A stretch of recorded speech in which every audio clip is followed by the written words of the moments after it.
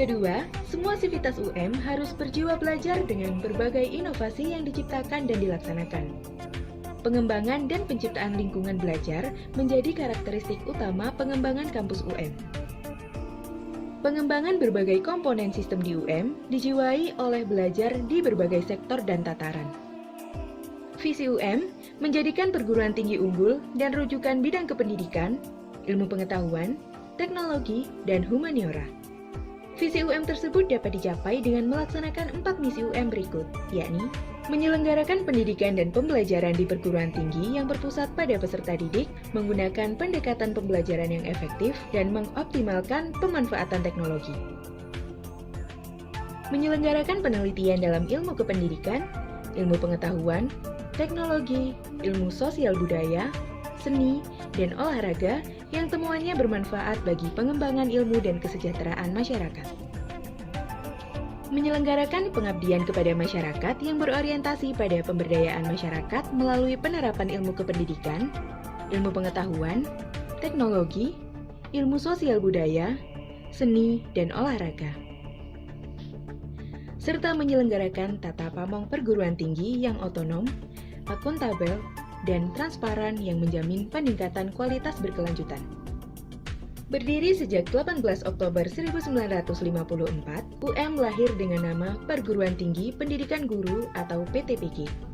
Kemudian, PTPG mengalami perubahan nama pada tahun 1957 menjadi Fakultas Keguruan Ilmu Pendidikan atau FKIP dan menjadi Institut Keguruan dan Ilmu Pendidikan atau IKIP pada tahun 1963.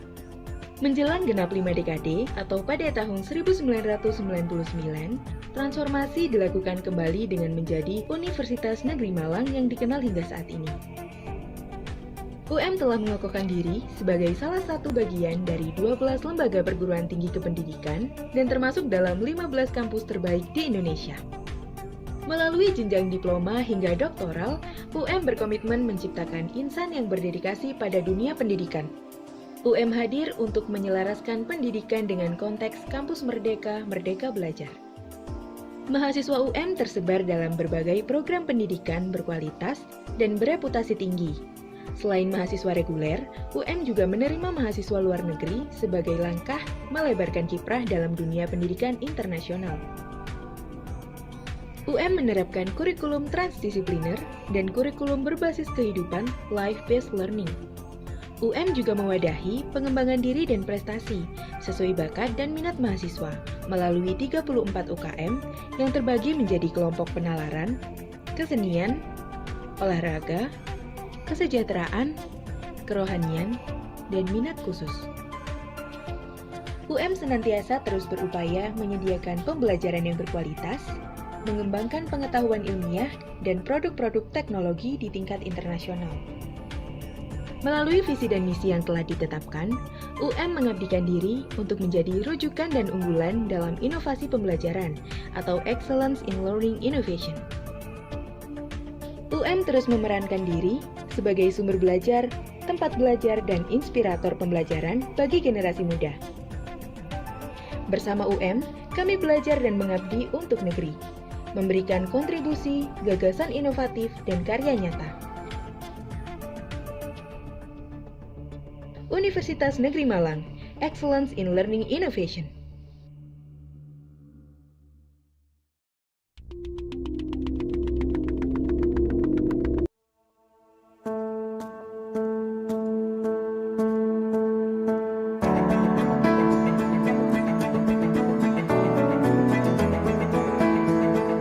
Welcome to Manajemen Study Program Universitas Negeri Malang. Our vision is to be one of the best management study program in Indonesia. Management study program established on 1999 located in Malang, East Java, Indonesia.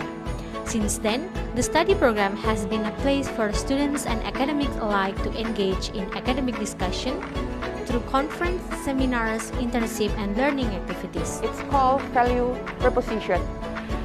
Maybe you may ask about what is value proposition? Technology has changed a lot of things in business and management. The higher education has significant contribution to it. Management Study Program consists of 5 research clusters, namely Financial Management, Marketing, HR, Entrepreneurship, and Islamic Business. We have an exhaustive curriculum that caters all research clusters. Our staffs are a high-quality academic with 5 full professors, 9 associate professors, 25 assistant professors, and 14 lecturers, who are graduated from different countries such as United Kingdom, Taiwan, Indonesia, Netherlands, Malaysia, and Australia.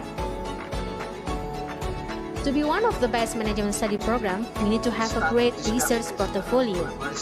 We do joint research with our partner professor from different countries such as Turkey, France, Malaysia, and Taiwan. Our students are also participating in international activities such as ISMA, ICT, and exchange program. In France, this experience for students are priceless and life-changing experience.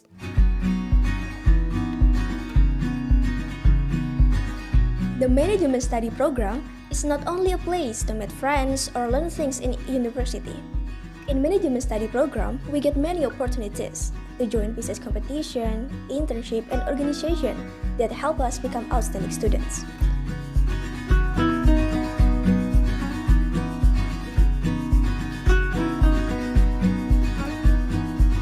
Through innovative learning methods and qualified staff, this study program helps us as a new generation of management students to achieve our dreams and ready to help local economics through business.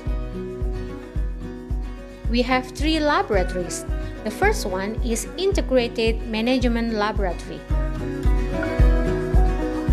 It is a laboratory to study econometrics, statistics, and statistics for business. This laboratory also supports financial courses such as banking service, Sharia or Islamic banking, Sharia or Islamic cooperative, and financial banking management.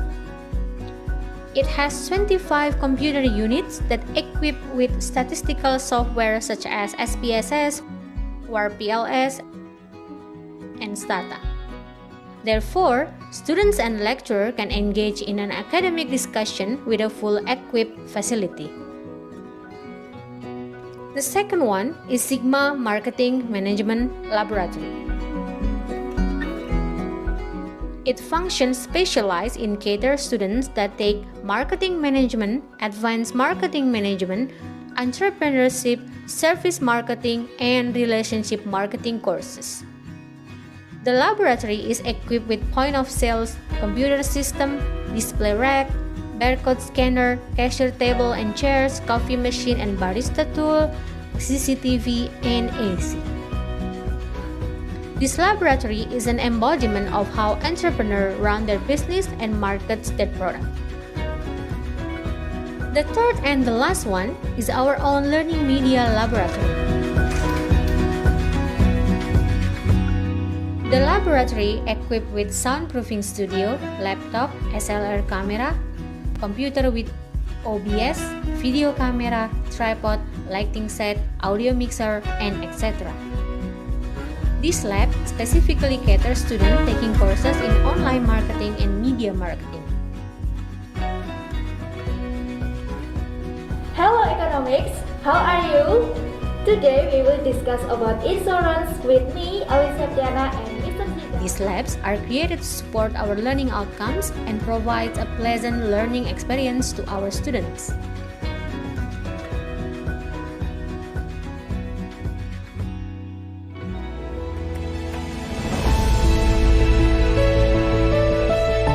We are committed to create impact in society through business and management innovation. We aim to help local economies to grow through business. We encourage our students to learn as much as they'd like. We facilitate our students and academic staff in a captivating learning environment. Management Study Program, outstanding!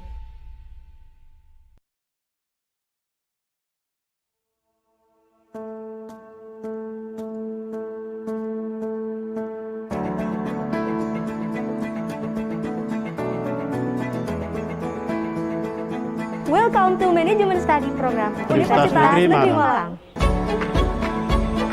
Our vision is to be one of the best management study program in Indonesia.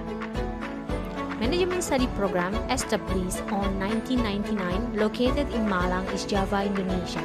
Since then, the study program has been a place for students and academics alike to engage in academic discussion through conference, seminars, internship, and learning activities. It's called value proposition.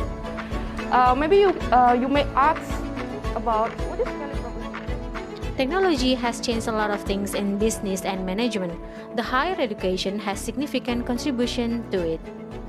Management study program consists of 5 research clusters, namely financial management, marketing, HR, entrepreneurship, and Islamic business. We have an exhaustive curriculum that caters all research clusters. Our staffs are a high-quality academic with 5 full professors, 9 associate professors, 25 assistant professors, and 14 lecturers, who are graduated from different countries such as United Kingdom, Taiwan, Indonesia, Netherlands, Malaysia, and Australia. To be one of the best management study program, we need to have a great research portfolio. We do joint research with our partner professor from different countries such as Turkey, France, Malaysia, and Taiwan. Our students are also participating in international activities such as ISMA, ICT, and exchange program. In France, This experience for students are priceless and life-changing experience.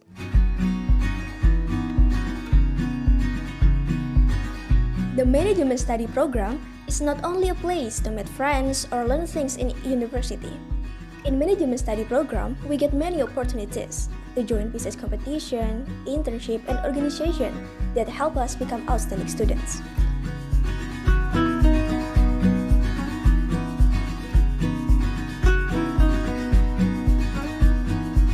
Through innovative learning methods and qualified staff, the study program help us as a new generation of management students to achieve our dreams and ready to help local economics through business.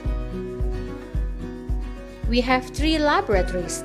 The first one is Integrated Management Laboratory. It is a laboratory to study econometrics, statistics, and statistics for business. This laboratory also supports financial courses such as banking service, Sharia or Islamic banking, Sharia or Islamic cooperative, and financial banking management. It has 25 computer units that equip with statistical software such as SPSS, WAR-PLS, and Stata. Therefore, students and lecturers can engage in an academic discussion with a full equipped facility. The second one is Sigma Marketing Management Laboratory. It functions specialized in cater students that take marketing management, advanced marketing management, entrepreneurship, service marketing, and relationship marketing courses.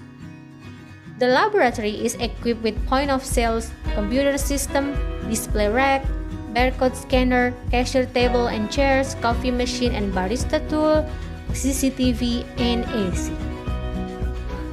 This laboratory is an embodiment of how entrepreneurs run their business and markets their product. The third and the last one is our own learning media laboratory. The laboratory equipped with soundproofing studio, laptop, SLR camera, computer with OBS, video camera, tripod, lighting set, audio mixer, and etc. This lab specifically caters students taking courses in online marketing and media marketing. Hello economics, how are you? Today we will discuss about insurance.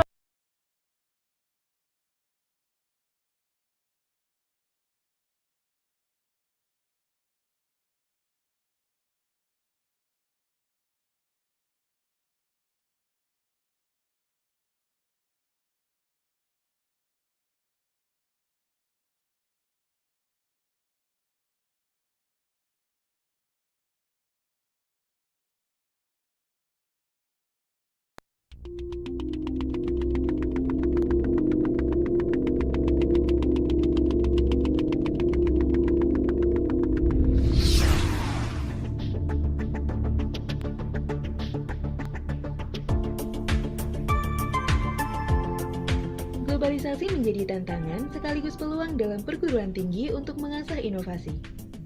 Didaulat sebagai kota pendidikan, Kota Malang menjadi rumah bagi gigihnya cita anak bangsa. Ragam asa keilmuan berpadu harmonis dalam semangat pembaruan. Salah satu garda terdepan dalam pengembangan potensi insani termasuk pendidikan. UM memiliki jati diri yang diwujudkan dalam simbol verbal The Learning University. Jati diri ini mengandung dua pemaknaan besar. Pertama, UM sebagai institusi secara terus-menerus belajar dan menjadi sumber belajar untuk meningkatkan diri. Kedua, semua sivitas UM harus berjiwa belajar dengan berbagai inovasi yang diciptakan dan dilaksanakan. Pengembangan dan penciptaan lingkungan belajar menjadi karakteristik utama pengembangan kampus UM. Pengembangan berbagai komponen sistem di UM dijiwai oleh belajar di berbagai sektor dan tataran. Visi UM menjadikan perguruan tinggi unggul dan rujukan bidang kependidikan, ilmu pengetahuan, teknologi, dan humaniora. Visi UM tersebut dapat dicapai dengan melaksanakan 4 misi UM berikut, yakni menyelenggarakan pendidikan dan pembelajaran di perguruan tinggi yang berpusat pada peserta didik, menggunakan pendekatan pembelajaran yang efektif, dan mengoptimalkan pemanfaatan teknologi. Menyelenggarakan penelitian dalam ilmu kependidikan, ilmu pengetahuan, teknologi, ilmu sosial budaya, seni, dan olahraga yang temuannya bermanfaat bagi pengembangan ilmu dan kesejahteraan masyarakat. Menyelenggarakan pengabdian kepada masyarakat yang berorientasi pada pemberdayaan masyarakat melalui penerapan ilmu kependidikan, ilmu pengetahuan, teknologi, ilmu sosial budaya, seni, dan olahraga. Serta menyelenggarakan tata pamong perguruan tinggi yang otonom, akuntabel, dan transparan yang menjamin peningkatan kualitas berkelanjutan. Berdiri sejak 18 Oktober 1954, UM lahir dengan nama Perguruan Tinggi Pendidikan Guru atau PTPG. Kemudian, PTPG mengalami perubahan nama pada tahun 1957 menjadi Fakultas Keguruan Ilmu Pendidikan atau FKIP dan menjadi Institut Keguruan dan Ilmu Pendidikan atau IKIP pada tahun 1963. Menjelang genap 5 dekade atau pada tahun 1999, transformasi dilakukan kembali dengan menjadi Universitas Negeri Malang yang dikenal hingga saat ini. UM telah mengokohkan diri sebagai salah satu bagian dari 12 lembaga perguruan tinggi kependidikan dan termasuk dalam 15 kampus terbaik di Indonesia. Melalui jenjang diploma hingga doktoral, UM berkomitmen menciptakan insan yang berdedikasi pada dunia pendidikan. UM hadir untuk menyelaraskan pendidikan dengan konteks kampus merdeka, merdeka belajar.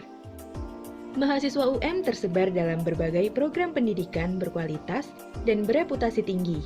Selain mahasiswa reguler, UM juga menerima mahasiswa luar negeri sebagai langkah melebarkan kiprah dalam dunia pendidikan internasional. UM menerapkan kurikulum transdisipliner dan kurikulum berbasis kehidupan life-based learning. UM juga mewadahi pengembangan diri dan prestasi sesuai bakat dan minat mahasiswa melalui 34 UKM yang terbagi menjadi kelompok penalaran, kesenian, olahraga, kesejahteraan, kerohanian, dan minat khusus. UM senantiasa terus berupaya menyediakan pembelajaran yang berkualitas, mengembangkan pengetahuan ilmiah, dan produk-produk teknologi di tingkat internasional. Melalui visi dan misi yang telah ditetapkan, UM mengabdikan diri untuk menjadi rujukan dan unggulan dalam inovasi pembelajaran atau Excellence in Learning Innovation. UM terus memerankan diri sebagai sumber belajar, tempat belajar, dan inspirator pembelajaran bagi generasi muda. Bersama UM, kami belajar dan mengabdi untuk negeri, memberikan kontribusi, gagasan inovatif, dan karya nyata. Universitas Negeri Malang, Excellence in Learning Innovation.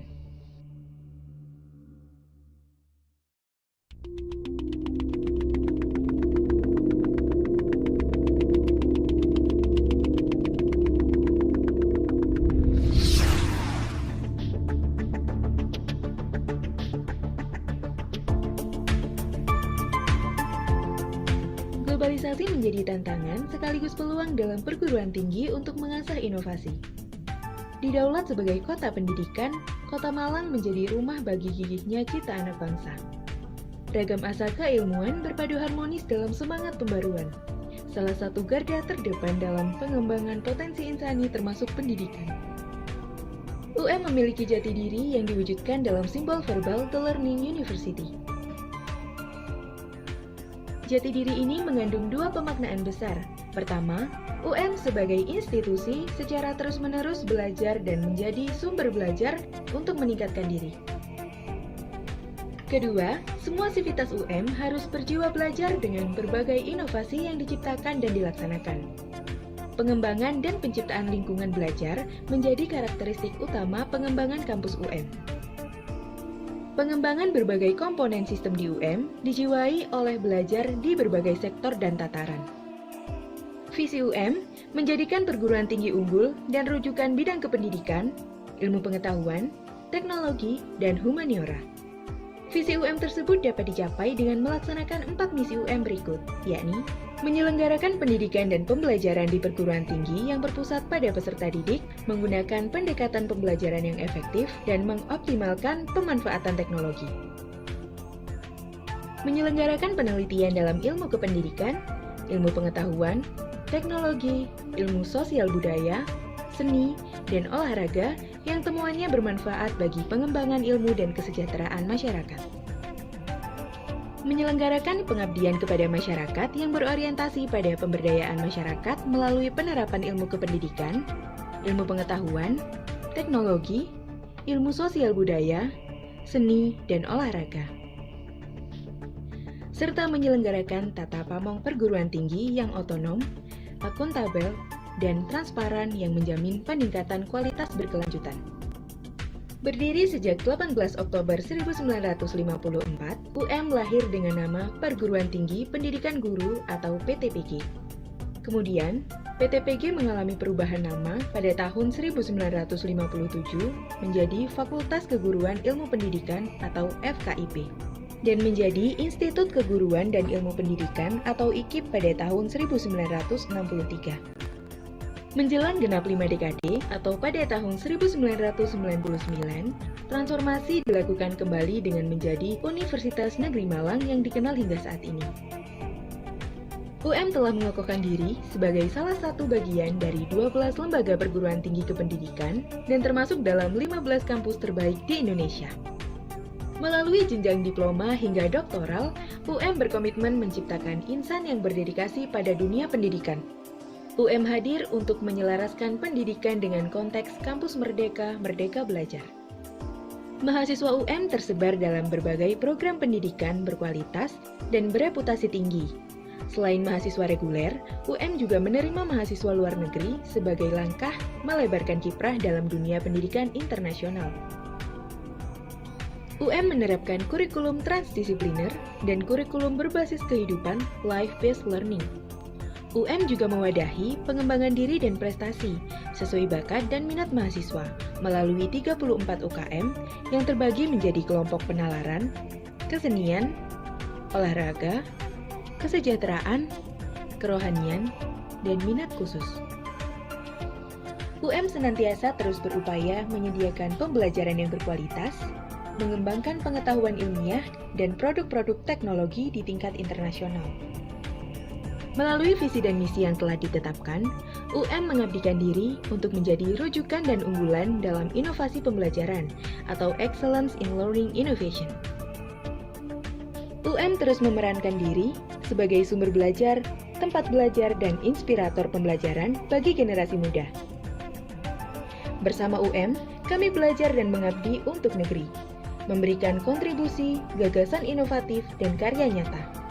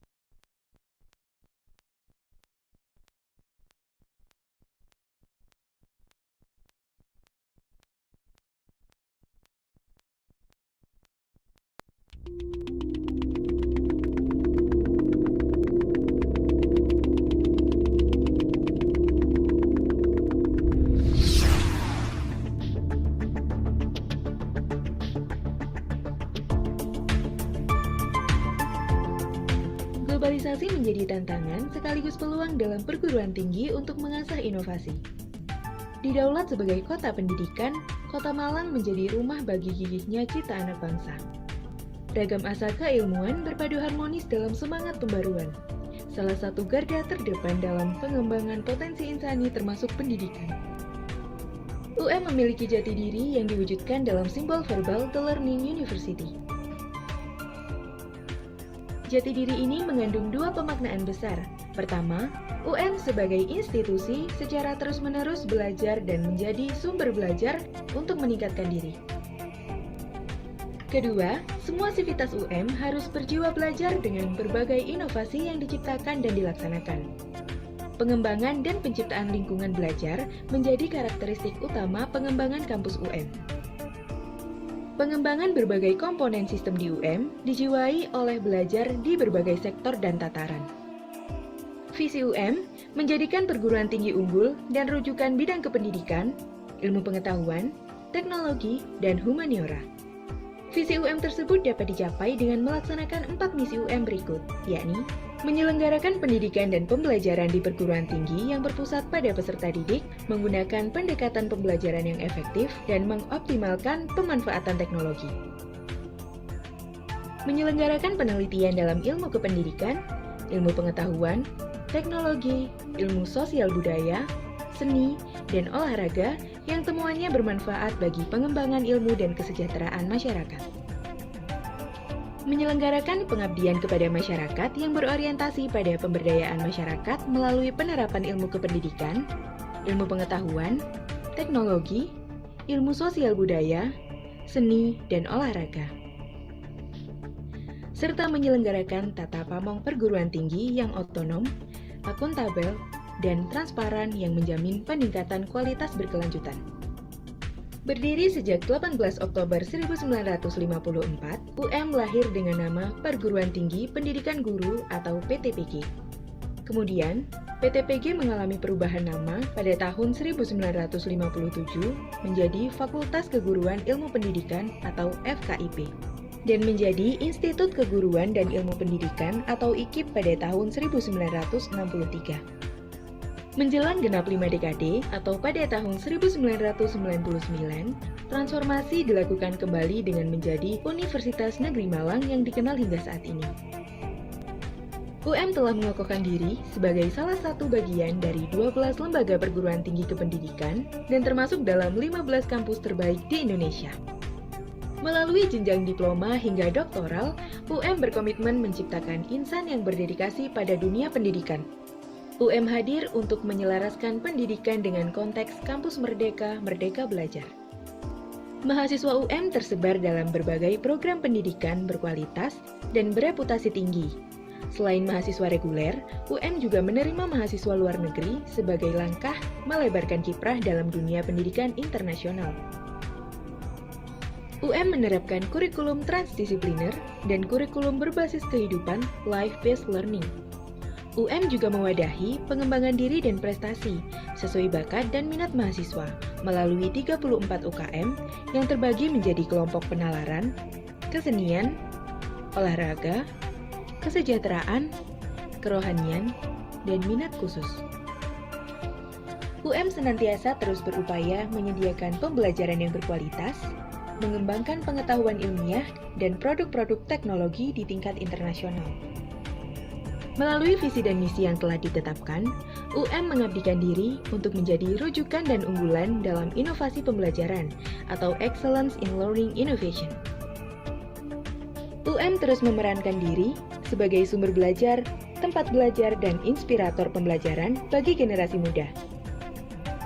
Bersama UM, kami belajar dan mengabdi untuk negeri, memberikan kontribusi, gagasan inovatif, dan karya nyata. Universitas Negeri Malang, Excellence in Learning Innovation.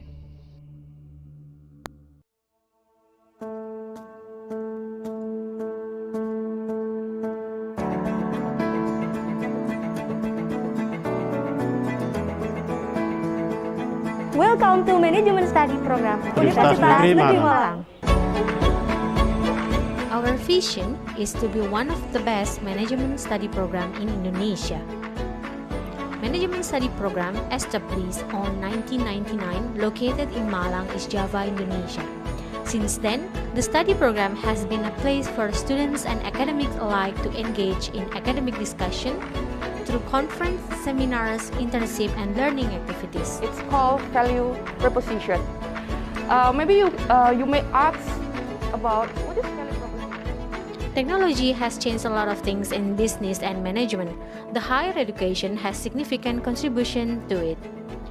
Management study program consists of 5 research clusters, namely financial management, marketing, HR, entrepreneurship, and Islamic business.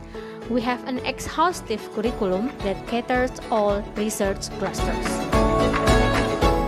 Our staffs are a high-quality academic with 5 full professors, 9 associate professors, 25 assistant professors, and 14 lecturers, who are graduated from different countries such as United Kingdom, Taiwan, Indonesia, Netherlands, Malaysia, and Australia. To be one of the best management study program, we need to have a great research portfolio. We do joint research with our partner professor from different countries such as Turkey, France, Malaysia, and Taiwan. Our students are also participating in international activities such as ISMA, ICT, and exchange program. In France, this These is, experiences for not mistaken, students is, are priceless and life-changing education experience.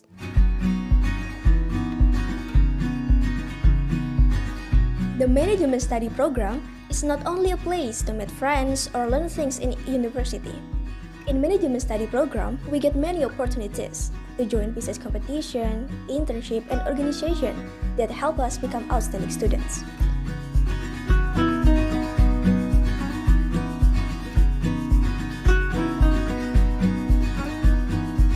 Through innovative learning methods and qualified staff, the study program help us as a new generation of management students to achieve our dreams and ready to help local economics through business.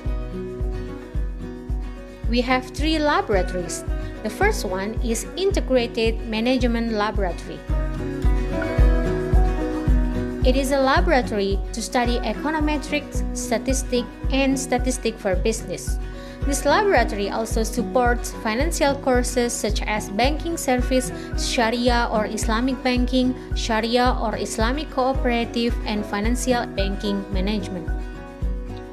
It has 25 computer units that equip with statistical software such as SPSS, WARPLS, and Stata. Therefore, students and lecturers can engage in an academic discussion with a full equipped facility. The second one is Sigma Marketing Management Laboratory. It functions specialized in cater students that take marketing management, advanced marketing management, entrepreneurship, service marketing, and relationship marketing courses. The laboratory is equipped with point-of-sale computer system, display rack, barcode scanner, cashier table and chairs, coffee machine and barista tool, CCTV, and AC. This laboratory is an embodiment of how entrepreneurs run their business and markets their product. The third and the last one is our own learning media laboratory. The laboratory equipped with soundproofing studio, laptop, SLR camera, computer with OBS, video camera, tripod, lighting set, audio mixer, and etc. This lab specifically caters students taking courses in online marketing and media marketing. Hello economics, how are you?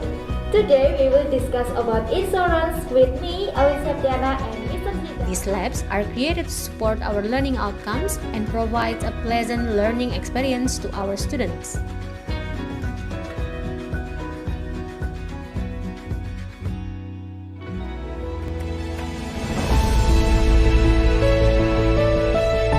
We are committed to create impact in society through business and management innovation.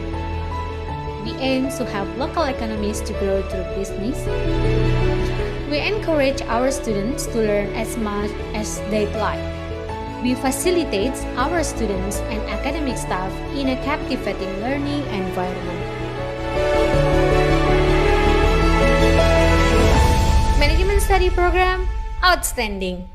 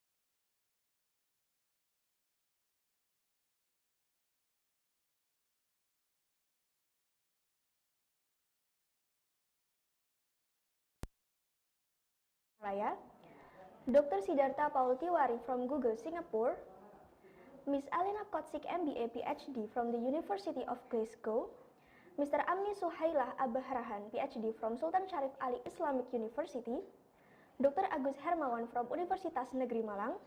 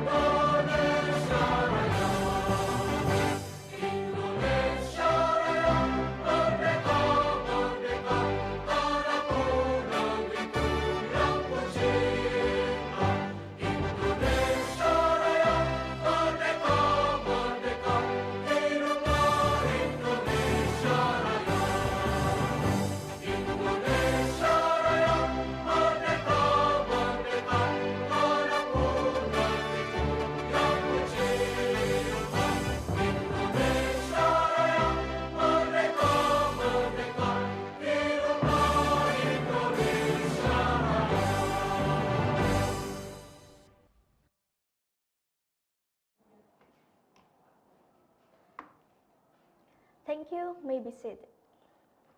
Moving on to our next agenda. Now we are kindly inviting Professor Insinyur Arif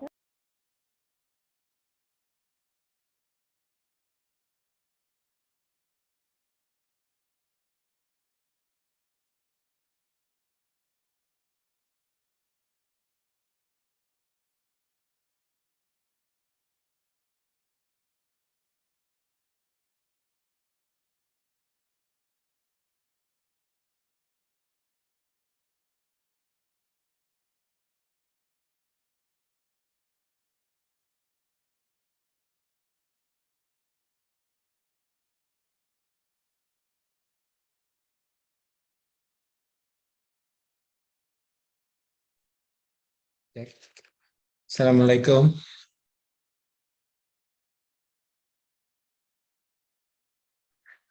Ya.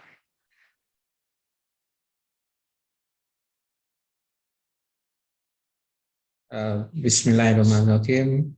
Assalamualaikum warahmatullahi wabarakatuh.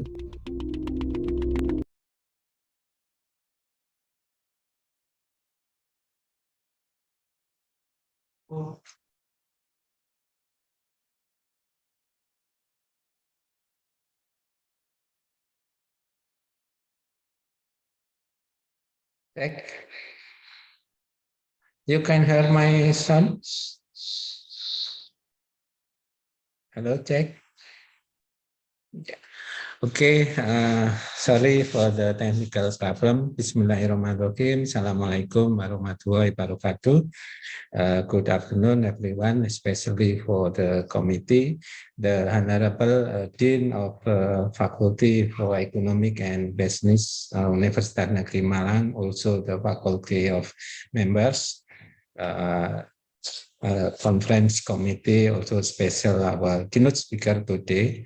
Thank you very much for your participation and support to bring this conference to be success. Alhamdulillah, now we are going to be together, even though virtually. I hope we also happiness and give some other to engage in this moment. As we know that the Bistic, or now it's become three moment, business innovation, sustainability, and technology international conference is one of the flagship program in our university that now is by faculty of economic and business in our university. As we know that this conference is used to meet many researchers, also practitioner, also student. I hope that the title belong to the creative economy and business sustainability is very important to face the digital transformation based on the society 5.0. Now society 5.0 become one of the important things to face the global connection and global business.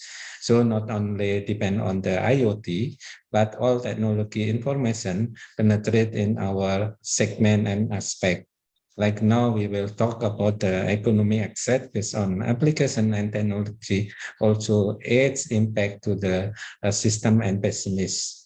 Also in this meeting, I believe that all of the participants will get and will share current issues and current knowledge involved in our economic, not only based on the economic, but also business. This is important how to maintain our living society, including with technology, improve our business.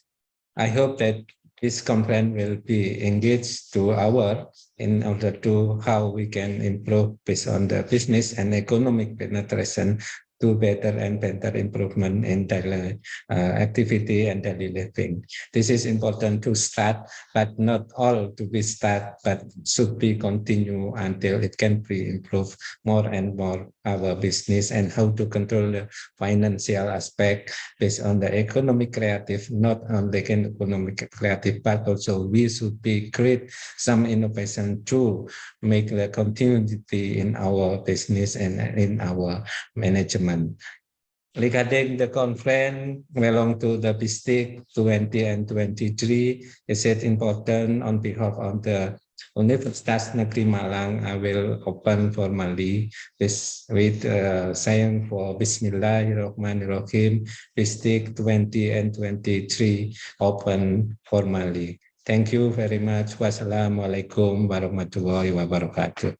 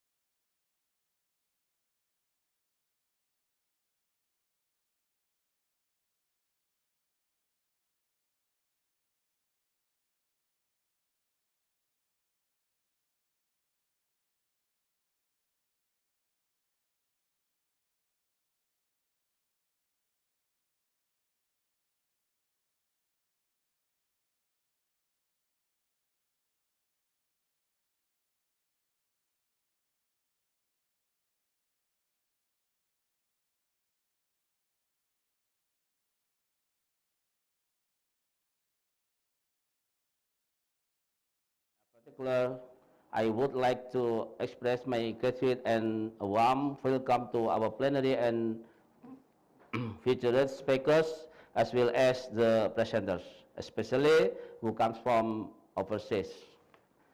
This year we have 5 great speakers.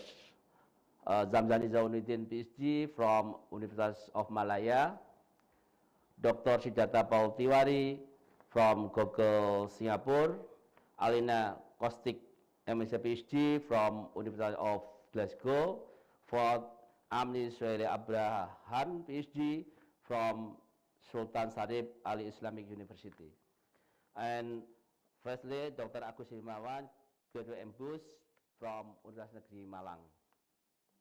This conference I am to increase the scientific publication of lecturers and students, both in the form of research and community service in management science, and to build a network with international presenters, also speakers, referring to the need to strengthen digital literacy in increasing competence in the Society 5.0 era and the intention to develop research with accurate contribution from 3 necessary parties in business, student, and digitalization. Management Department of the Faculty of Economic and Business, Universitas Negeri Malang 2023 held the third Business Innovation, Sustainability, and Technology with term Flourishing, Creative Economic and Business Sustainability along Digital Transformation Strategy amidst Society 5.0. Together we can take on the responsibility with enthusiasm. It remains for me to thank the organizer once again for inviting me to open the excellent conference, and I hope that you have all found it a fruitful event and enjoy it. Thanks for it all. Assalamualaikum warahmatullahi wabarakatuh. Thank you very much, Dr. Hadi, for the opening speech. Well, ladies and gentlemen, Business Innovation, Sustainability and Technology International Conference 2023 is the third international conference and the paper contest organized by Department of Management, Faculty of Economics and Business, Universitas Negeri Malang. This year, this conference will explore the theme of flourishing creative economy and business sustainability along digital transformation strategy amidst Society 5.0.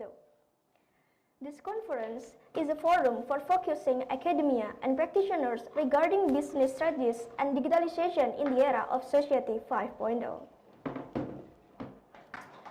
Well, ladies and gentlemen, in a very short moment, we are going to start our plenary session for Bistic 2023. And our session will be managed by our honorable moderator, Ms. Ita Wilujeng. Without further ado, I would like to invite our today moderator, Ms. Ita, to lead the discussion. The time is yours.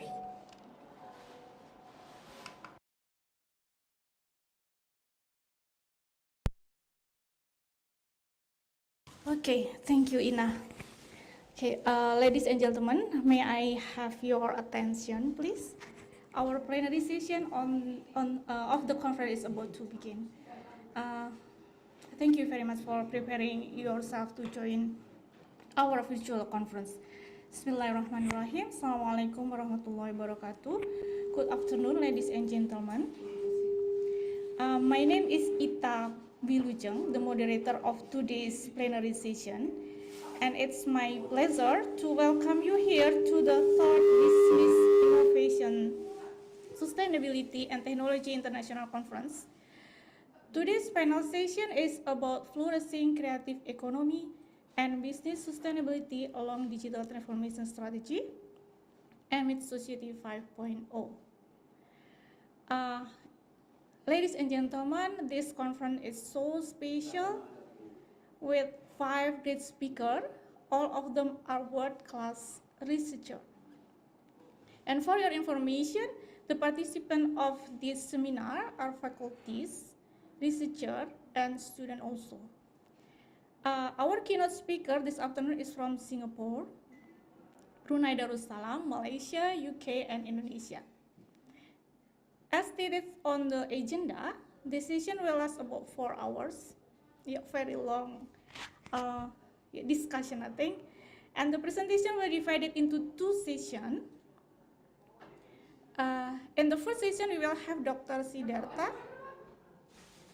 and Dr. Ami.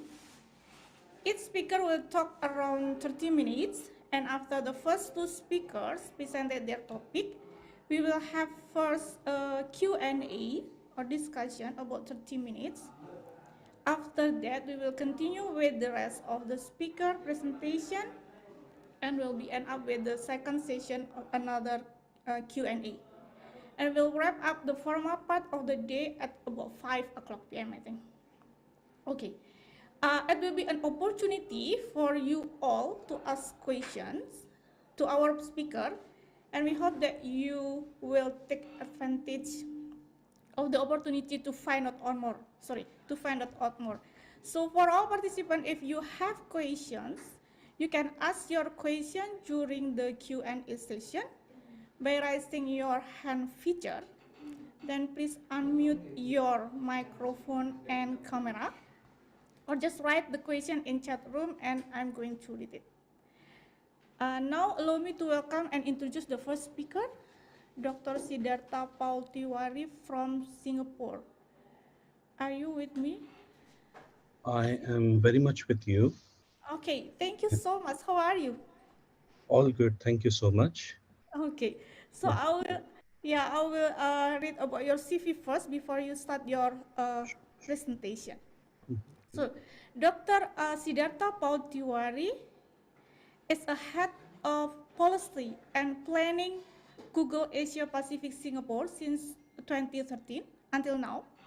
Previously, he has a head of global learning and development Google Japan Tokyo for about 7 years.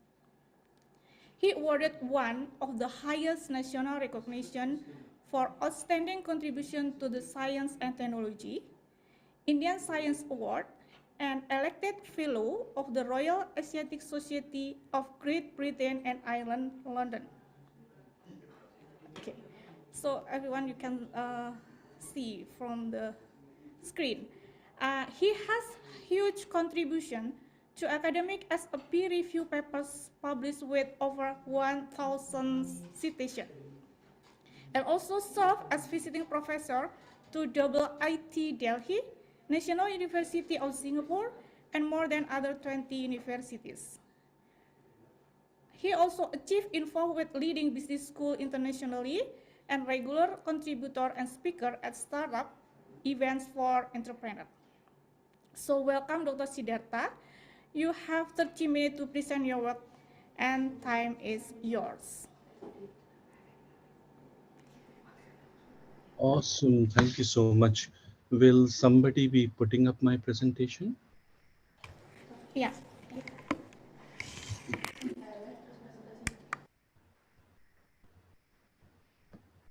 So good afternoon, everybody. We will quickly wait for my presentation to be presented. And a very, very good afternoon to Honorable Vice Chancellor, Dean, faculty members, especially Dr. Ita and Sesya, who have been in constant touch with me regarding research collaboration and working together. It's an honor and pleasure to be providing the keynote address for Bistic 2023. Also a great pleasure to meet my fellow speakers, especially Dr. Zamzami, whom I noticed in the initial part of the proceeding. And once my presentation is up, please let me know and then we can start.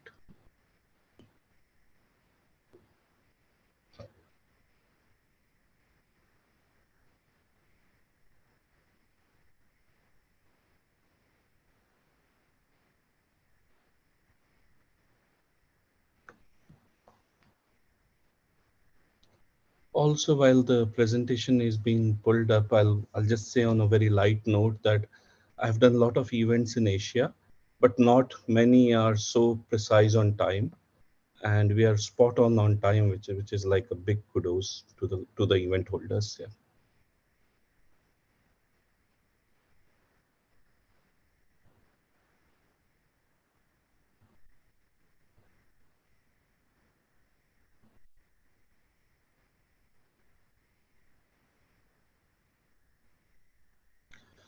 Awesome. So we get started.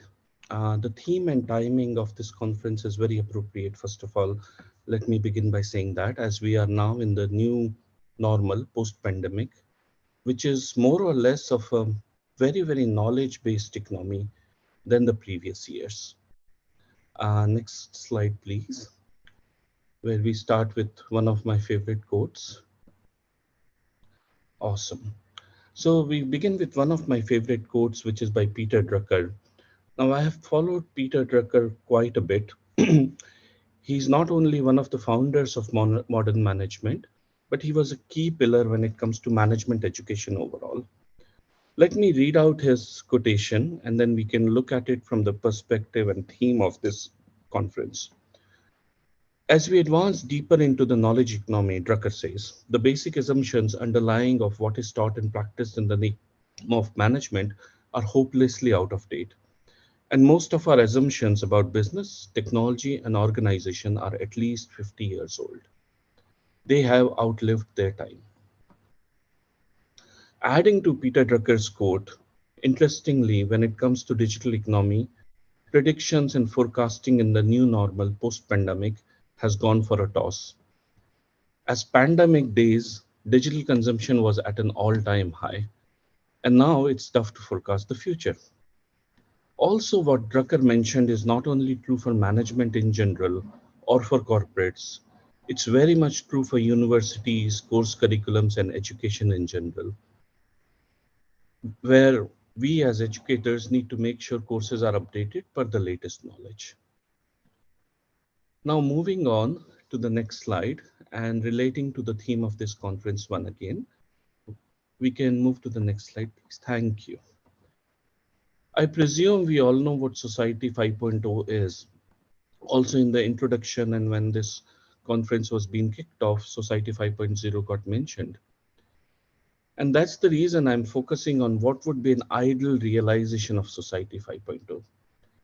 And I have talked to many people coming from government regulatory bodies, academia, corporate world, and most of them agree that when it comes to realizing Society 5.0, we are aiming at creating a society that uses the innovations of the fourth industrial revolution to solve social challenges in a sustainable manner. The sustainable part is very important here and for the society as a whole. Next slide, please. Moving on. I'm not sure whether we realize that we are in a key moment of history at this time that is absolutely similar to the first steam engine or the first fire mankind created. I'm sure after 20, 30 years, we'll have stories to tell our grandkids about how first language learning models or first consumer usage of artificial intelligence came about and how we tested it and how we went through the entire journey of artificial intelligence. So in a nutshell, we are in a very, very key moment of history and glad that we are experiencing it firsthand, the new AI revolution. Moving on to the new slide, next slide. Given that the theme of this conference is also focuses on digital transformation strategy amidst Society 5.0, I'll essentially focus on manufacturing, education and society in general, and will quote some examples and insights from these sectors which I've pulled on my own. Now, manufacturing itself is a very, very interesting field of study when it goes to digital transformation and Society 5.0. The reason is it's one of the oldest industries that has been there since the evolution of mankind. Moving on to the next slide, please. Here let's take a look at the manufacturing industry in detail. Now, when we look at manufacturing industry for Asia, the top Asian economies, China is of course the largest economy in Asia, followed closely by Japan, India, South Korea, and of course Indonesia. Now together, Asia contributes around 39 to 40% of the world GDP, and organized or unorganized manufacturing sector contributes to this lion's share of the GDP. Now, as an industry with a lot of history, this isn't the first time manufacturing industry has experienced disruptive changes due to technology. The pandemic impacted the industry both short and long term, and we can see that technology may ultimately help the industry to recover, respond, and reimagine, just as it has done in the past. Let's look at some of the previous adversities that the manufacturing industry went through, and let's take a look about how global challenges accelerated the trends in the manufacturing industry and brought lasting changes to the industry. We look at World War II, and this is quite a history. I mean, World War II revived manufacturing and ushered in an era of women in the workforce. In fact, from what I know, between 1940 to 1945, the US female labor force grew by 50% to a height of 20 million. Next adversity which the manufacturing industry faced was the 9/11, which of course highlighted the needs for better physical and cyber security of the industrial manufacturing. The 2008 financial crisis increased reliance on global supply chains and a higher utilization of low-cost countries to protect manufacturing profits. Now, pandemic has recently emerged just a couple of years back, pressuring the manufacturing industry to rethink the speed and flexibility. We have seen manufacturers dedicate new lines, redirect resources, change global supply chains in a matter of months or even days during pandemic times. But the question that still remains at large, what lasting changes should we expect coming out of the current disruption? So moving on to the next slide. Manufacturing industry overall faces like big challenges amongst the new normal post-pandemic. It saw a huge revenue decline of 23% in 2002 alone. Sustainability is another big challenge for the industry. Manufacturers contribute to 25% of global carbon footprint, which is huge. Supply chain volatility and disruptions have hit the manufacturing industry in a big way. I mean, on a very, very light note, if you tried purchasing a PlayStation during the pandemic, you will totally relate to the supply chain disruptions I'm talking about. Moving to the next slide. Facing digital disruption, manufacturing companies are in a race to transform their businesses. Given this context, I think as academicians coming from businesses and technology background, we need to understand what is impeding or what is essentially blocking the manufacturers from embracing technology and adopting the new normal. So I have pulled out around 6-7 factors here. One of the biggest factors is that manufacturing industry has a long, rich history. If we analyze the top 50 manufacturing companies by revenue, the average manufacturing company on an average is 85 years old. 85 years old, they have a legacy, they are set in their own ways and often unable to drive breakthrough performances. Manufacturers often hold a global footprint with localized or loosely integrated systems that are manually supported. These systems operate in multiple languages, multiple geographies, and they run various divisions. The third factor, important obstacle for manufacturing industry to adopt technology is that manufacturers face decentralized decision making.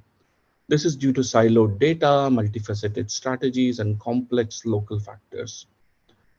Manufacturers also endure competitive capital-intensive environments. People coming from financial background can easily relate to the capital-intensive environment. For example, manufacturers are constantly in fight for OPEX and CAPEX. So understandably, new operational excellence of technology is often a second thought. One of the most interesting things which I found out is that manufacturing companies are highly protective of intellectual property. Billions of dollars are poured into R&D every year in manufacturing. In fact, over half of the R&D spend is associated with manufacturing, which is like a huge figure. Imagine like whatever the R&D spend is, half of it is associated with manufacturing globally. So companies are extremely protective and risk averse to any potential threat to that investment. Now, manufacturing also grows via mergers and acquisitions without integration. This causes data silos, best practices are ignored or buried in acquisitions, adding another dimension of decentralized decision making. And the last one is the manufacturing industry faces reduced return on investment of optimization efforts. When we talk of continuous operational excellence, many areas of the value chain actually have already met the peak optimization, often optimizing one area of the value chain, sub-optimizing the overall value chain. Moving on, the next slide is one of my favorite slides as it covers history, the present, and the future. Now, when we look at this slide, we see that there have been incremental examples in the manufacturing industry which have led to good incremental operational efficiencies. For example, we can see from assembly line to mass production or from lean introduced to ERP. However, if we look at the future and if artificial intelligence and overall technology plus manufacturing come together, it holds the potential to revolutionize the manufacturing industry. I wish after 20, 30 years, somebody takes this slide up and they show the hockey stick growth that technology brings into manufacturing over the next few decades. Moving on,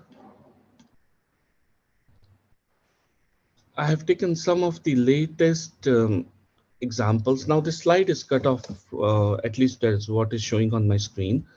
But essentially, it means is from a society perspective, and I know there are academicians in this call, educators, students, people from businesses, etc.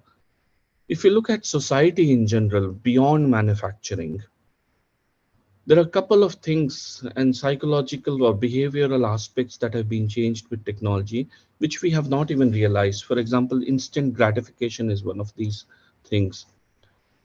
People who are in my age group, and I'm not so young as I look, they will relate that previously there was nothing known as instant gratification.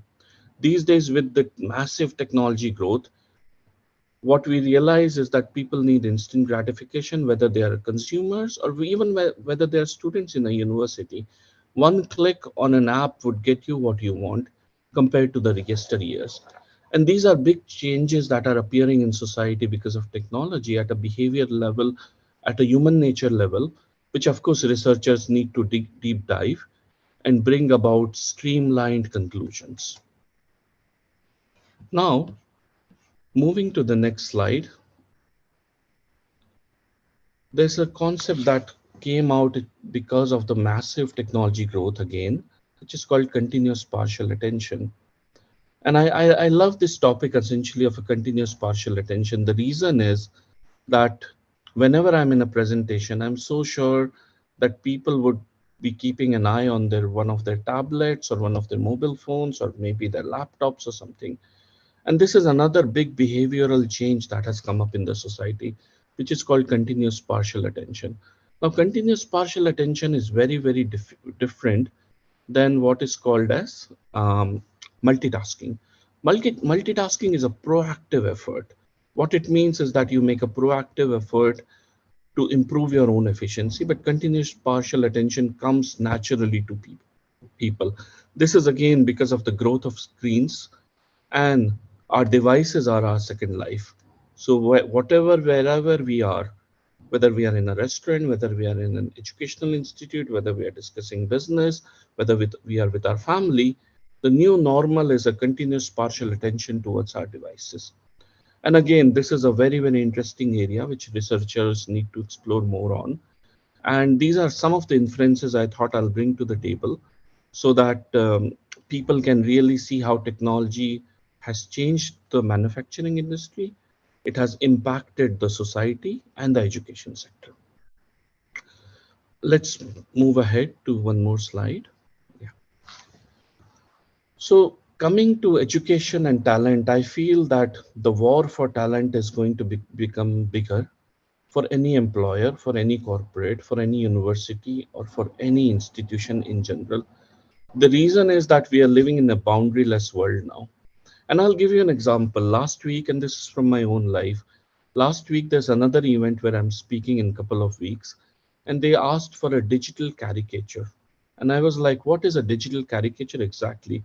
They said your photograph will be made into like a digital cartoonish kind of a way, and we want to make sure all our speakers are put in that way. So I said, okay, let me see how it's done. And I contacted a freelancer over the internet, and I sent my photograph and I said, can you make a digital caricature out of it? And the freelancer said, yes, of course. And the price was a global price of like few dollars. And I started chatting with that freelancer, and the freelancer happened to be from Indonesia. And they told me that that she was working for a DTP printing press in Jakarta, and she left her job. She became a freelancer. She's earning in dollars and she's doing global work now. In fact, she's busy making digital caricatures of big celebrities, speakers, etc. And she's very much earning in dollars. Now, this is what I call as a infinite choice in terms of human talent when boundaries have evaporated. This allows employers to browse the vast pool of available talent around the globe freely. And this is going to become more and more common, where entire pool of human talent across the globe is going to be available to anybody, any employer, or anybody who's looking for a particular talent. And that's how Society 5.0 also evolves, where there's a boundaryless world actually. And with few clicks of technology, you can be in contact with anybody and get done work done oceans away rather than somebody who's in the same town. Well, with these insights, I come to the end of my presentation. I've requested a video to be played whenever the time permits, as again it shows the positive implication of technology on disabled people. Um, to Sessia, in case we are ready with the video, we can play the video. Okay, okay. Awesome. Can we play the video? Tip? Yeah, just wait a minute, Sid. Yes, yes.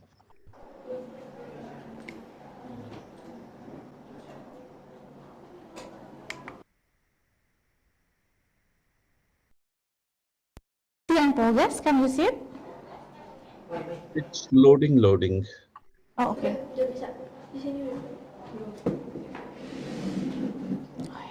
It's back, but the audio is not there. I think we'll have to replay with the audio. Yeah. Can you see it? See the videos? Can see it, but can't hear. Oh, okay. I can hear. Okay. So wait a minute.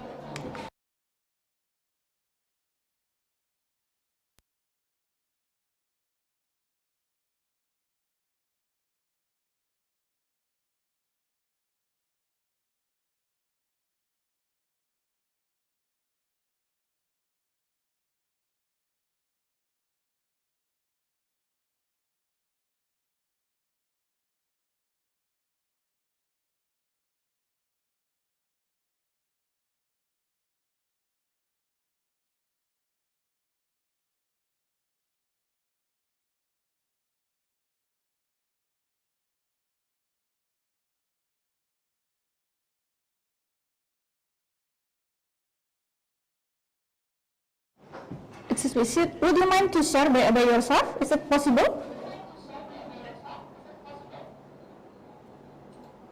Share myself. Okay, I'll try. Yeah.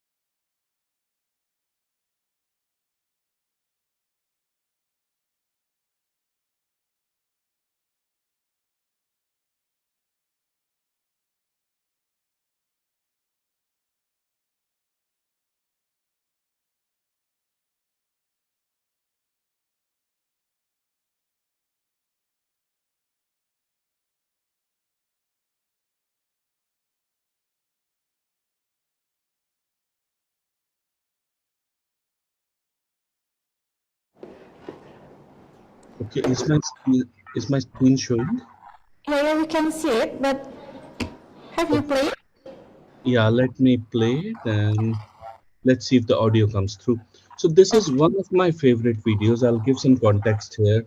Where communication does not have to be a barrier, especially for disabled people with the help of technology. And that is where Society 5.0 comes into picture, where people who are deaf, people who have disabilities are also able to participate in the society as normal people. So let me try playing it. Let me know if the audio goes through.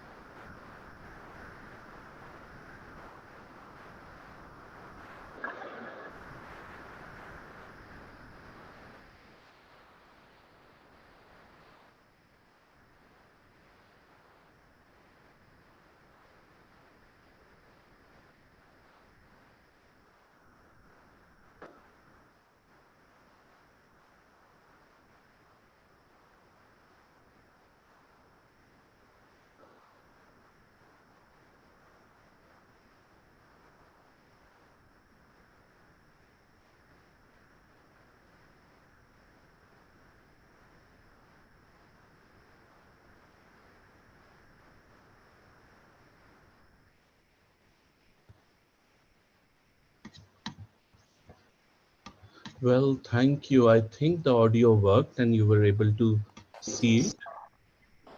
Yes, awesome. So with that, I'm at the end of my presentation. And again, I'm so happy I was right on time. I didn't consume extra minutes so that the next speaker is on time. And I wish the conference a very big success. And as always, I'm always there for anything where the students need me or the faculty need me. So thank you so much. Thank you, thank you. Always happy to have you sit in our event. So yeah, we hopefully that we can make a collaboration in the future. Okay. Definitely.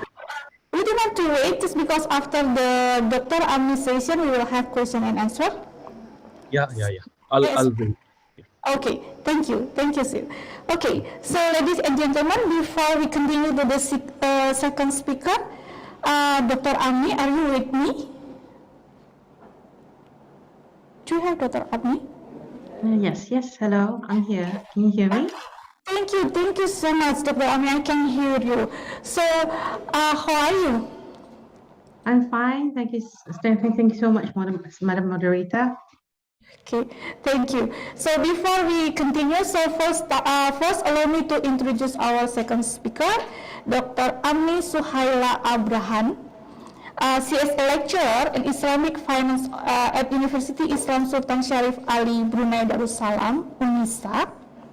And so you can see this is the education experience also. Right now, Dr. Ami is one of the staff in the dean, vice dean position, I think. So correct me if I'm wrong, Dr. Ami. And then she is also this lecturer in Islamic finance, and then have a international research and published in the reputable journal. So Dr. Ami, you have 30 minutes to present your topic, and then after that we will have a question and answer. So Dr. Ami, time is yours. Thank you so much. Will someone be putting up my presentation? Okay.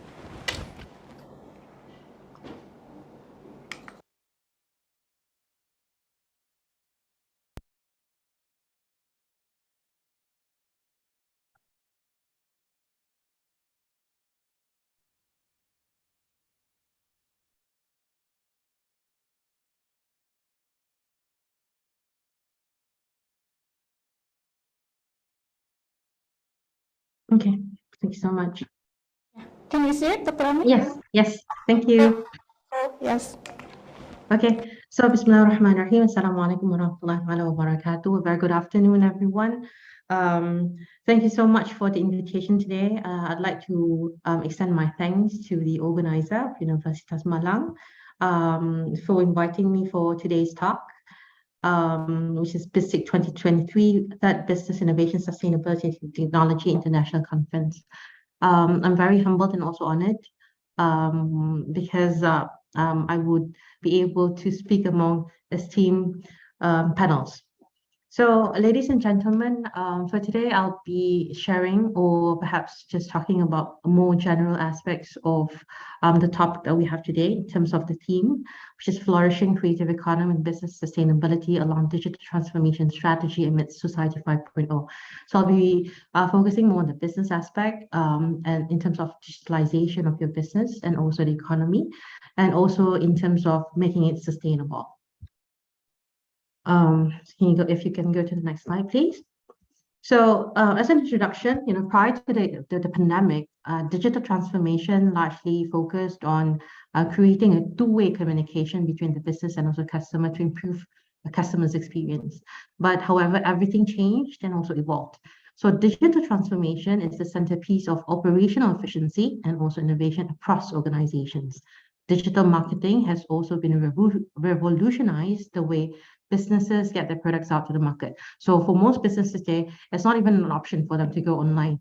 With the constant technological innovation, companies have no choice but to go with the trend of offering online services to cater a larger audience. So what exactly is digital transformation? I'm sure most of the participants today are especially from the millennials and also the Gen Zs, particularly only people in the older generation would want to question this. Why do you need digital transformation for a business? Or why do you need to go and have an online account for a bank? You can just go to the bank, and deal with the personnel there. But digital transformation is very important in this particular era, especially after COVID-19. So digital transformation is the process of using digital technologies to transform traditional non-digital business processes and services to meet with the evolving market demands and also customer expectations. So this means that, in simple terms, as technology evolves, so should your business. So why do you need to go digital? So as an entrepreneur, it's easy to build a community online because the marketing strategies are low cost. So you can just go to Facebook or Instagram or Twitter with just a few of the marketing strategies you can use online, to reach popularity. So if something is not Googleable these days, you cannot Google it online, so it simply does not exist. So the same goes for your business. If people can't find you online, how are they supposed to learn more about your products and also your services? So it's very important for any particular business in this modern era, in this technological era, to actually understand the important system of measurement, your likes, your clicks, your views or responses of your products. So this way, you will be able to connect with the client better and also faster, providing more information and also testimonials in a more effective manner. Can you go to the next slide, please? Yep, next one. Yeah, okay, one more. Okay, so other reasons why you would want to have digital tracking would be, number one is increased presence for businesses. Second, better data collection, adaptive customer experience, automated tasks, and also increased profits. So what does it mean by increased presence? I'm sure most of you know, for businesses to succeed, you need to have enough exposure and also engagement for people to actually use your products and services. And this engagement should be available anytime on an online audience is looking for it, whether they are looking for you in terms of your products or even your services. So even in today's generation, you would know, the millennials, Gen Zs, even for myself, my generation, we do our research online before we actually buy something or we want to use a particular form of product or a particular service. Even as simple as choosing the restaurant that you want to go to dinner to, for example. So you would search on Google or on Instagram to Google for the reviews, to see the menus, the ambience, the reviews, and also how far the location is from your house. So companies or businesses must therefore stay connected with your customers to stay relevant. So having a digital presence allows you to actually communicate with your customers online and also will enable you to tap into a bigger audience that will help get your product and also services out there. Secondly is the better data collection. So what does it mean by better data collection? For businesses, the digital tools will make your life easier. Okay, so they can actually collect relevant customer data, and also you can actually have access to digital platforms with analytics, as well as reporting tools that can give the information you need regarding who looks at your business, how long are they looking at a certain product or a certain service, what color do they like, for example, a product in, and for whatever reason. So everything or all this data collection, you can actually get it when you have that digital transformation. The third one would be adaptive customer experience, mentioned there. So before this, the only important things for a customer is whether the product, how does a product or a service look like, or is it a good service, or is that product good? How does this product impact your life, for example? How much is the price, or whether it's really functional or not. But since they're now discovering and also communicating with brands online, they're looking for something more personal. Okay, so people nowadays, customers nowadays, they don't just look through the catalog, but they would want something which is more personal, something which is more unique. So this adaptive customer experience is also very important, and you can actually get that when you go for digital transformation.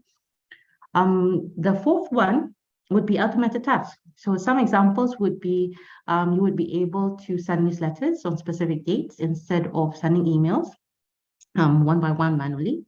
Other examples would also include adding new subscribers to your email list when they buy products from your online store. Last but not least, of course, which is very important for any particular business, would be increased profits. So increased profits, companies that use digital tools, they would improve the overall efficiency, productivity, and also profitability. So when a company actually focuses on digital transformation, they will be investing in talents and also new generation technologies to make their business processes more effective and also cost efficient. Next, please. So how do you enable this digital transformation? So there's no doubt that adopting digital transformation for business is a step forward towards innovation and also better consumer knowledge. So while most companies are encouraged and also pressured to tap into the digital world, it is still essential to assess if going digital will help solve and improve your business needs. So it would very much be beneficial for you to look into your business first before you actually decide whether you want to go digital in a small scale or in a bigger scale. So it depends on the kind of business that you are in. Next, please. So what we're talking today is about Society 5.0. The theme is amidst the strategy of this particular society. So I'm sure Dr. Siddhartha have mentioned that, and we have heard so many good things from his presentation just on Society 5.0. I'll just reiterate a bit on the Society 5.0, which is a human-centered society that balances economic advancement with the resolution of social problems by a system that highly integrates cyberspace and physical space. So this Society 5.0 actually follows the hunting society, the previous Society 1.0, the agricultural society, Society 2.0, and also the industrial society, Society 3.0, and of course, the information society, Society 4.0, where most of the innovations and also technologies are being used in the Society 5.0 to actually address concerns in a sustainable manner. So next, please. So these are some of the drivers of Society 5.0 from Dinana 2020. He mentions that there are 4 drivers of Society 5.0. Number 1 is the age of urbanization. This is where emerging markets are going through simultaneous industrial and also urban revolutions that have shifted the center of world economy, east and south, at a speed that we have never witnessed before. The second one that Dinana mentioned was greater global connections, trade, people, finance, and data. So this is the world, this is when the world is becoming much more connected. It's like, even though I'm in Brunei and also you guys are in Indonesia, and then Dr. Siddhartha is in Singapore, and then Dr. Samzamani is in Malaysia, for example, we are very much interconnected in a sense, even though it's virtually, not physically. So it's much more connected through movements in capital, in people, and also in information. So Asia now is becoming the world's largest trading region. The third one, as a driver of Society 5.0, is the accelerating technological change. So the scope, the scale, and also the economic impact of technology have been really expanding rapidly. So the pervasiveness of technology in our lives now is unparalleled, and the speed by which these new technologies are developed has actually increased. Last but not least is the aging population. This is what Japan was experiencing, and also other parts of the country. For example, Russia is also experiencing the same thing. The human population is getting older. Fertility is falling, and the world's population is actually also growing dramatically. So these are the 4 drivers of Society 5.0, as mentioned by Dinana 2020. Next, please.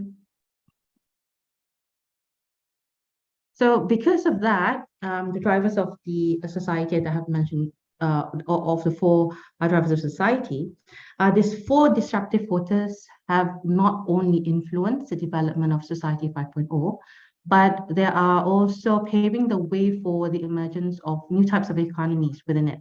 So in the coming years, emerging digital experience sharing, we also have gig, circular, and also purpose economies will all dominate how businesses will create value.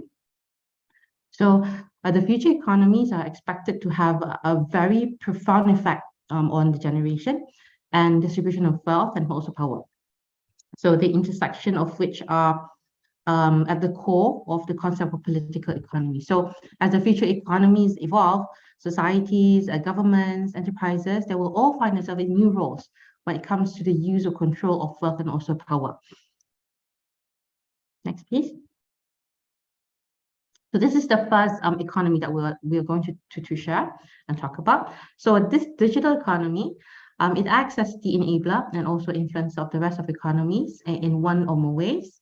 It is changing the worldview on value creation. It will not only transform the way we convert our resources into economic value-added outcomes, but it will redefine our views on how to utilize available resources to address existing economic and social challenges.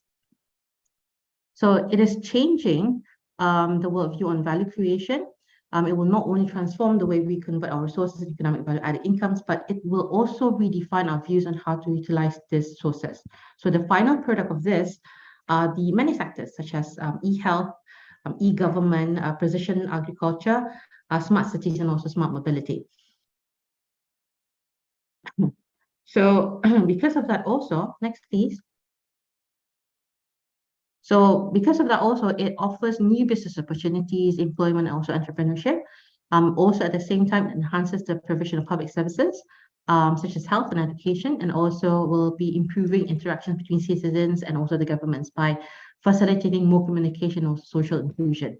We're talking about social inclusion just now from the video that Dr. Siddhartha showed us, more social inclusion, not just in terms of gender, but also the differently abled. So it will give a more inclusive society, a more affordable one, and also accessible to support the achievement of social and also economic development goals. Next, please. So another economy that we would like to touch is on the experience economy. So this fundamentally change how companies go to the market, influence their buyers, and also engage people throughout the customer journey. So brands have actually realized, that experience is something which is important. It's no longer customers' loyalty and also dollars for the products, but also how they are actually experiencing buying or taking a particular service.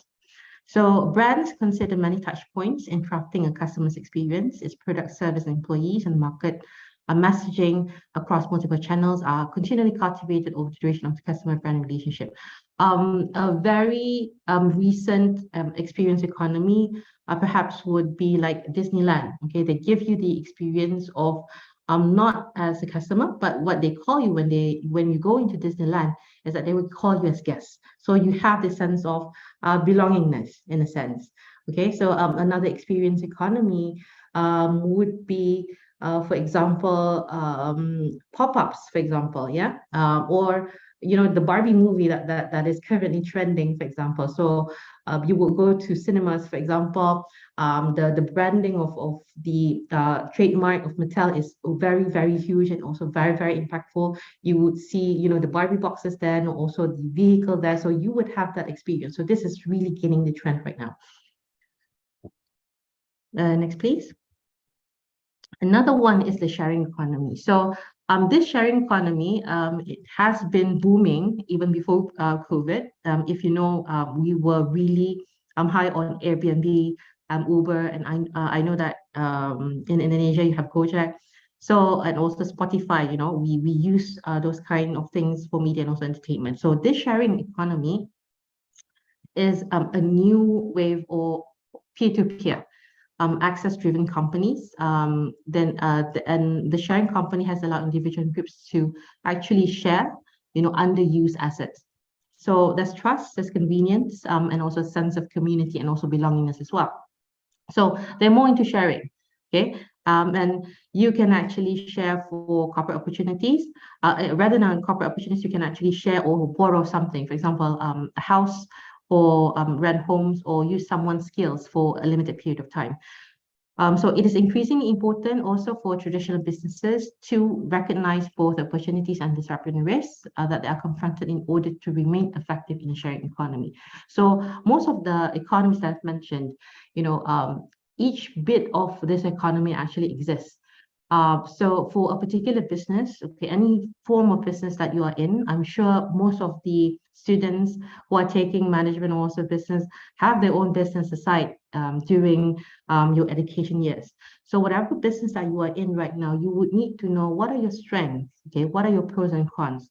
And with technology, you need to pursue that in knowing where do you stand in the economy, okay? Next, please. Another one is the gig economy that we'll like to share. So the gig economy is the skill sharing economy. It's quite similar like the sharing economy, but it's much more freelance economy.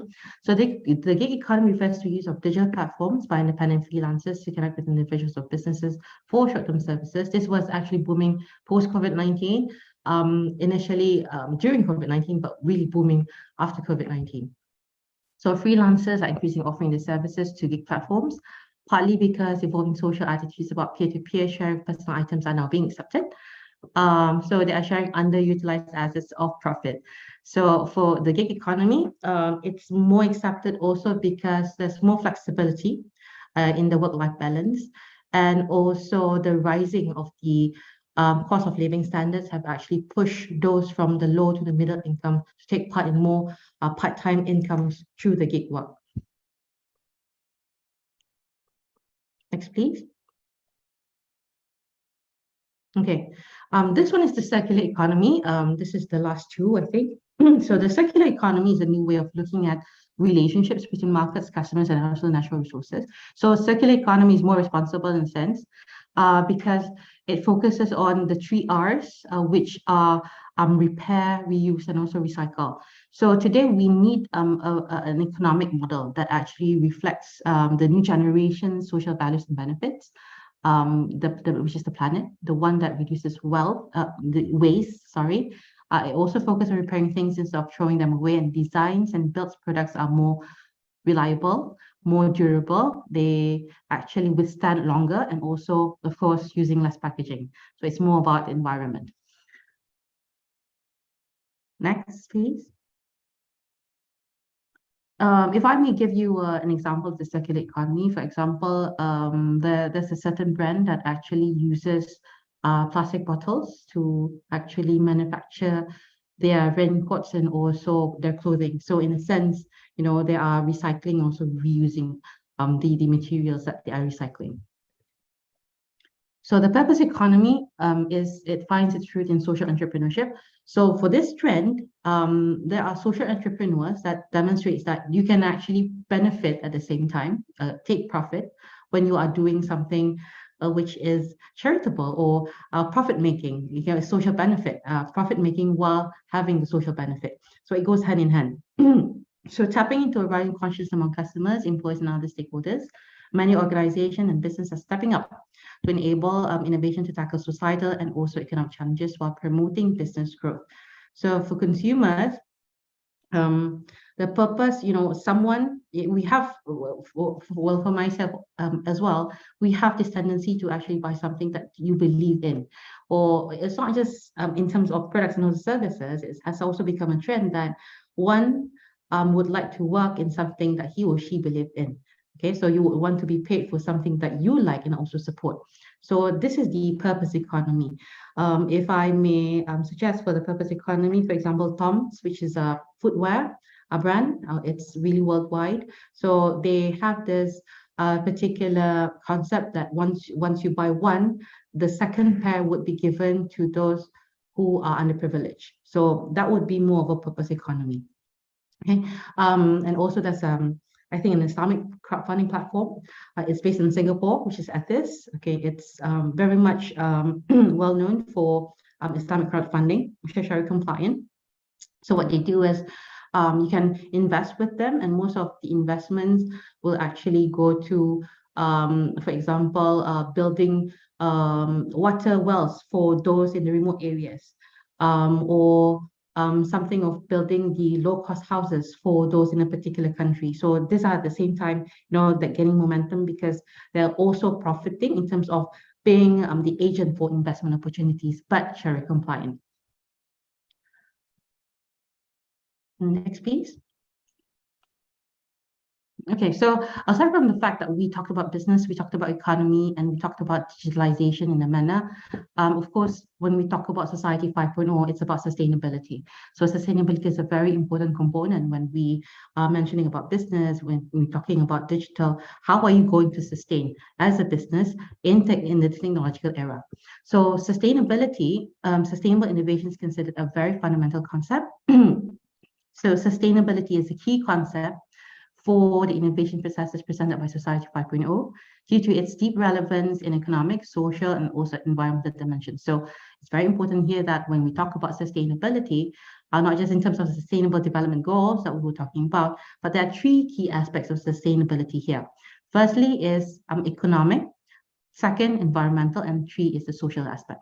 So in terms of economic, it's about something which is related to profit with problems of economic growth, the efficient use of resources, and also the financial viability of commercial enterprises. In terms of environment, it focuses on the fight against pollution, the efficiency and appropriate use of natural resources, and in social context as well, is referring to issues such as equality of opportunities, justice and distribution of wealth, ethical behavior, equity, and also impartiality. So in this way, it actually seeks to achieve a more competitive economy, which generates sustainable economic growth with more and also better jobs and social cohesion. So also at the same time, this will also lead to sustainable and also inclusive growth. Next, please. So what is the way forward?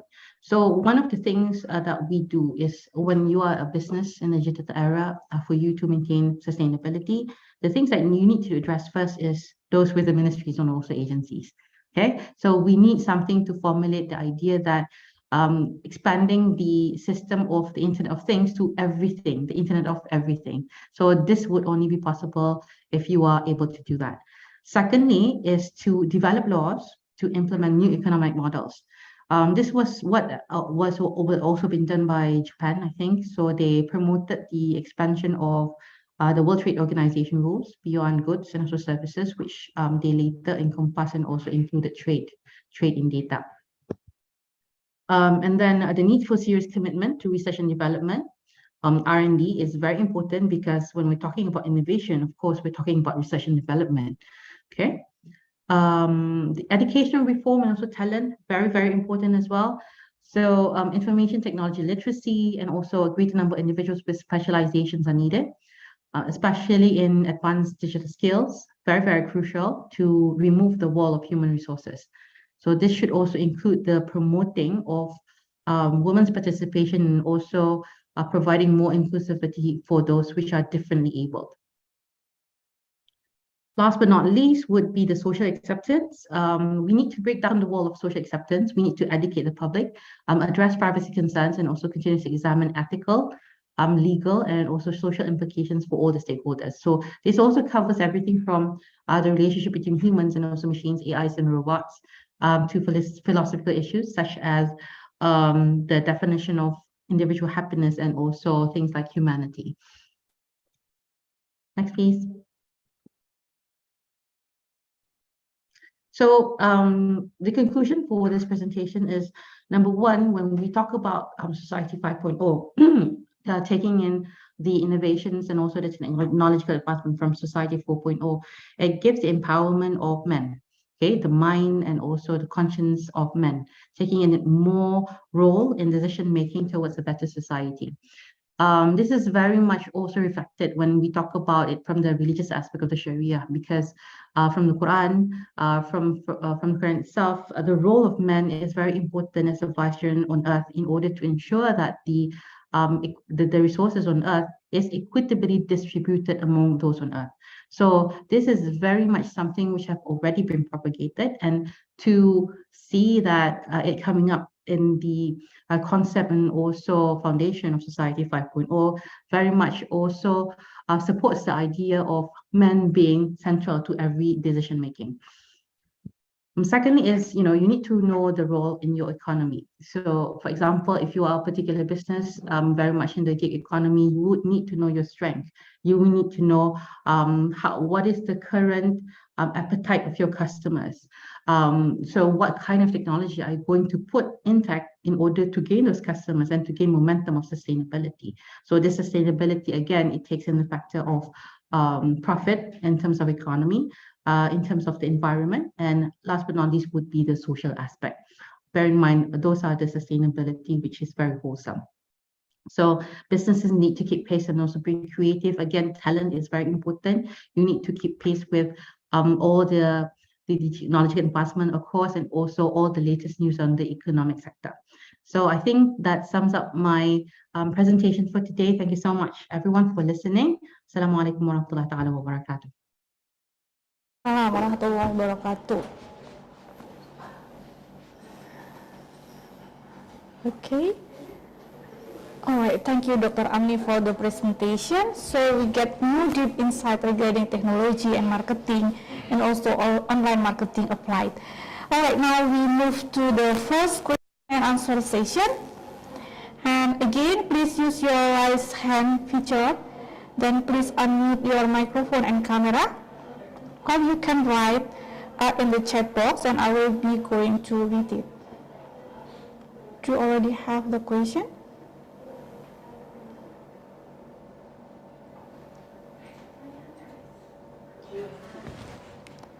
Okay. While we're waiting the question for the participant, maybe I will ask for both of speaker.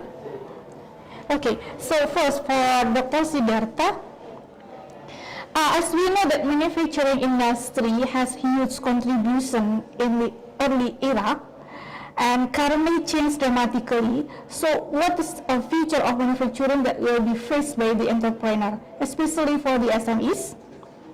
And then how they have to face and anticipate the change with their limit resources. So, yeah. That's a very good question. Also from the previous speakers' learnings, like about everything should be equitable in the world.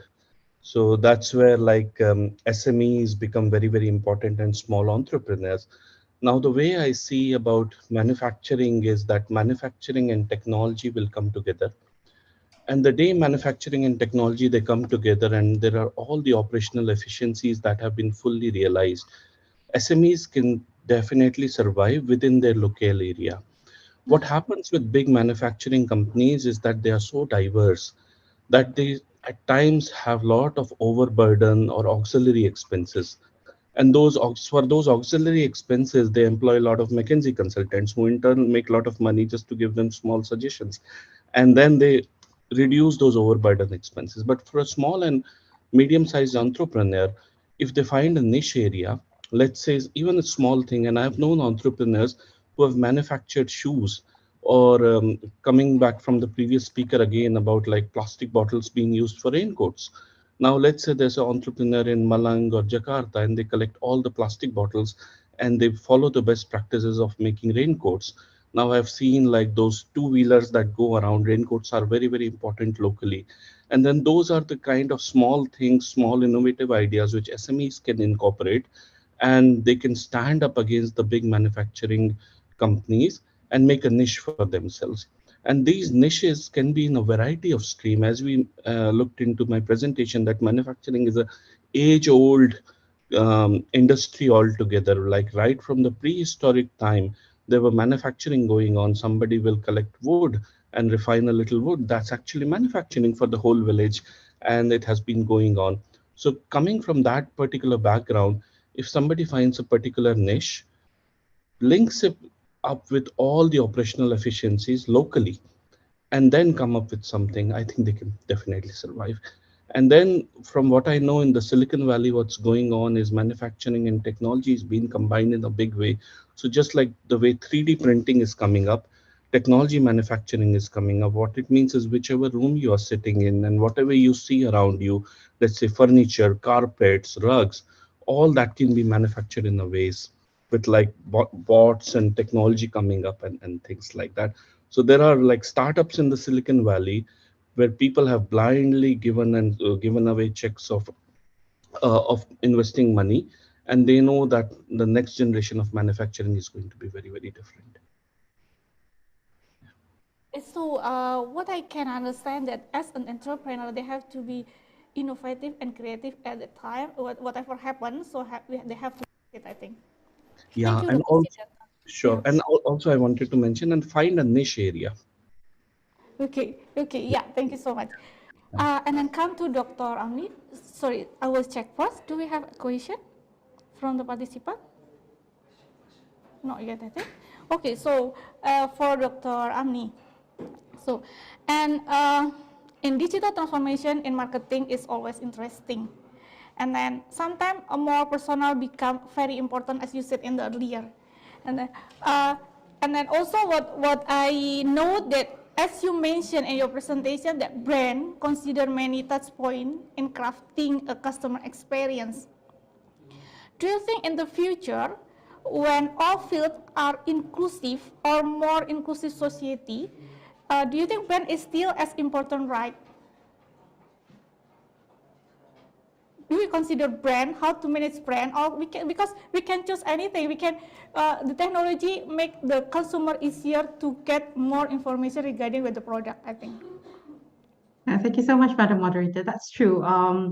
There would be more options for customers to actually move from one particular brand to another because it's going to be easier.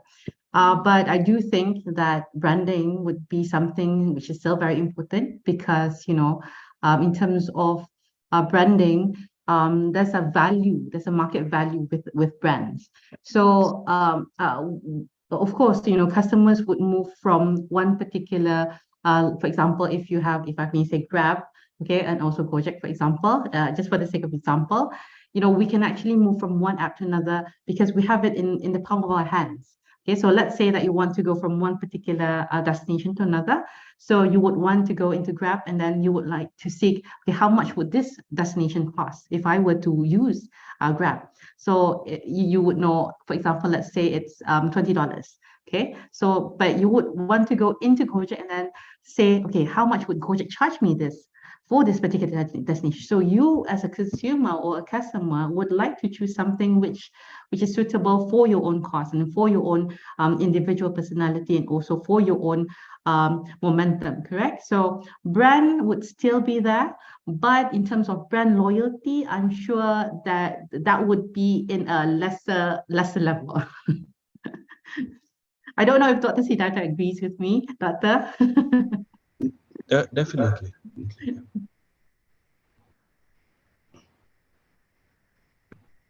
I can't hear you, Dr. Ita. Yeah. Okay. Do you want to add, Dr. Siddhartha, regarding what Dr. Amni explanation? Yeah, I actually loved her presentation because this is what I do for a living day in and day out. And that's the reason I didn't cover this in my presentation because coming from a Google guy, digital marketing, it's like very, very obvious. What I feel is that brands in general, they are their own entity these days and they are their own brain. For example, each brand will have such a strong brain, which we call as the intelligent brain, that it can serve a customer in a very, very customized way. And there are very small things which we don't even look at. For example, your frequently visited destinations in a Grab or Gojek. The moment you open the app, it really asks you want to go here, you want to go here, and it'll automatically put the time also and observe you that this time you go to the university, or this time you go to the supermarket, or this time you go to play badminton or stuff like that. So all those things are bringing a mammoth change. I think now going ahead when it comes to digital marketing are like some ethics question on AI being used in brands, which are like really on the sensitive side. And then ultimately it's for the consumer good actually. So who benefits? The consumer benefits. Let's say you have like three, at least when I go to the office, I have three apps. One is Tada, which is a local Singapore app. One is Gojek and one is Grab. And I compare the prices on all three, and even if one is 70 cents lower, I'll go for that one. So ultimately, the consumer is benefiting from them. But also, when it comes to the gig and circular economy, as Dr. Umi mentioned, it is benefiting a lot of people. And then coming back to the video I showed on the disabled people or deaf people being able to make a mark in their life, there are many initiatives from a lot of these companies which are super apps or totally on the digital platform where they give employment to these people. You will definitely encounter one or the other, at least in Singapore, where one of the drivers is deaf and they'll say that we are deaf, but we can drive a car and we can earn a living. And that is where the benefits are reaping to the society, which is the positive point. Yeah. Thank you so much, Dr. Siddhartha. And I was so curious. You still think about Gojek or Grab? Gojek or Grab? So this is come to your mind. Okay. What my note is, so brand is still we needed a brand to distinguish between among the competitor, but about brand loyalty in the future that is questionable. Is it correct, Dr. Amni? Yeah. Okay. So come to the next question. I think, do you have question? Because I cannot see it in the screen. I can see a question on the chat. I can read it out actually. Oh yeah. Question for Ms. Amni Suhail. It was mentioned earlier that the digital economy has a lot of benefits in supporting progress, such as e-health, smart manufacturing, smart mobility, etc. However, this is inseparable from the needs of every human resource that is required to be qualified. What kind of investment is suitable to be promoted in an effort to improve digital skills? If it is related to social inequality, where not everyone is able to access the digital era. Wow. That's a very, very difficult question. Okay. So it's inseparable from the needs of every human resource that is required to be qualified. What kind of investment is suitable to be promoted in an effort to improve digital skills if it is related to social inequality, where not everyone is able to access the digital era? Okay. Dr. Siddhartha, you want to help me with this one? Yeah, so I mean, this is also called the Great Digital Divide. Right. And I'll start off by saying something that things have changed a lot. I mean, if anyone in this room has recently visited America and tried to connect to Wi-Fi from their hotel, Yeah. compared to connecting Wi-Fi from Jakarta or Brunei or Singapore or any other Asian country, the connectivity in Asia is much, much more. And I'll give a philosophical example, which is totally true, but I won't give the identity of the person. I was recently in a seminar which was for students on building careers. And one of the speakers, he came up and said that I'm so happy to be in this particular institute because I've never entered a university. And everybody was very surprised that why is he saying this? And he mentioned that he used to be a sheep farmer in New Zealand, and when, as a sheep farmer, he used to lose many sheep, or some sheep wouldn't return in the evening. So he studied the GPS technology and tied the GPS monitor on each sheep's leg. Then finally, he did his own understanding of building a small app, and that app became so popular that other people started buying it from him, and that got him a job in a tech industry as a leading engineering manager with no formal education. And if you ever look at the job postings of Google, it clearly says either you are qualified slash equivalent work experience. And I know many people who come with equivalent work experience as this person who was a sheep farmer in New Zealand compared to like big degrees and stuff. So I think learning these days has become very different. You can learn a lot, but having access to a formal university is definitely helpful because the wisdom that comes to you from your educators or the resources you have in terms of internet and technology. The great divide, the great technology divide, like let's say Africa may have more poor connectivity and stuff. There are also big bodies working on making the world equitable. And I'm quoting the previous presentation, like that was so nice to hear that making the world very equitable and equal to everybody. I think overall technology is changing a lot of things. And I have one more example. When I used to be in the people operations, which is like learning and development of Google, one of the applicants, so there we used to hire software engineers from across the world, irrespective of race, color, or nationality or anything. And I noticed that two girls, one from Bangladesh and one from Somalia, they cleared the engineering test online. So my only concern was I hope they didn't cheat, and then the rest of the interviews that we put for them were just to test that it's them who cleared the test. But it was such a pleasure to know that sitting in these places they had got access to a laptop, gained the knowledge, and cleared our engineering exam. And they're formally, and we offered them formal employment, and they're formally employed. So there are openings that avenues and openings that come up because of technology or because of the digital revolution that wouldn't come in the previous days. So in terms of a formal qualification, I think this is coming from a student. Yes, it's very important to get a formal qualification that helps you, but you can also make use of the university and do a lot of things. I know undergraduate students who write research papers and get them published in Scopus papers, which is such a big thing because these days they have access to everything. So age doesn't matter, where you are located doesn't matter.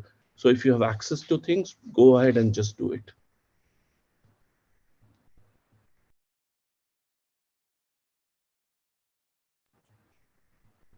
I can't hear. Dr. Umi, are you able to hear? No, no, doctor. Doctor. Okay, Yeah. Dr. Si, there are another question, I think. Can you see it? Yeah. There's one for Dr. Sid. Maybe I should read this for you, Dr. Siddhartha. Yeah. So you mentioned in your slide that digital technology will lead to M&A growth without integration. Is there any real case, maybe from Google, related with this issue? Now, most of the technology companies, they definitely believe a lot in M&A. And what it also means is that you save on a lot of the resource yourself. If somebody is working on a particular area which you're already dominating and you're already in there, you definitely would like to buy something rather than build it from a scratch and then take it forward. So there are various cases in the tech industry where all this has happened. The famous is the Waze. I don't know if anybody drives in this room. If you drive, you use Waze, you cannot escape it. And Waze was a company that Google brought and didn't develop it themselves. And likewise, there are so many such examples where actually companies brought other things. The other thing, and let me ask this as a quiz, who owns Nokia? Any answers? It's already less popular right now, I think. Is there any replay? Okay, so Microsoft bought Nokia. Yeah. And interestingly, the price at which Microsoft brought Nokia, I don't remember the price, was way less. They had physical factories. And the price at the same time, Microsoft bought WhatsApp, did a merger and acquisition of WhatsApp. But the price of WhatsApp during those time, I don't remember, it was probably 27 billion or something. And WhatsApp was nothing but a software. So people were comparing that times have changed. Let's say there's Nokia with physical factories which make telephones and portable devices. And there's a particular software, which is WhatsApp. Microsoft bought both the companies, but WhatsApp is valued way more than Nokia. So that's another very famous M&A case from the history. Okay, thank you, Dr. Siddhartha. And then Dr. Amri, would you want to add? No, Okay. no, thank you, Dr. Dr. Siddhartha has actually answered that perfectly. Okay, thank you so much. So we already have like 30 minutes for the this QA session. So again, Dr. Siddhartha and Dr. Amni, thank you for attending and joining us in this seminar. So much. We really appreciate it. Yeah. Thank you for the wonderful opportunity. Hopefully that we can continue my collaboration in the next time. So if you want to leave the seminar after this, it will be fine. If you want to stay, we will be happy. Thank you so much for Dr. Ramni and Dr. Siddhartha. Thank you so much, Doctor. Thank you so much, Dr. Siddhartha. Thank you so much. Okay. Bye. Bye. And then, all right, we will continue with another speaker. So we will have Dr. Zamzami. Are you with me, Dr. Zamzami? Yeah, hello, I'm here, Miss Ita. Can you hear me? Yeah, sure. How are you? I'm good, pretty good. How are you there? Good. Also, thank you so much. That's great. So, yeah, before we start, so I want to introduce Dr. Zamzami first. Is that okay? Yeah, Sure, okay. sure. Yeah. Okay, so Dr. Zamzami is a senior lecturer in the Department of Curriculum and Instructional Technology, Faculty of Education, University Malaya, Malaysia. He completed his PhD in Information and Technology Studies and Education at the Faculty of Education, University of Hong Kong, under the Hong Kong Scholarship. During his PhD studies at HKU, he received an award from the Faculty of Education as an Outstanding Research Award. And recently, he has been listed among 2022 world's top 2% scientists based on scientific impact in the field of education, announced by Stanford University. The primary theme of his research has been on design context-specific technology, enhanced pedagogical instruction, so for different education level and institution.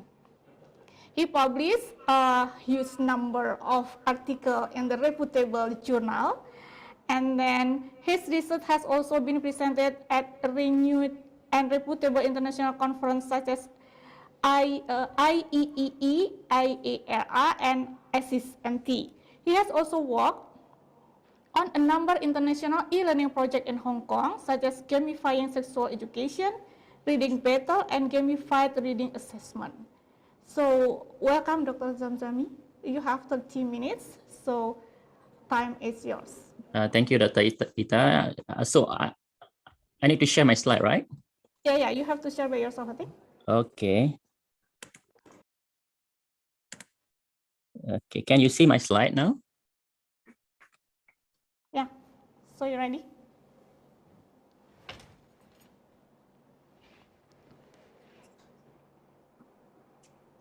Okay, can you hear me right?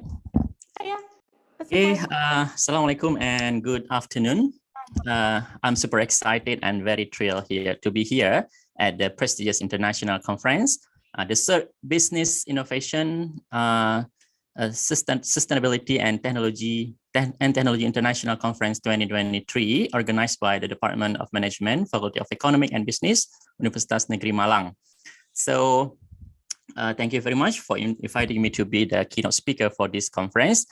Thanks also to Ms. Ita for moderating this agenda. Yeah, a very professional moderator. By the way, I would like to invite you, Ms. Ita, to moderate our international conference in Malaysia. So we will have international conference in October in Kuala Lumpur on the topic of SDG 4, sustainability education developments. Okay, so we'd like to invite you to moderate our conference in Kuala Lumpur. I will become as participant. It's not moderator, I think. Okay. Okay, thank you. Okay, I would like to give a brief presentation around 20 to 30 minutes on my topic today.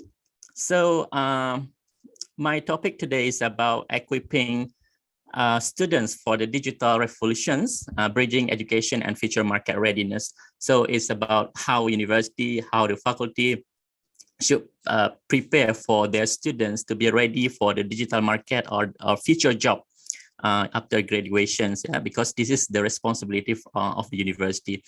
Well, as mentioned by Dr. Ita, my name is Zamzami Zainuddin. You can call me Zam.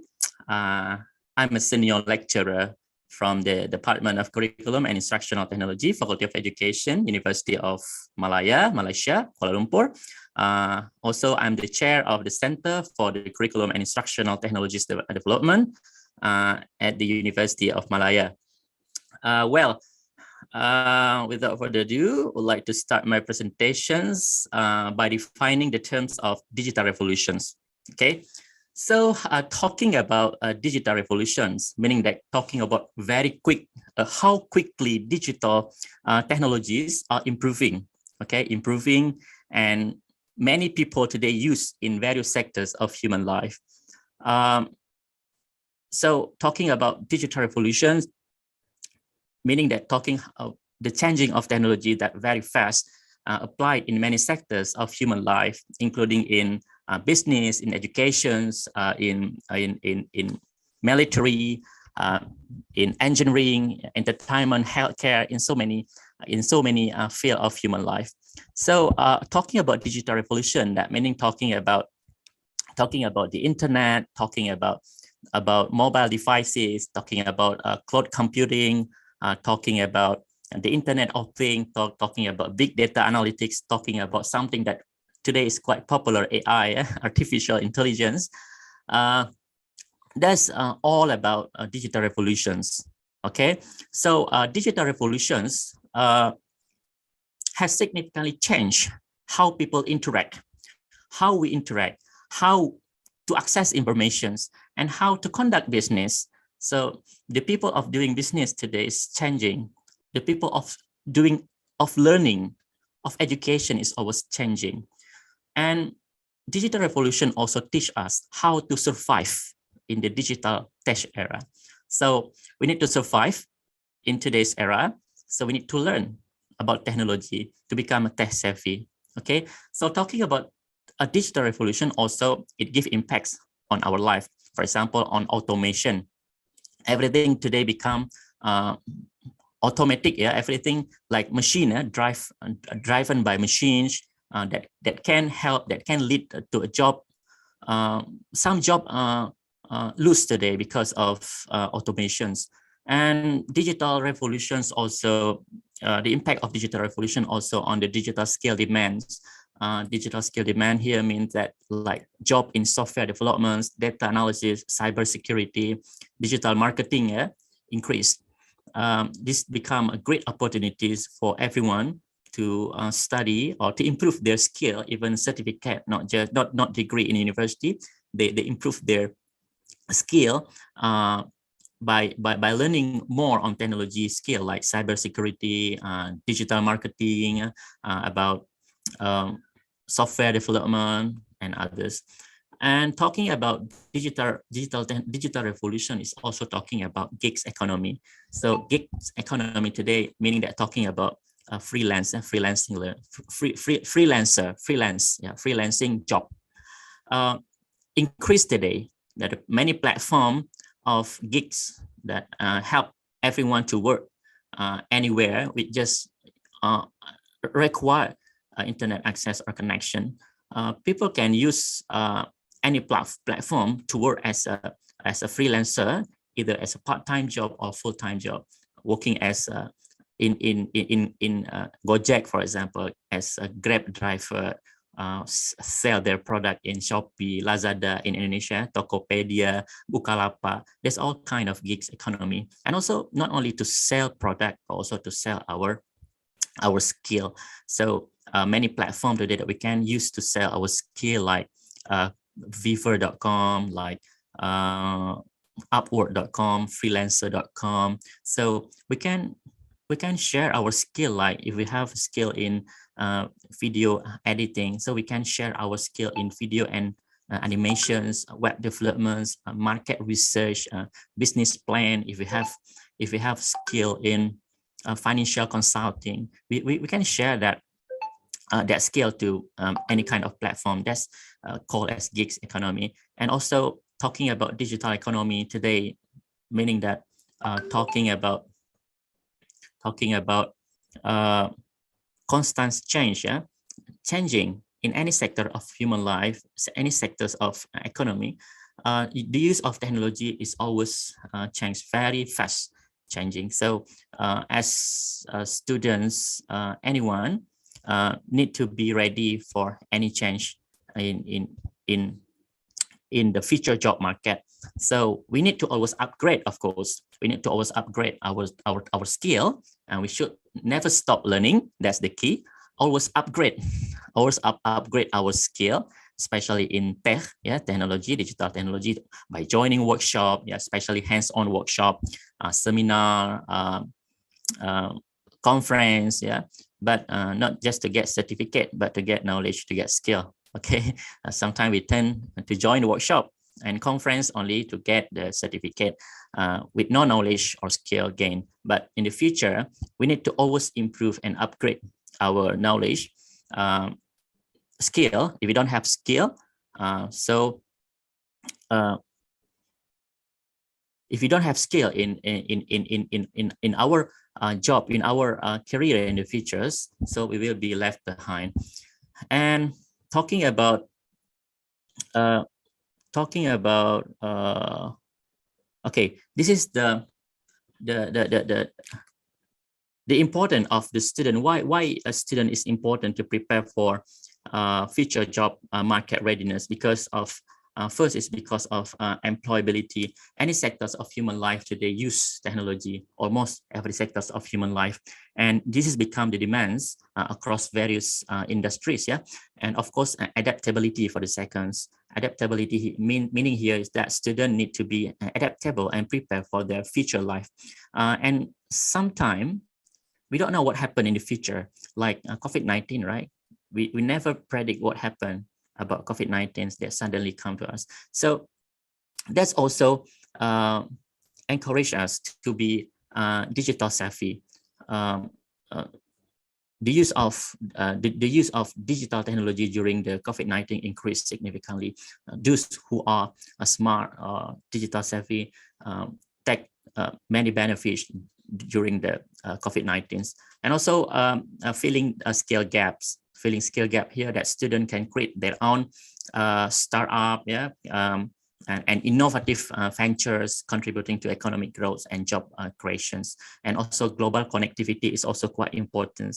Okay, global connectivity here meaning that students today should find a job beyond Malang. So to find a job market in for their future career, for example, it's not limited to Indonesia, but must be beyond. So the job market in the future must be beyond Malang, must be beyond Central Java, beyond Indonesia, beyond Southeast Asia and Asia. People can work anywhere around the world today. And if you want to contribute to your country, you can contribute from anywhere. So this is the future marketplace that is not bounded by the place that, for example, we are living in Indonesia, that we need to work in Indonesia. We are living in Java, that we only need to work in Java. We can work anywhere around the world. That's the future life of and the future job market. And also talking about student readiness in the future, they also need to be to have entrepreneurship skill. Of course, students can create their own startup, and then lifelong learning is also important for anyone, not only for students. Agree or disagree, like or dislike, everyone must learn to survive in the digital revolutions era. So we should never stop learning to upgrade our knowledge. Any knowledge, especially in technology, digital literacy area. Okay, and this is talking about society 5.0. So we are now on the top one, super smart society. So super smart society, that meaning we are living together with AI. We are living together with robot today. Okay, that we are in super smart society that we can track from society 1.0, 2.0, 3.0, 4.0, and 5.0. So meaning that we will live together with robot in the future. Can you imagine that in the future or today, we apply for a job and then we get an interview. So our competitor will be robot. So robot will sit beside us and will compete with us to find a job. And it also can be the interviewer in the future will be robot to evaluate our understanding, especially about our skill, our cognitive skill. Robot can be the interviewer. Can you imagine that if we apply job or apply scholarship, the interviewer in the future will be a robot? So this is called as the society 5.0, the integration society, that we are living together. Okay, we are living together with robot, with AI, AI robot. And today we are living in the AI era. Everything generated by AI. This is called as generative AI. Okay, new content, every content that we can be generated by AI, like text, music, videos, and even data analysis in research also today can be analyzed using AI. So it can be affected to human life, human professions. Okay, artificial intelligence and its impact on job. So what do you think about this? So talking about impact of artificial intelligence on human job, definitely AI will impact on human on our life, especially on the routine and repetitive tasks. So if you have some job like a repetitive job, I mean like administrative tasks that today already changed by AI, like data entry today using AI, assembly line workers, okay, and then customer service. Okay, today many AI-powered chatbot we can see on the website, right? What it can help. We can see that many chatbot appears on the website. So if we want to ask questions, so the customer service will entertain us. So we can ask any questions about anything on that website. So AI will answer that questions. So meaning that customer service today already changed by AI-powered chatbot, yeah? And virtual assistants are increasingly being used in many sectors of human life to support human activities. And also transportation and delivery today, as shown by Dr. Siddhartha before, like drone, right? Drone transfer product to any customer using drone. So transportation and delivery also affected by AI. I can show you the video. So this is the video in Japan talking about society 5.0. Okay, where AI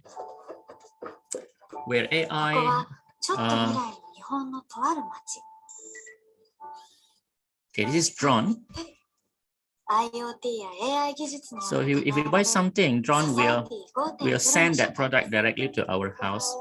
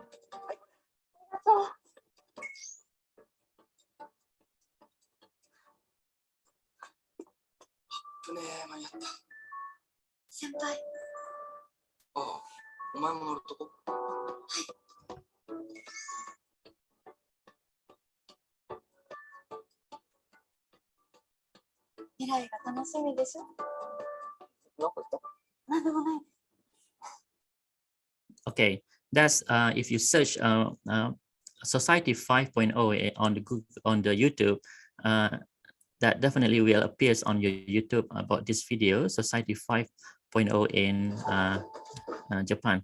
This is also the video about Amazon, how Amazon deliver product using drone.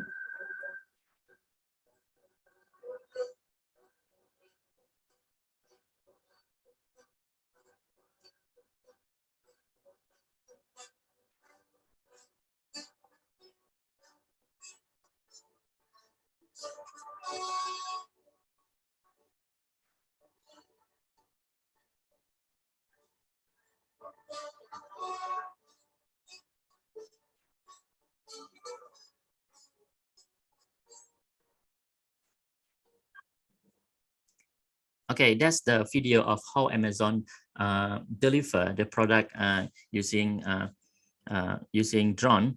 So in the future, Gojek or Grab probably will be changed by drones.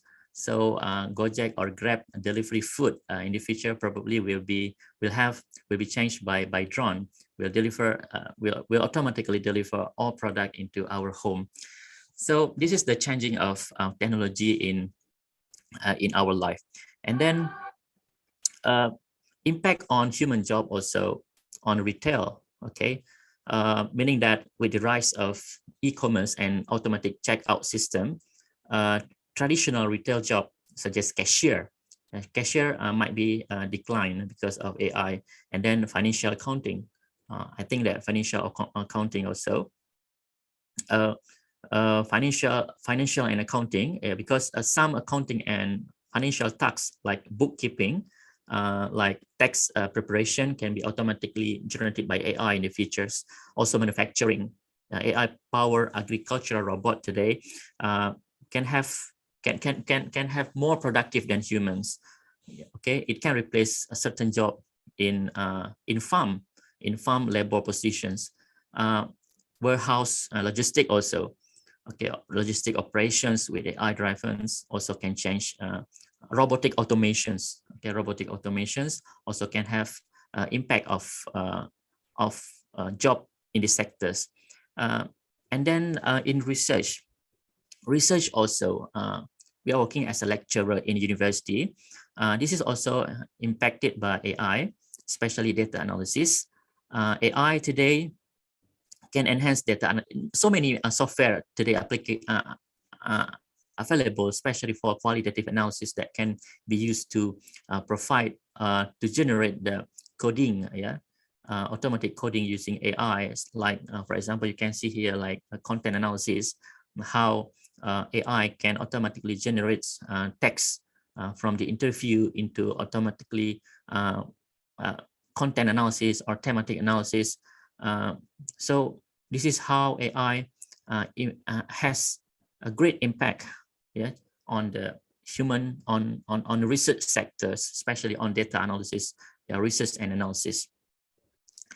So I would like to tell you the story of Gojek. At the first time of Gojek and Grab's come to Indonesia.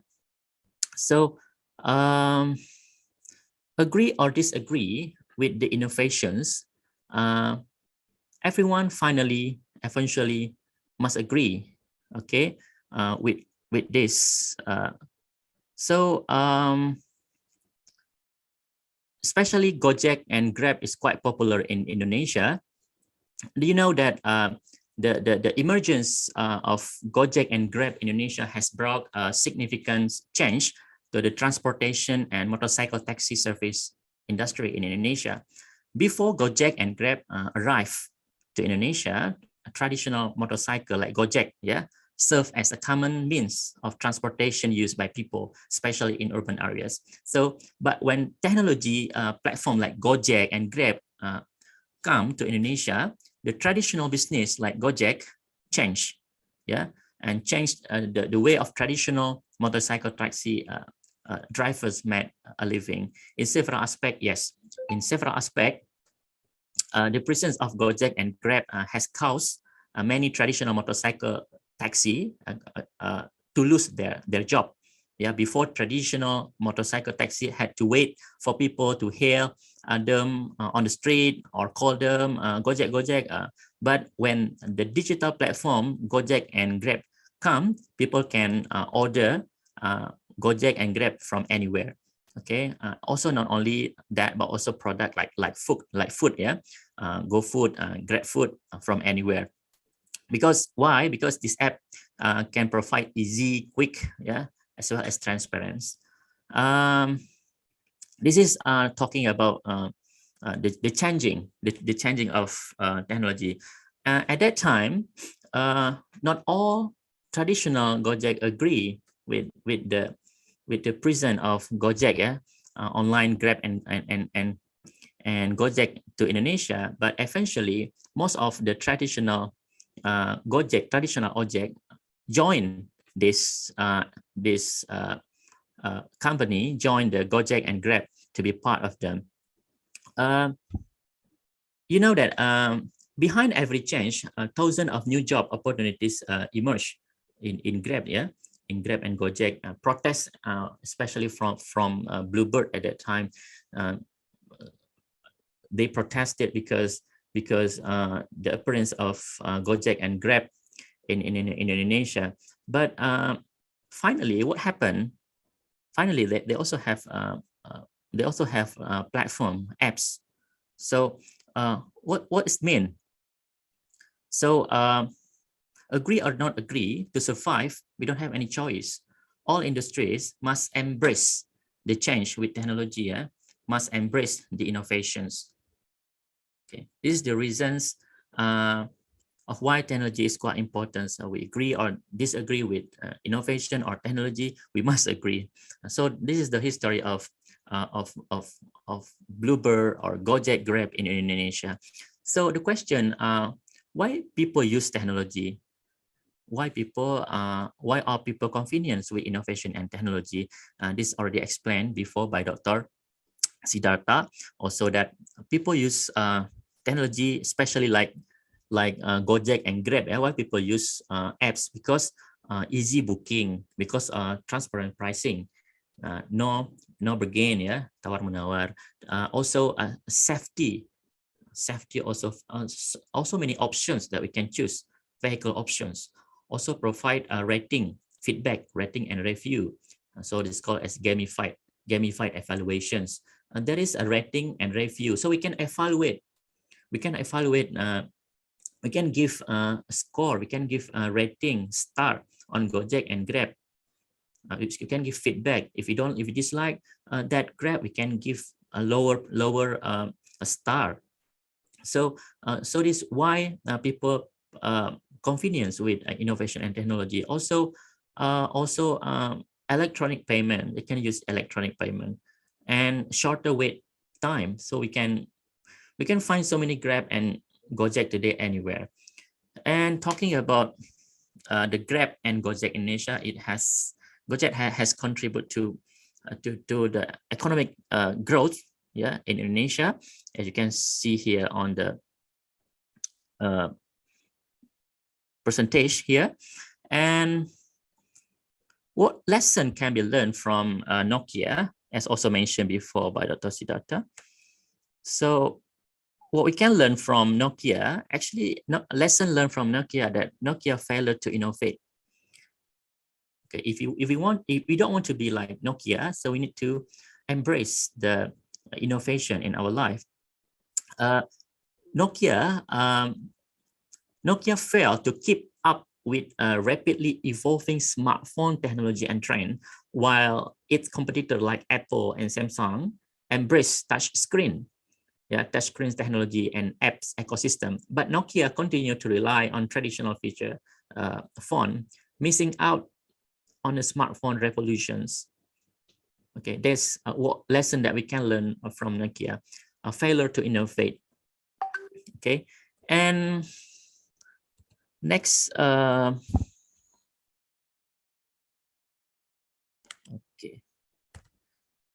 challenge in education regarding the revolution of educations, revolution of digital or technology. First is regarding outdated curriculum of teaching methods, and then lack of digital skill in teachers and students, that more training need to be provided in the futures to support the challenge of digital revolution in education, especially in the universities.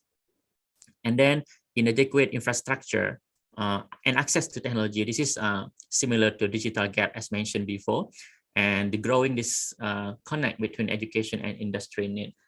And one strategy that I would like to answer the question before from the participants, that how to provide the digital gap among the society because of inequality use of the internet.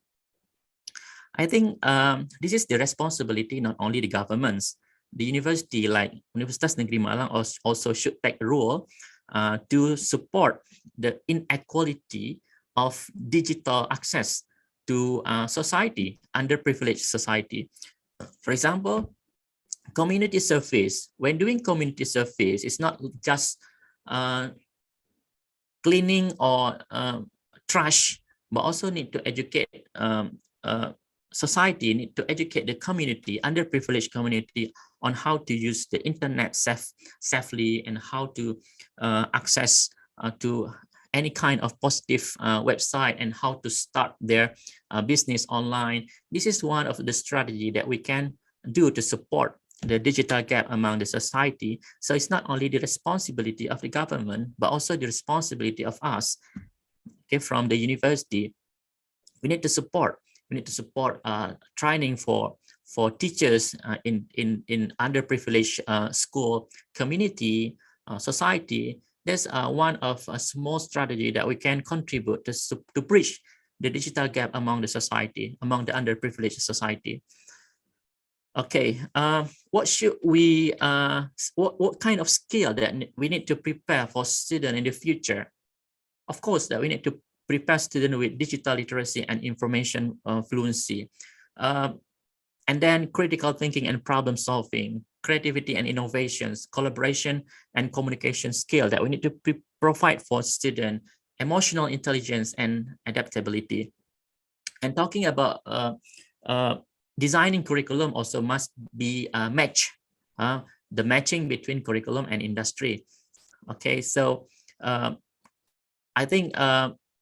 believe that curriculum in Indonesia with curriculum Merdeka today is so privileged. So Indonesia is so lucky with curriculum Merdeka to emphasize the connection between academic and industry. So today, you all have a good connection between industry and university or academic, where people from industry can work in university as lecturer, and lecturer from university also can involve in industry. There's kind of a way of to bridge the gap between industry and university.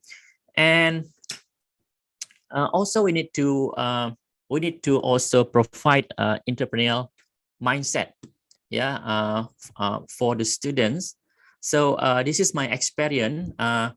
My experience when I visited Universitas Negeri Malang last year, I recognized that the Faculty of Economics student engage in the entrepreneurship activities, by supporting the campus community with product like they sell the product or meals in the university, in the faculty. This is really unique and innovative idea, I think.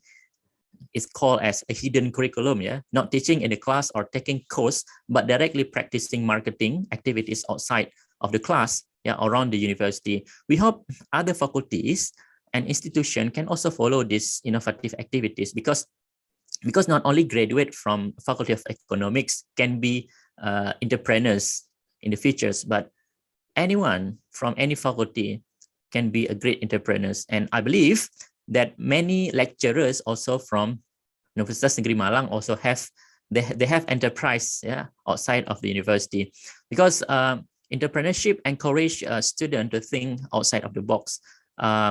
They need to think with innovative idea. We also need to find a creative solution to solve the problem. They also need to be adaptability and resilience. Do you remember during the COVID-19 period, which was unpredictable and affected most profession like aviation, pilot, transportation like pilot, flight attendants lost their job. And then they turn their job into entrepreneurship activities like selling food. So this entrepreneurial skill during the time, during the COVID-19 time, is so helpful. So this is why entrepreneurship skill is so much helpful for us. Not only students from Faculty of Economics, but also all students must have this skill in their life. And then building global awareness. Okay, so students should understand cultural diversity and cultural and global perspective, virtual exchange program and international collaboration that the student can do. Language is also important today, especially English. Not only English, but also other language like Mandarin, Chinese, also quite important today for job market. But most important thing is language, English. This is the challenge for Indonesian people today, because English in Indonesia is still foreign language. It's not second language. It's quite difficult for most Indonesians to speak English, because when people can speak English, people can easily find job anywhere around the world. And also students also should prepare for the global career opportunity. Can find job anywhere around the world, okay, on JobStreet, LinkedIn. So finding job is not only in Indonesia, but anywhere around the world to find a job. If you see people work in Silicon Valley, for example, in the United States, in California, Google, in Facebook, Microsoft, you will find people from different countries, and mostly dominated by Indian, and then Chinese, and then Japan and South Korea, and a very small number of people from Southeast Asia, especially from Indonesia, work in that company. So it's quite important it's so important for us to educate, to prepare students in the university to think globally. So finding job is not bounded by the country, should only not work in Indonesia, but work anywhere. Okay. And another important thing is soft skill is quite important today. It's not only a hard skill, because today we live in the AI era. So we should have the skill that AI cannot imitate, like public speaking, like our empathy skill, our motivation skill, our confidence, our creativity, our communications, that cannot be imitated by copied by the AI that we should have. So we should improve also our soft skill in the future. So for teaching strategies in the universities, also the curriculum should emphasize on personalized learning, on project-based learning, real-world application, and also for immersive learning, for AI-based learning, and also continuous professional development for teachers. Assessment should be authentic assessment instead of just writing, typing, because today like ChatGPT can write essay. So as a teachers, we also need to modify assessment into more like authentic assessment. Okay, this is also education and industry partnership, and I believe that many Indonesian universities already have this great program, connection between education and industry, and also support from the governments. And I believe that support from the government is also so important to bridge the gap between students and their future career. And what conclusion I can draw from these presentations? So we need to prepare students for the digital revolutions with any kind of curriculum that match with the job market requirements. We also need to prepare students with digital literacy skill. So we also need to work together. We need to work together with any component, with any industries, with any affiliations. Universities should work together, for example, with Microsoft, with Google, to support students' readiness for their future job. I think that's my presentation. So we can have a discussion and question after this. Thank you, Ms. Ita. Yes, thank you, Dr. Zam. So listening your presentation is just I'm thinking about a big homework for us as a lecturer. So the question and answer will be delivered after the next presenter. So maybe you have to wait until we finish hearing all the presentation and we come to question and answer. And now I come to the fourth speaker. Are you with me, Dr. Alena? Hi. Okay. How are you? Not bad. How are you? Good, thanks. So happy to have you here. I'm very excited to be here. Thank you so much for hosting me, all the way from Glasgow. Okay, so very pleasure to have you here.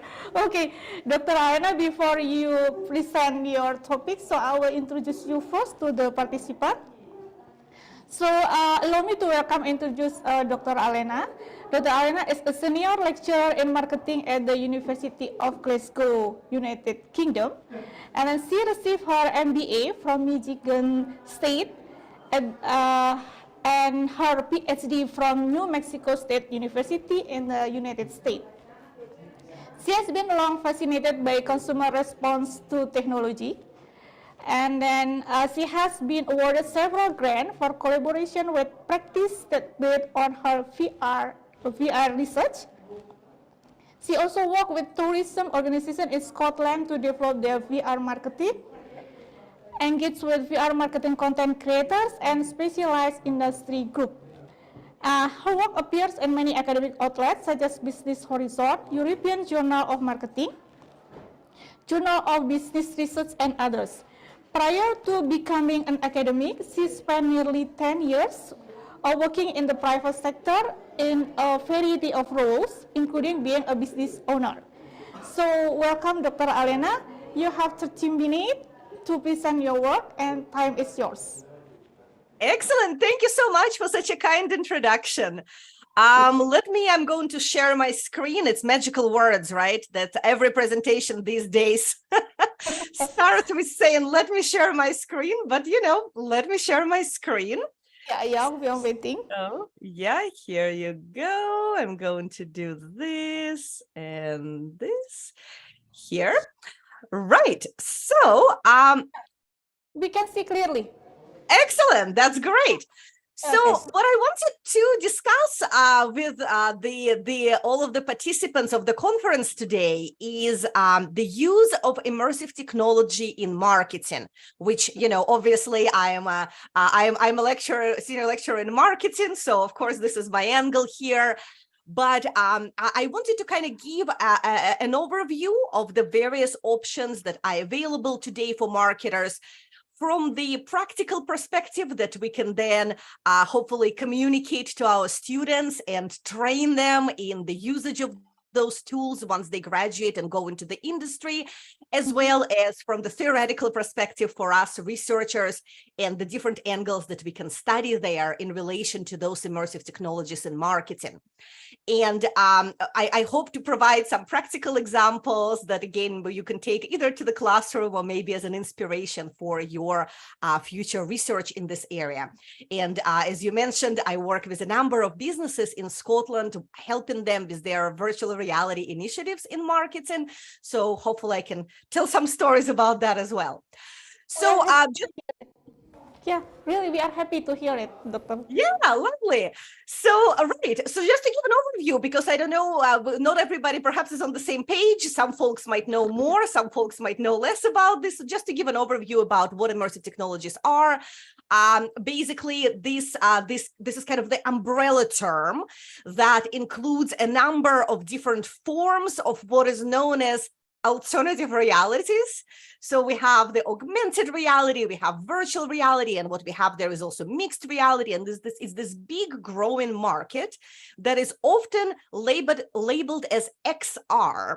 Now, there is some debate in the literature what X stands for, whether it means extended, whether it means alternative, but either way, it's this big term discussing these immersive technologies. And it's a large market that by 2030, people believe will reach over $30 billion worldwide. So it's something that definitely is growing in popularity.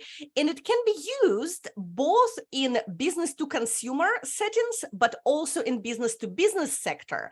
I think sometimes there's this misconception that this is only for businesses that work with consumers, but I will provide some ideas later on how this can be used in B2B.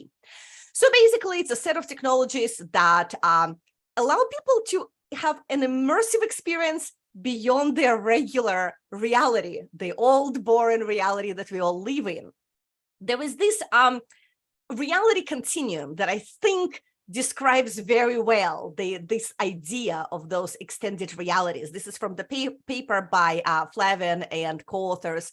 It was from JBR in 2019. And I think since then, there were many other attempts to conceptualize this continuum, but I think this captures it just perfectly.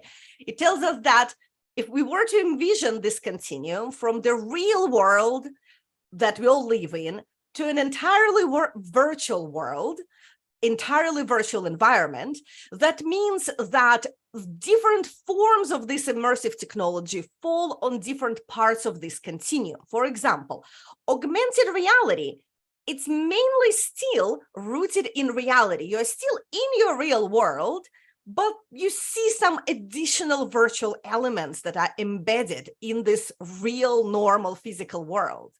But then if you go all the way to the other end of this spectrum, you reach virtual reality, where all the physical stuff around you is fully replaced with virtual environment, with the virtual world. And this is where you reached your virtual reality technology. So thinking of this as a mixture between real and virtual, I think helps to understand those technologies a bit better. So I'm going to start today talking about AR, and then I'm going to dive into virtual reality, which is where majority of my work is concentrated. But I think I would be doing you a disservice if I only talked about VR and not spent some time on AR, because it's, again, a very promising and growing area, in particular in marketing. So what is AR? Again, for those of you who are unfamiliar, it's basically the kind of technology that enriches your physical environment. It provides this virtual addition to your real physical world. And this virtual addition is synchronized with your physical environment and can react to the changes in your normal physical environment. So the picture here on the screen, I think, describes it pretty well. Here, presumably, a consumer is considering purchasing or getting this item. I don't really know what the item is. It seems like just a piece of wood, but so this is the item they're considering getting, and they can see how this would look on their sort of table here, right? So they can see it embedded in their normal environment. This is the real table, the white table in the background, but they can place this item virtually onto the table and observe how it looks like. I think a few years ago, there was this Pokemon Go craze. Even my mother-in-law, and she's an older woman, but she was obsessed with Pokemon Go. Everybody was catching Pokemon all over, the world. And Pokemon Go is an excellent example of AR, because those Pokemon were appearing on your smartphone screen. They were appearing in your normal real environment. You could see an image of your street, of your house, but there you would see also the Pokemon, right? So it was a bit of virtual embedded into this real physical world. Now, for marketers, it's an interesting thought of how you can use augmented reality and whether augmented reality or virtual reality is more beneficial. So I want to talk about what can be achieved for marketing strategy and for B2C and B2B marketing with AR. Now, if we look at virtual reality, marketers typically have much more control over the environment, right? Because everything that consumer sees, it's the virtual world, and you can design it in whichever way you want. So you control the environment fully. But AR, augmented reality, obviously shows the consumer's physical surroundings, and you have no control over how that looks like, right? So you have a bit less control there, but it is really beneficial in a sense of giving your consumers a sense for how your products will look and act in the real life environment. And this is really helpful if you are marketing products that are quite difficult to experience prior to the purchase. And if you want to provide, prior to the purchase, this more close-up and personal connection to the product. There are some features that are inherent to augmented reality. For example, one of the things that AR allows is what is called environmental embedding, which means that you can embed the product in a personally relevant context. For example, IKEA has an AR app where you can see how their couches and armchairs and tables, how they would actually fit into your own home. So that helps you to embed the product in your own environment as a consumer, and allows consumer also to control the virtual product, which is it's termed in the literature simulated physical control, which means that I can turn this table, I can turn this virtual chair, I can see how it would look from every angle. So combined, this environmental embedding and simulated physical control, literature suggests that those features are driving benefits of augmented reality. They tell us that then consumers have increased value perceptions, and it drives positive word of mouth and even purchase intentions due to those features. It's also something to keep in mind for us marketers is that use of AR can actually offer this low-cost solution for product trial. So instead of having your consumers have this trial where you provide them with a physical product, which might be costly and there's shipment costs involved as well, this allows you to have this very low-cost product trial without any shipment and pretty much instantly where consumers can test out and decide whether they are willing to purchase the product. Now, I also want to mention that in addition to those features, if you think of augmented reality, it helps you to visualize how the product looks like. And as I mentioned just moments ago, especially for products that you cannot experience in real life quite easily prior to purchase, that might be the secret sauce that convinces consumers to actually make a purchase or visit the place or whatever is that call to action that you're hoping that they will engage with. For example, there is a recent paper by Petit, Javornik, and Velasco that discusses how AR is a promising solution for various food delivery services like, Uber Eats and Deliveroo, because consumers can see in their home environment on an empty plate what the food would look like on the plate. So that would allow you to show consumers again in their environment how the final product would look like, and potentially as a result encourage the purchase of that product. Now, there is one thing that I want to really highlight when it comes to any type of immersive technology. And if there is one thing you take away from me talking today for half an hour, I hope it's this. With all of the immersive technologies, I think it's really critical to focus on deploying them in your marketing efforts strategically. Now, I can tell you that I worked with a number of organizations that they wanted to engage with immersive technologies. They thought that they would like to use perhaps augmented reality or virtual reality.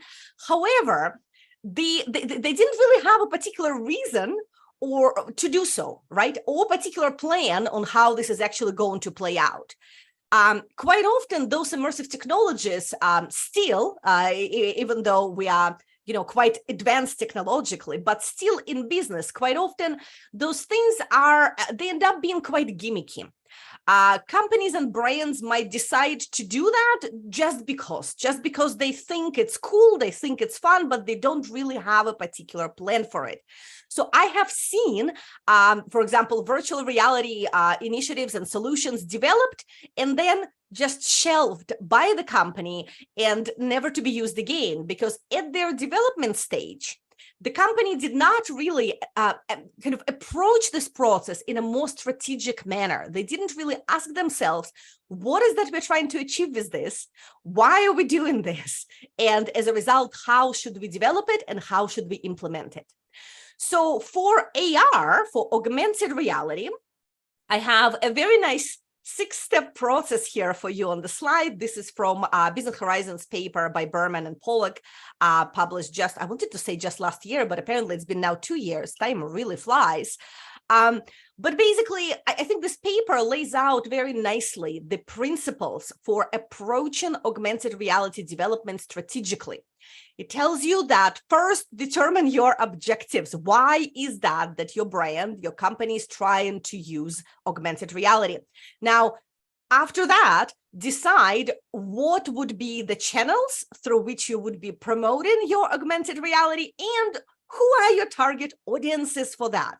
Quite often, one of the first steps that I ask when companies reach out to me and say, hey, we would like to have a VR developed, I would ask them, who is this for? Do you know your target audience? Do you know the folks whom you are targeting with this initiative? And what do you know about them? Because otherwise, your development is doomed not to be successful. Then once you establish that, you can move on to selecting between different types of augmented reality applications, designing them, evaluating different formats. And finally, once you actually launched your augmented reality initiative and you start using it for marketing, say you developed a smartphone app, for example. And once you do that, and once you launch that augmented reality app, obviously the critical step, as all of us marketers know, whenever we implement anything, we then need to be monitoring, controlling, and measuring it. And once we assess the success, assess the impact on our target audience that this app was, intended for. Once this happens, this is the time when we can then tweak and change and adapt this tactic to ensure its success. All right. So now I am going to remind you quickly about this reality continuum. Obviously, as I said, augmented reality is there is a little bit of virtual, one virtual chair in the otherwise normal physical room that our consumers are in. Virtual reality, on the other hand, takes people entirely to the virtual space. What it means is it transports them to an entirely different place, to an entirely different time than the one that they're currently in, right? And virtual replaces real for those folks.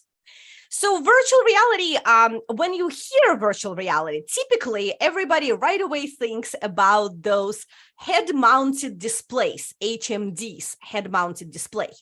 I have here on one side of the image for you, this is obviously formerly Facebook, now Meta Oculus Quest. And then on the other hand, you see here the simpler and cheaper head-mounted displays that are basically they're cardboard and they can be used with a smartphone. So you take a smartphone, you put it inside this device, and you can view virtual reality 360 videos, for example, using those head-mounted displays. Now, I want to emphasize that it doesn't mean that if you don't see this big head-mounted display, then it's not virtual reality. There are other forms of virtual reality. For example, there are so-called VR caves where there is a projection technology employed, and consumers walk into a dome or a space, a room where the virtual world is projected all around them, on the ceiling, on the floor, on the walls, immersing them in this virtual environment. Those caves can be quite sophisticated. They can employ tracking systems, so they know where a particular viewer is standing at a given time to make sure that the perspective that this viewer sees matches their position in the environment. Or they can be simpler, where it's basically just an overall projection. If you have heard about Atelier de Lumière, it's a concept that was started in France, but now it's traveled the world, where people can enter one of those caves and experience one of the famous paintings, say by Van Gogh or Dali, and you can basically step inside the art and be inside, for example, Van Gogh paintings. This is an example of that, of an immersive virtual reality solution, which is a VR cave. Now, these two examples should tell you that VR solutions really differ on a million different features. There is many different ways how you can structure your VR. I'm going to give you just some examples of how they differ. So they can differ on, for example, field of view, which is the portion of the overall view of the participant where the virtual world exists. So, for example, with those Oculus Quests, with the head-mounted displays, once you put them on, because they block out everything else, that means that 100% of the field of view is the virtual world. But other solutions are also possible. For example, you can have large curved screens that occupy perhaps only 180 degrees of the viewer's view, and the viewer can turn around and there won't be virtual world there. So just again, keep in mind that that still would be virtual reality, but only a portion of participants' view would be occupied. Now, movement tracking. So they also can differ in movement tracking. How well does this VR solution keep track of user movements within the application? It can differ by what is called degrees of freedom. And typically, there would be the 3 or 6 degrees of freedom. 3 means that the environment, the VR app, can track all the movements of my neck. So I can look up and down, left and right, and I can also tilt my head to the side, and my view will change accordingly. And then 6 degrees of freedom is the same, plus movements of the body in space. I can go forward, I can duck, I can go up and down, this type of stuff, right? So if the environment understands when I do that, that means that there is a certain amount of degrees of freedom, either 3 or 6, in the VR application. Interactive features. How interactive is the VR environment? Some of them are more interactive, some of them are less interactive. If you're watching a 360 VR video on YouTube, this is likely not going to be particularly interactive. But at the same time, there are obviously VR environments that are dramatically more interactive, and it's important to decide whether interactive features are something that's important for you and your brand. Last thing to mention, stereoscopic and monoscopic vision. These are very fancy words, but what they mean is stereoscopic effectively means that it's 3D. So you see the world as 3-dimensional, just like our normal human vision works in a normal world. And monoscopic means that it's 2-dimensional, right? Something that you could see on a computer screen, which is not going to be, it's not going to have this 3D volume to it. I also wanted to mention VR content. Obviously, when you're deciding what to show to your consumers in VR, you have options. You can decide to create a consumer-generated virtual environment, and that is done through 3D modeling. And that is something that would sort of resemble a video game. It will look kind of like a video game would look like. Or you can film real world footage. So a picture you can see here on the slide, this is, well, it's difficult to tell what it is, right? Because it's 360 degrees and it's made into a flat image. It's difficult to show 360 on a flat image. But this is St. Giles Cathedral in Edinburgh. It's a famous heritage site in Scotland. I don't know if you've heard, but for example, when the British, when the Queen passed, the ceremony in Scotland was actually held in St. Giles Cathedral in Edinburgh. So it's a very famous, very important heritage site, and they're trying to enter into the 21st century. And recently they asked me and some other industry partners to help them develop the virtual reality content. So here on this image, you can see that this is a real image, right? This is not a 3D modeling. This doesn't look like a video game, and this is because this was filmed in reality. We used 360 stereoscopic cameras, and we filmed the footage in real world. So you have options, and you can choose which direction to go depending on what your brand is trying to achieve. Now, how do you incorporate narration into that? Will you have a voice explaining to consumers what's happening in VR? Will you use some controls that users can tap into? Will you use some information hotspots, perhaps, with a text that pops up and tells your viewers what they're looking at? What kind of audio will you use? You can use simple audio or spatialized audio.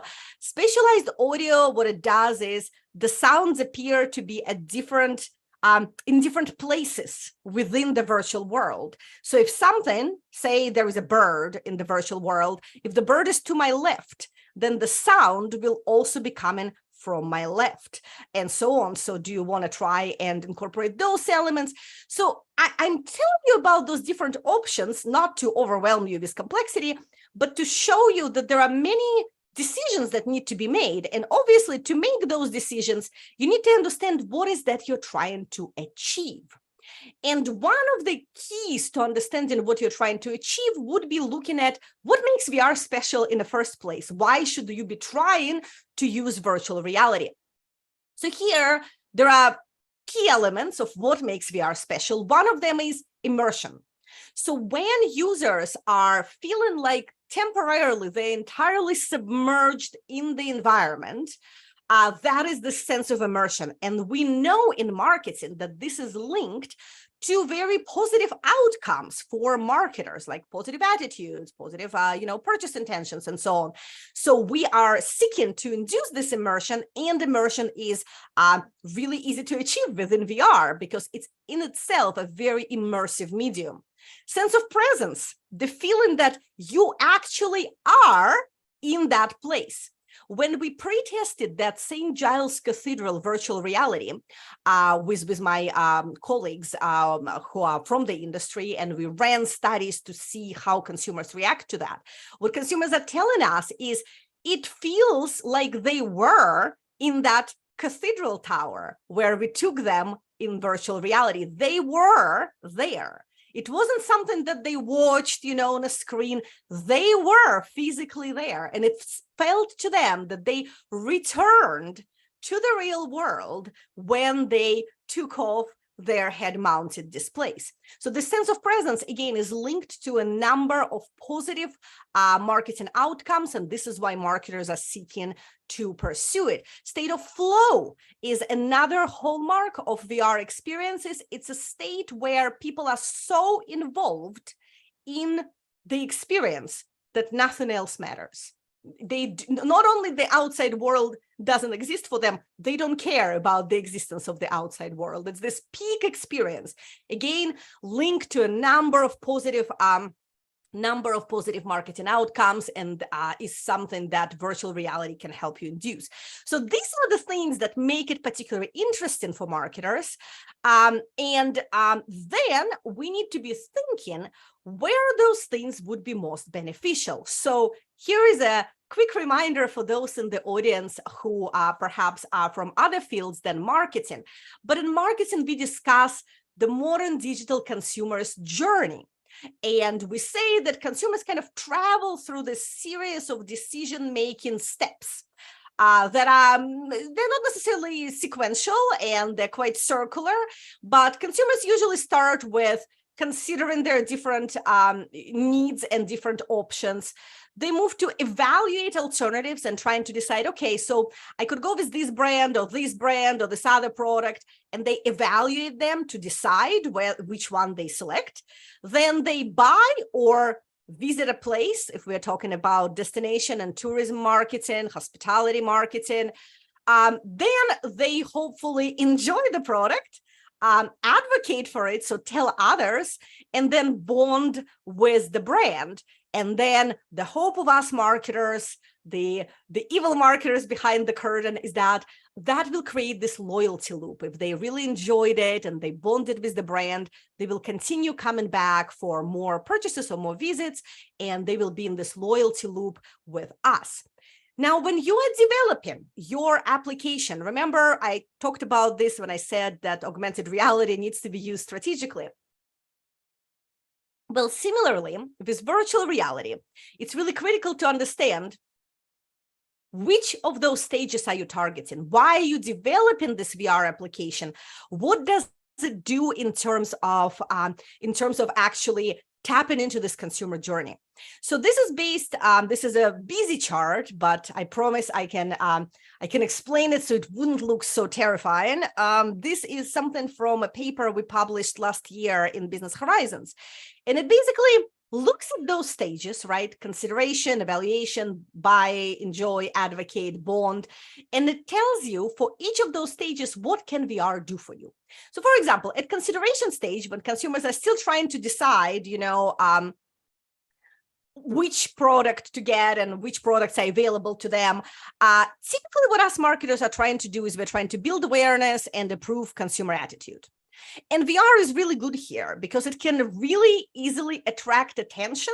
It's very attention grabbing due to its novel properties, and it can induce positive emotions in consumers. It's been linked to the feelings of fun and enjoyment, so it's helpful here at this stage. Now, evaluation stage is when consumers are trying to decide what are the characteristics of the product or of the service.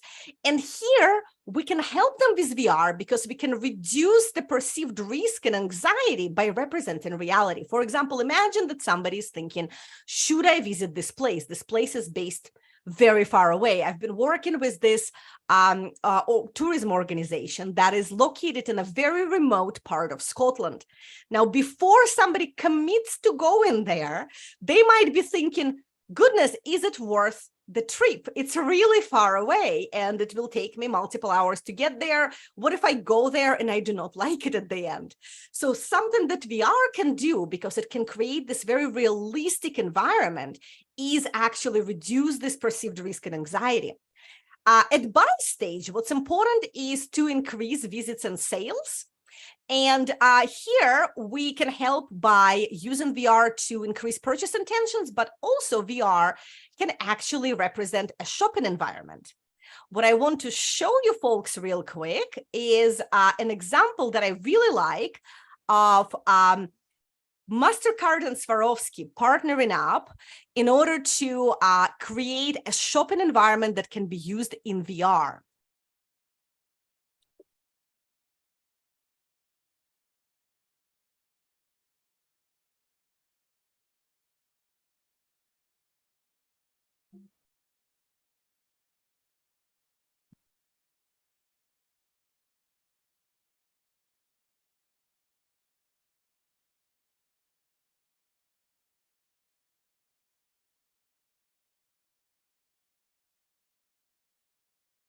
So basically what's happening there is MasterCard partnered with Swarovski in order to create the virtual environment where consumers can enter this sort of luxury mansion, and they can then inspect the different products by Swarovski that are placed there within the environment, read the information about them, and purchase them right there and then using MasterCard app.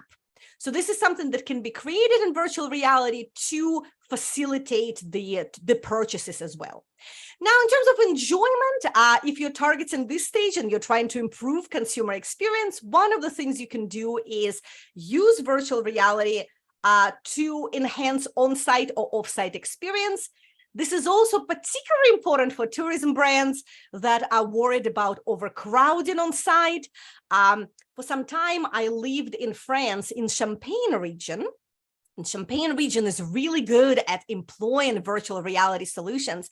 And one of the things they do is they actually create 360 videos and then the headset experiences that can be experienced on site. And that is done also partially to reduce crowds at the actual site.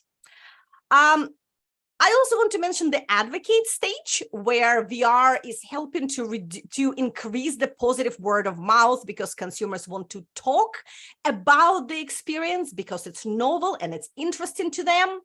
And finally, at the bond stage, VR is particularly impactful and helpful in enhancing brand storytelling, because you can create any world you want and take consumers on this journey. You can use that to build your brand and tell the story that you want to tell about your brand. And then also perhaps tap into this post-purchase experience when they already purchased your product, but you're trying to remind them of some of the positive features and make it more engaging for them in that way, in the hopes that they will enter the loyalty loop there. So what I would like to conclude with is, hopefully these examples illustrate for you that VR and AR have and can be used strategically, in a sense that you need to first decide on what is that you're trying to achieve with those features before you go ahead and start developing them and implementing them. Obviously, there is much more that I can talk about in terms of the VR and VR, implications and implementation on site. But in the interest of time, one thing I will mention is that there is a book that I co-wrote with a couple of other academic friends and co-authors on virtual reality marketing that talks a little bit more about practical examples and has a lot of various interviews with industry folks who are implementing VR solutions for their brands and reap the strategic benefits from marketing perspective. So I think this is all from me, and I am going to pass it back to our host. Yeah, okay, thank you so much, Dr. Alena. Okay, just for you. Okay, so thank you very much, Dr. Alena, for giving us such informative and interesting presentation regarding the VR, futurology, and something happen in the future of marketing. And we will continue for the last presenters. So last but not least, we come to the last speaker in the conference, my colleague, Dr. Agus Hermawan. So first, allow me to introduce and welcome Dr. Agus. Dr. Agus with me now? Thank you. Okay. Yes. Yeah. Okay, he is a senior lecturer in marketing communication at Universitas Negeri Malang. He received his master's degree from Latrobe University, Victoria, Australia, and his doctoral degree from Universitas Negeri Malang. His articles are published in reputable journals such as Journal of Business and Management Review, European Journal of Business and Management, Canadian Center of Science and Education, and others. He has expertise also in small, medium enterprises. So Dr. Agus, you will have 30 minutes to talk about your topic. So the time is yours. Thank you, moderator. Welcome to our international seminar, the third Bistic. This is the important seminar for us because we know that the seminar is the connection about the relationship between the students, the lecturer, and academics who are interested on it. So the main topic about what my delivering is about the digital transformation in small and medium enterprises or SMEs. I want to take Indonesian case. Why I take this case as my topic seminar, because as you know that Indonesia is very big country and the number of population is very huge, and we know that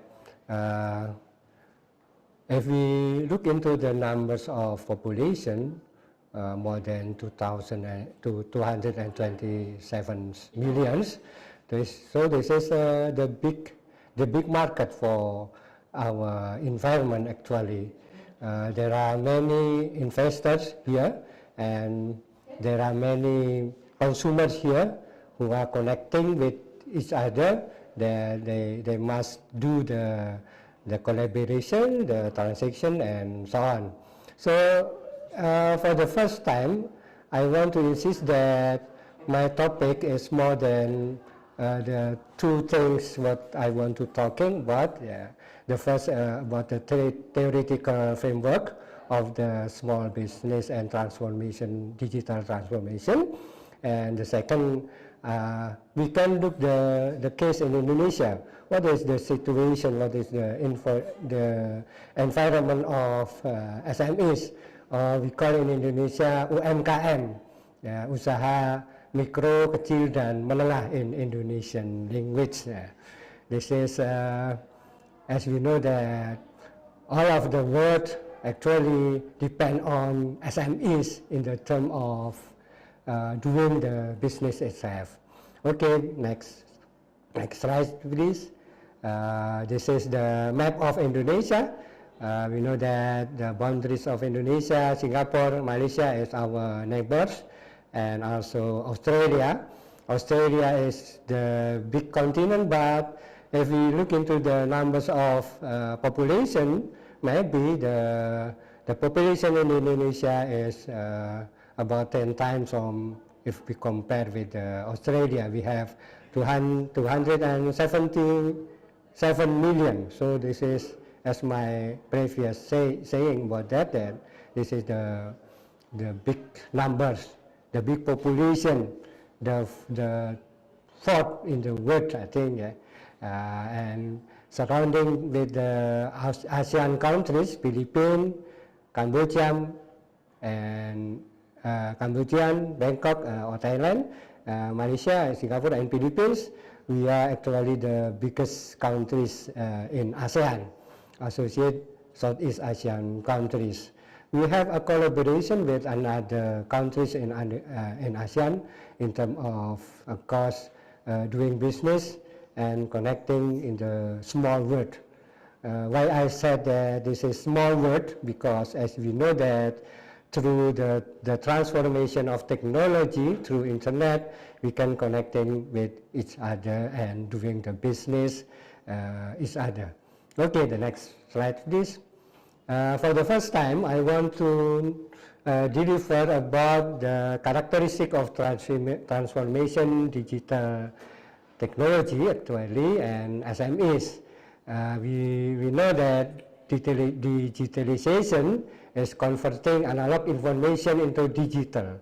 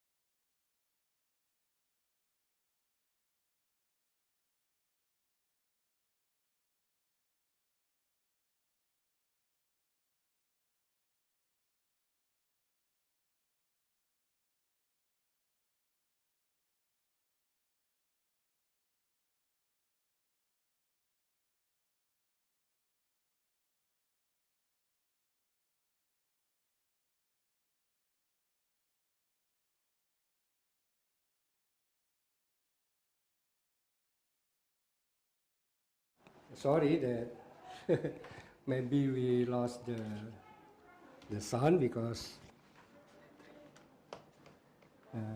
there is a technical. Sorry, we repeat it again or just continue? Okay.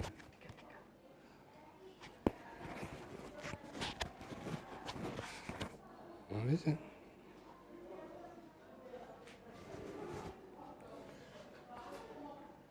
Sorry that you can hear what I'm talking about because we have a technical problem right now have been fixed. And okay, my slightly maybe previous slide yang sebelumnya. Nah, okay. Okay, I want to repeat it again that Indonesia is the big population, the fourth level in the world. We know that we have 277 million people. It means that what I mentioned here, that we have a big population, and also the effect of the big population is the businessman in Indonesia, the consumer in Indonesia is also very big. Okay, the second slide is I want to talking about the theoretical things. Some of the condition yang sebelumnya some of transformation digital technology related with the SMEs. Because of business is very important, digitalization or transformation digital, actually if the business move from the analog or conventional business as usual, to be digitalized.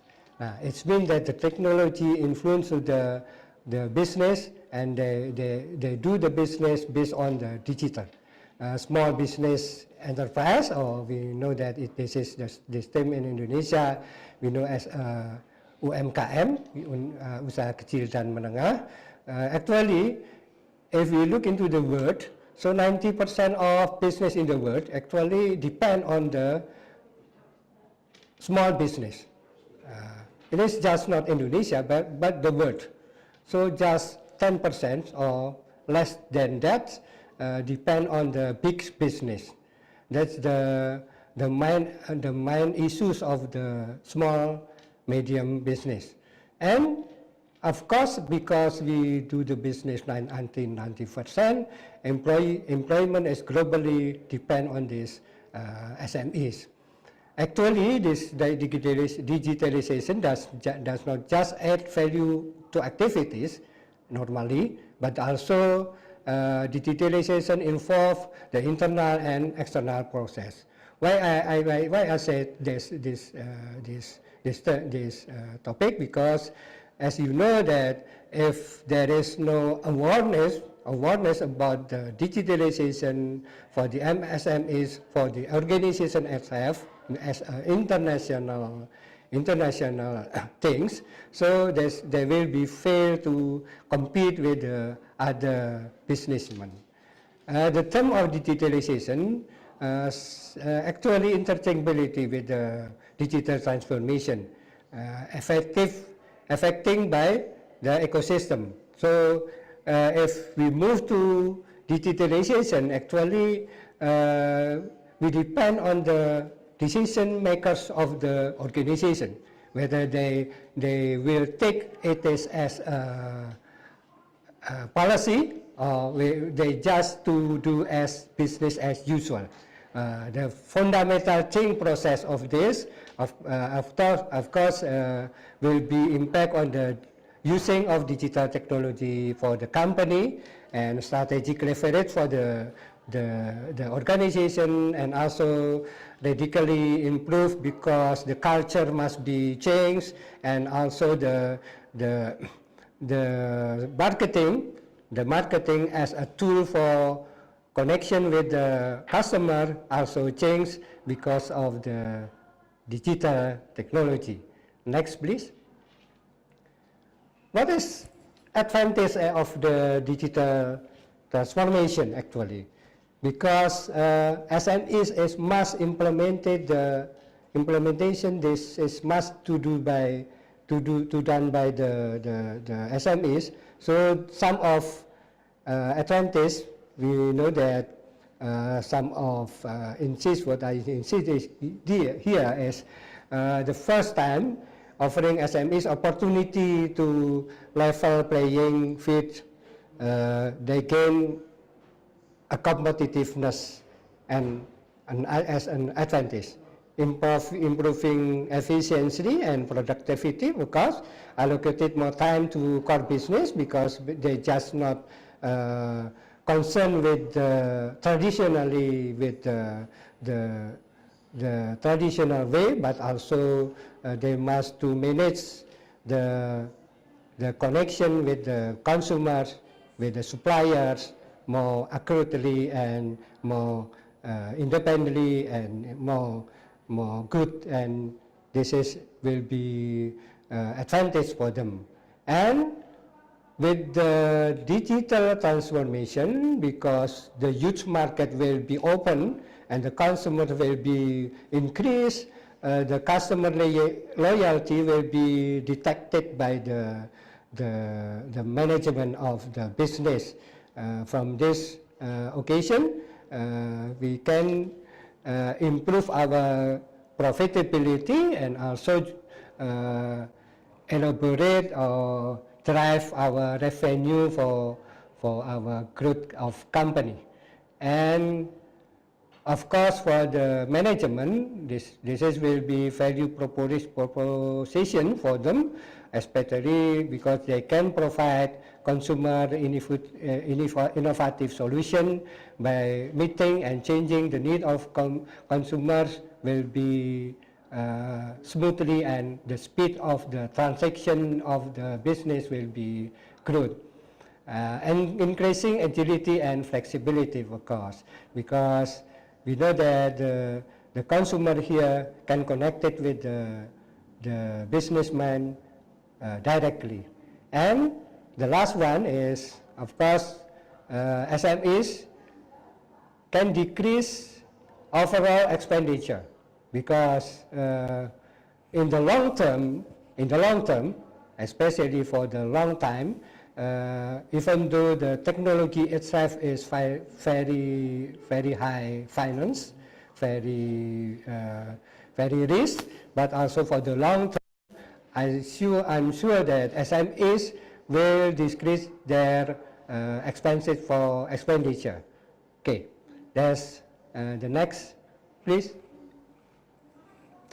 But we know that some of barriers of the business, if we look into the previous presentation, actually some of the presenters have been mentioned about this, but I just want to insist again, but some additional from me maybe can be looked in this case.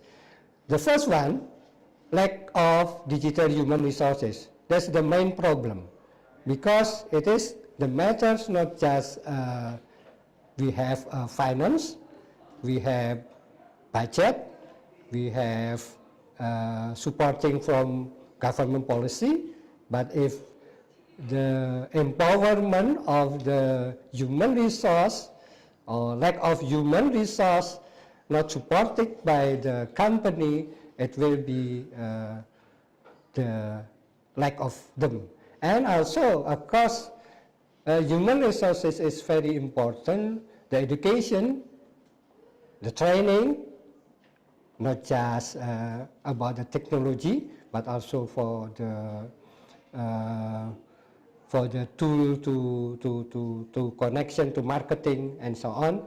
It is very important for the company to increase the human resource. In the condition of the Indonesian themselves, we still face with the problem of this. Of course, there are many alternatives or many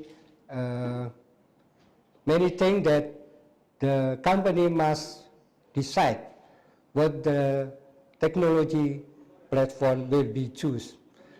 There are many things that they must be trained to the employment and themselves. So information technology platform, whether the IoT or AI and so on, is very important, because this is it will be improve the policy of the company. Financial resource, as we know that SMEs if the company is just a small business or medium business, the problem may be it is not adequate to be supported by the financial problem. In Indonesia, of course, the supporting from the bank, from the government, with the financial support is very important in the term of we discuss about. And the last is the independent digital transformation capability, because we know that independency to change, to make absorption of the technology is very important, that we must consider about that. Okay, next. The last theoretical framework of my presentation, what is the determinants of digital transformation, should be adoption by SMEs. Actually, it depends on the organization itself, the technology itself, and of course for the policy itself. Okay, we now to move to next. Now we are talking about the condition SMEs in Indonesia in terms of reaction or connecting with the transformation of technology. In my note from the Ministry of Cooperative and SMEs, so we have one of department or one ministry who are very important to support SMEs. There are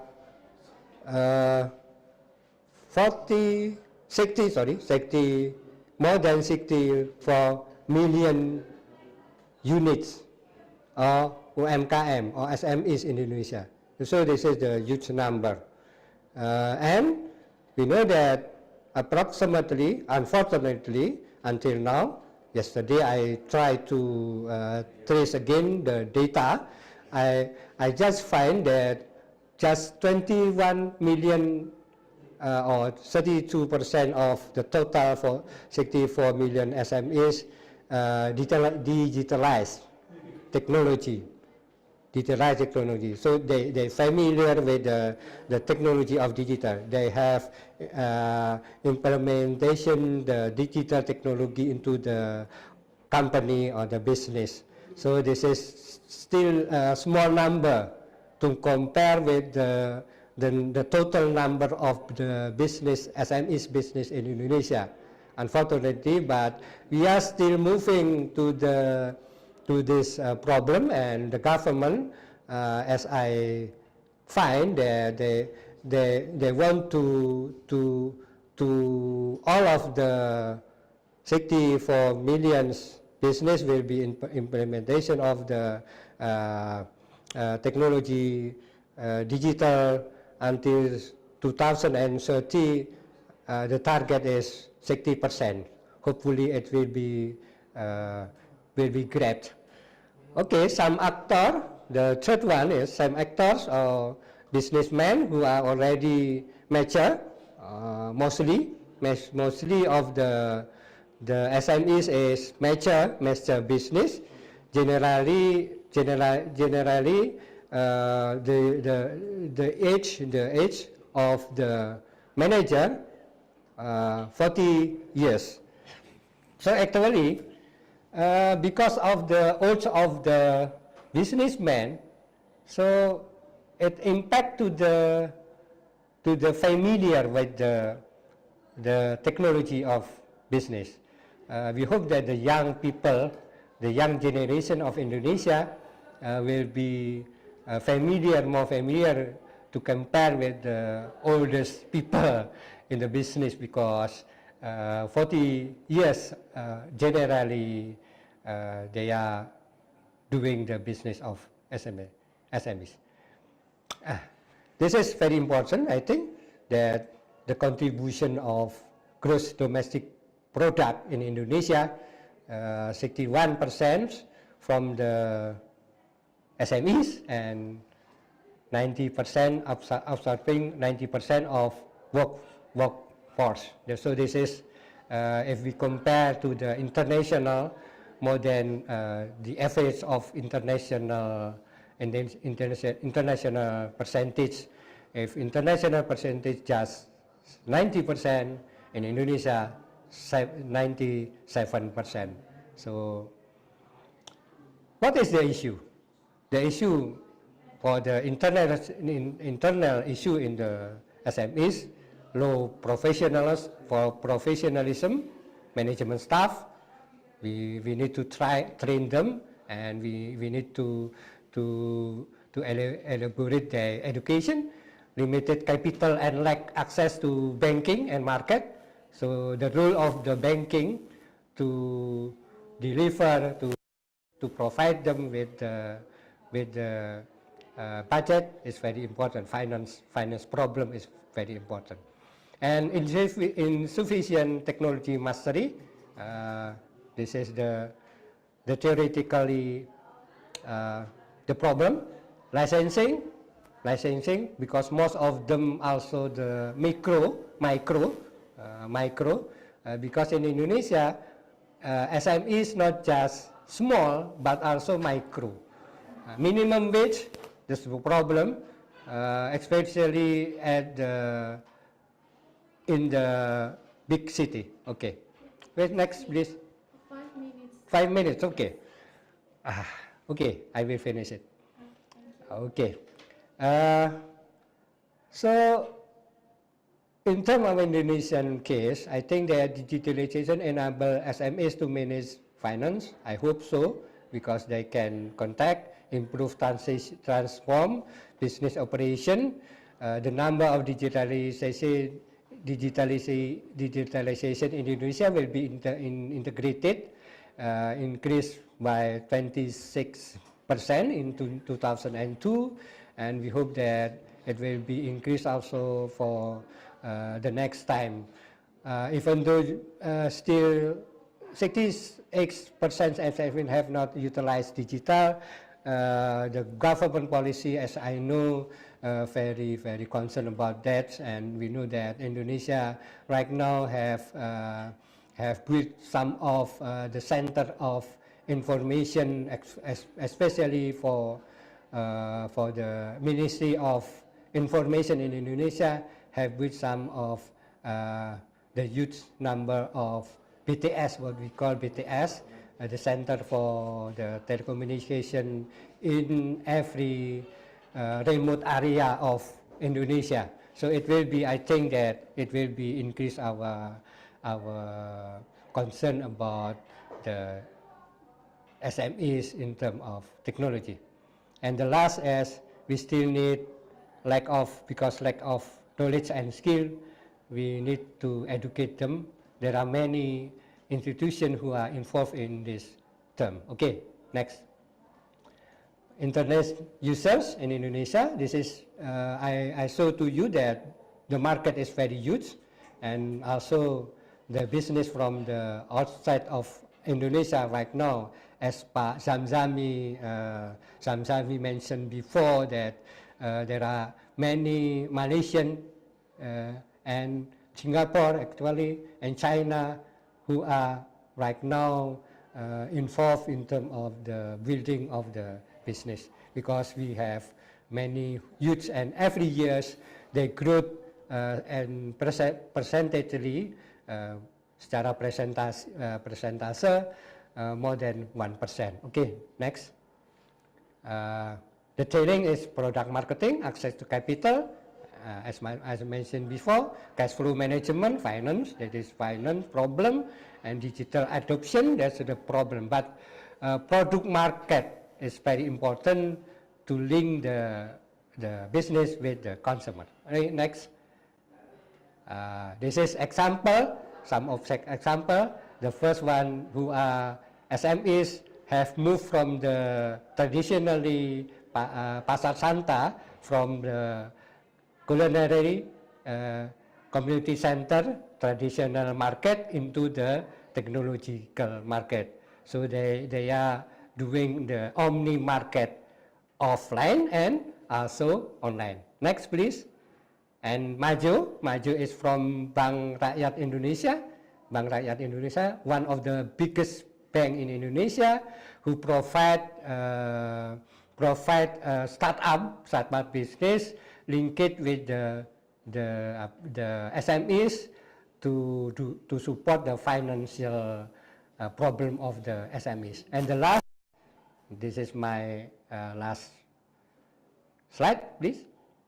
Oh, okay, this is another thing that we have some of payment standard in Indonesia. And the last, this is very important for us, how to make them it means the government, the SMEs, and the business partner and media partner will be connected each other. So it's every year on August 29 until 31 Agustus, yeah, I don't translate them. There are summit meeting between UMKM or SMEs, media, business center. They make some conference, something like that, to build up the SMEs in Indonesia.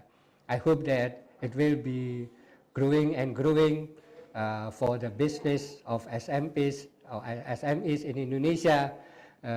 As you know that all of the business depend on the technology, transformation of technology. Thank you, that's my presentation. Maybe there are some discussion here. Thank you. I pass to moderator. Okay. Thank you so much, Dr. Agus, for the presentation. So we get new deep insight regarding the role of SMEs in the global economy, also the digital transformation that challenged them. Okay, now we come to the second Q&A. And do we have a question? Okay. So there is a first question that appear in front of me. So this is for Dr. Zamzami. Dr. Zamzami, are you with us? Yeah, I'm here. Okay. So there is a question from Ibu Mazi regarding with your presentation. How will AI impact the future quality of education? I'm worried that students will not really learn by relying on AI. Yes, first, I would like to say that definitely yes, AI will have a great impact, positive impact on the quality of education. Yeah, will have a promising, will be a promising tool, AI, for the future quality of education system, especially to support like personalized learning. So AI can be used to identify the weaknesses and the strength of student, and also AI can give feedback what kind of support that can be given for certain students to support their learning. AI also can be used to support students with disabilities. For example, AI can be used to transfer text into voice. So that's the advantages of AI in education. But we also need to understand that many things in the world have two sides, right? Like positive and negative side, like advantages, disadvantages, opportunities, and challenges. So we are, as educators, as lecturers, as curriculum designer and instructional designer, this is our responsibility to make AI in education positive, how to use AI positively in educations. So this is our responsibility. And we also need to understand that using too much AI in education also can cause a negative impact on students. So we need to use AI and traditional instruction balance. Okay, so AI is just tool in education, so we should not use AI as the main source, 100% AI in teachings. AI is just tool to support student learning, to support teachers teaching, because something that cannot be used by AI, like emotional transfer, or something that that AI cannot replicate. The role of teachers, like the transfer of emotions. So the role of teachers in the school, in the university, is still very important, and will be never replaced by AI. So like how to improve student critical thinking skills, student creativity, student collaborative learning skills, student empathy. So that's the role of teachers in the school.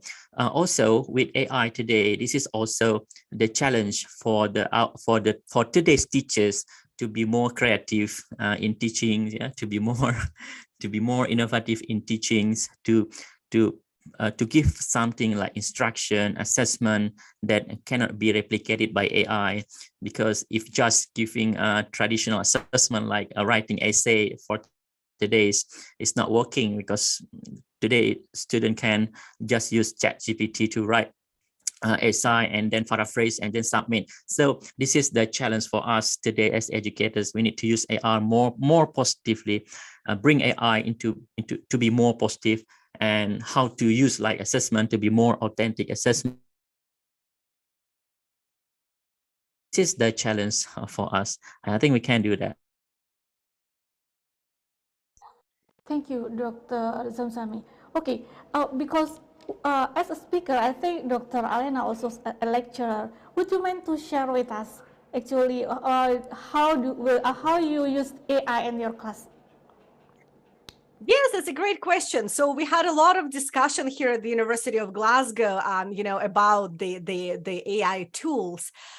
We settled on the idea that we need to be working with it as opposed to against it.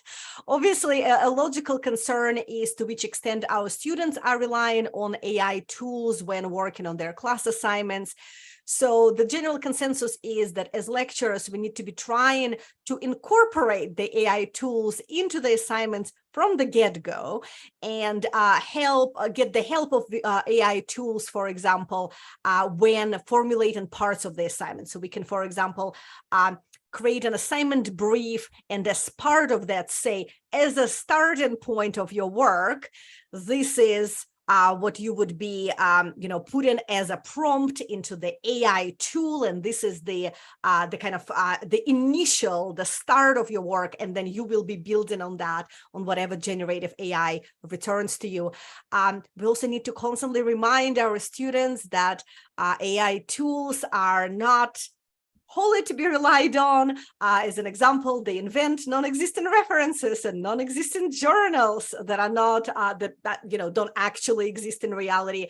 This is just a generative tool that sort of extrapolates from the data that it has. It has this content on which it's trained, and it merely extrapolates based on that. It doesn't necessarily yet create anything in principle new. It's purely an extrapolation based on the stuff that it trains on. So we try to convey this to our students. We try to warn them about the dangers of fake information that a generative AI tool might sort of spit out. And we are now building this as part of our assignment briefs to help us all to develop those AI capabilities. Thank you, Dr. Alena. Before we continue with the next question, so I'm still always keep in my mind that Dr. Zamzani said that emotional transfer cannot be used in AI. So this is related with I think Dr. Alena talked about futurology, that like music, we cannot use because it's about taste. So maybe my question is, since the consumer experience become the key thing to win the competition, and then as mentioned also by previous presenter, is that do you have any opinion regarding the brand is distinguished right now, but the loyalty, customer loyalty is questionable? What do you think about this, Dr. Elena? Sorry, can you repeat that? Yes, I had some sort of issue with my internet connection, and you froze briefly. And I missed most of it. Yeah. As you said, as Dr. Zamzani said, that emotional transfer is not captured by the AI, and then I also learned about what is your lesson regarding with the futurology. That's like music. It is about taste, right? So, and then while ER has benefit of providing better sense of the product in the real life environment, you say, and then also ER allow customer to embed the product in personal relevant context. Mm-hmm. So it means customer will get the experience during the process of buying something. And then, so the key thing to win the competition is the customer experience. Is it correct? I think it's a fair assessment. I think we are increasingly as marketers relying on this experience. And I think it kind of goes back with what Dr. Zamzami mentioned, right? The emotional part of it. So seeing the product in your physical environment can actually help create this emotional connection. We all know about the sort of this endowment effect. Once you have owned something or touched something, then you might be less inclined to party with it because you created this emotional connection with it. So I think AR works along the same lines. When you have this emotional connection, you have this more realistic, if you will, experience, and that helps you to perhaps either be more inclined to purchase the product or generally creates closer connections between you and the brand. Yeah. Okay, thank you. So let's back to the question from the participant. So there are two questions here, is that correct? So first is for Dr. Zam. So from the, can you read it? Can you see it, Dr. Zam? Because this is yeah. So thank you for the amazing presentation. I would ask for Dr. Zam, from the student perspective, what is your opinion about the startup industry? Indonesia has a high startup growth. We find the trend of many young people racing to get their own CEO title right now. This is new. As a young generation, which is better, should we have an MBA degree first, or have an experienced career in startup first, or is it okay for us to have a full time as a startup founder as soon as possible? So, what do you think, Dr. Zam? Okay, this is just an options. That is not wrong or right. You can start MBA first, or you also can experience career and start out first. That's up to you. Okay, and starting a degree or a career in a startup, that's just a short-term vision, short-term activities. You need to think about long-term visions. So it's not happen instantly. So you cannot be as soon as possible. Everything need a process. So the most important thing that you need to have a long-term visions. And to me, the most important thing is to be consistent in your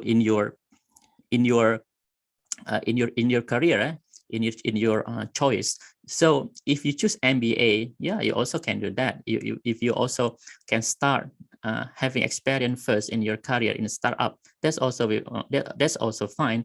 The most important thing here that we need to be consistent in any activities that we do. Okay, because everything that will take times. If we learn from anyone in the world, okay, they built their company. It's not one night like Prambanan. It takes time, even 10 years, 20 years to be the CEO of the company. So we only need to follow the process, the flow of our life, and everything not happen instantly in our life. So we also need to have a long-term visions, work hard, serious in our life, consistent, persistent, determination, perseverance that we should have. We should have that in our life in order to succeed in our career. Thank you. Thank you. I think this question is also related for Dr. Agus and Dr. Elena. So what do you think about this question actually?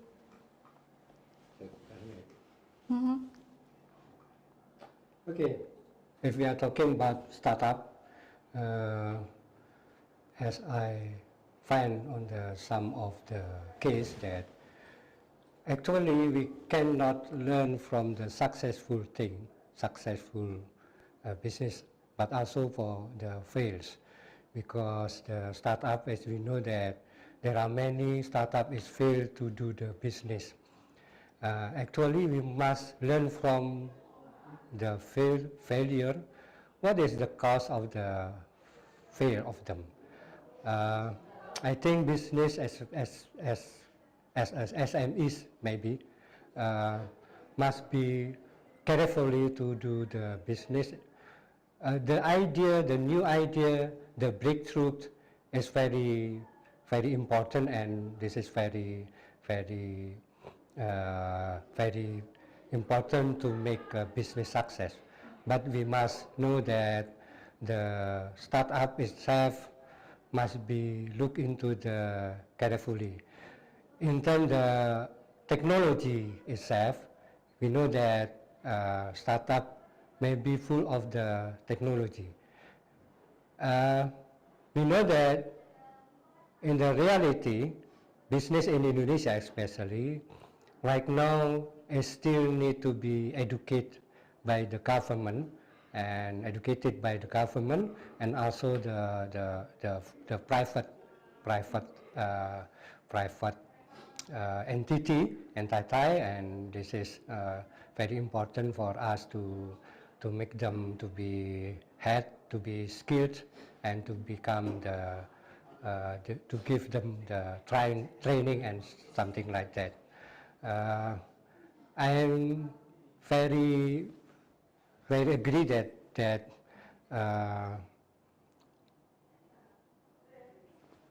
the weaknesses of this technology is actually emotion, as Pak Zamzami mentioned before.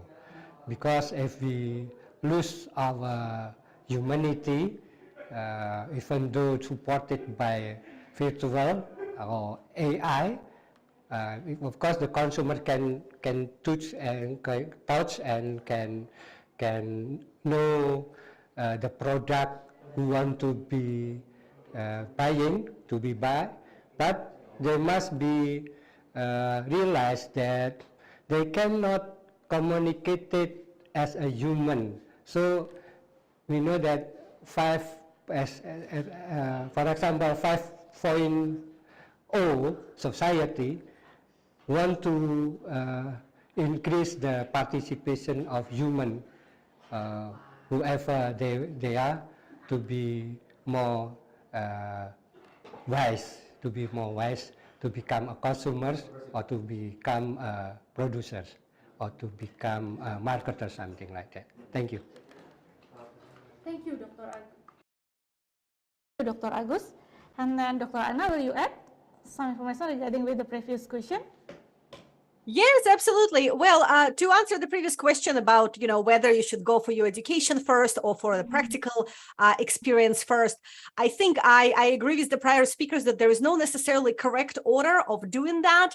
I can speak from my personal experience that I first went into the industry, and then at some point I felt that I reached the ceiling and I needed the education for the next push to the next stage. I am currently a program director for our flagship online MSc in marketing here at Glasgow, and we have a lot of students who are adult learners who first went for their career, and then eventually at some point they realized that they now need this extra push that the education can give to consolidate their practical knowledge and to give them a more sort of systematic perspective of what's happening. They have a lot of practical experience, but they want to take it to the next stage. And for that, they returned to school to get their degrees. So I think even if you start with practical experience first, you eventually will reach to the point where the education will be beneficial. The one quick note I want to make here is that something that I think is often overlooked. People think of getting, say, an MBA from the perspective of purely getting the knowledge, right? But I think there's this important component of any degree that we get, and that is a social component. One of the biggest things that you can take out of getting an MBA or getting a master's degree is actually not just the stuff that happens in your assignments and in your classes. That's the connections that you form with other like-minded individuals. These are the people you meet who then will go on to be your professional contacts, your business contacts, your network. And for that, it's incredibly beneficial to be in those settings where you can freely exchange ideas and collaborate with those people. So this is additional benefit that you would get beyond just the educational value of continuous education, whether you do it right away or you return to it as an adult with practical experience. Really agree that experience can enrich knowledge, especially in marketing, I think. Okay, so continue for the next question for Dr. Alena. So can you read it? It is really awesome hearing your presentation about VR and AR. However, all of us know that to develop this technology, business need high cost about it. In Indonesia, many tourism also want to implement but have a barrier in budgeting to develop this tech. So what do you think about these budgeting issues? Do you think in the future this technology can only be implemented by major business such as multinational company and so on? And then I will add, how about the SMEs? Okay. Yes, it's an excellent question. And it's actually something I get asked quite a lot. So my answer to this is thinking back to what I talked about, right? And having a specific strategic goal in mind, right? The reality is that you don't need the best VR out there in order to achieve a variety of those strategic goals. Obviously, some of them would dictate certain technical features, and you would be thinking, for this target audience to achieve this goal, what is that do I need to develop? For example, if we think of VR content, I mentioned that you can have 3D modeling and you can have, it's sort of like a video game developing process that is much more costly than filming VR in real life and real world. The film in VR is actually much more budget friendly. And perhaps for your specific goals, for your specific target audience, you don't need to go for this 3D computer simulated version, and the filmed VR would satisfy those goals. To give another example, I recently completed a study that compared 3D stereoscopic VR and 2D monoscopic VR. Now, without boring you with technical details, 3D VR is more expensive to produce. It is something that it requires special equipment to capture it, and then special software to process it. Now, we wanted to see other actual differences on important marketing outcomes. And what we found is, in many ways, the 2D, the simpler and cheaper version, performs just as well than 3D, more complex version. There are some differences, and if you're going for the golden standard, you might wish to go for 3D VR because it outperforms on the sense of realism and presence. However, as far as brand attitudes and visit intentions go, they actually perform similarly, which tells us that you don't necessarily need the most expensive option out there. And it could be that for your particular marketing strategic goals, you have much lower barrier of entry, and you can tap into this technology without, spending all of your marketing budget in one go. Dr. Zam, what do you think about this? Dr. Zam, are you with us? Oh, I think the speaker is off. So maybe we can continue. Dr. Agus, will you add some information regarding with this question? Okay.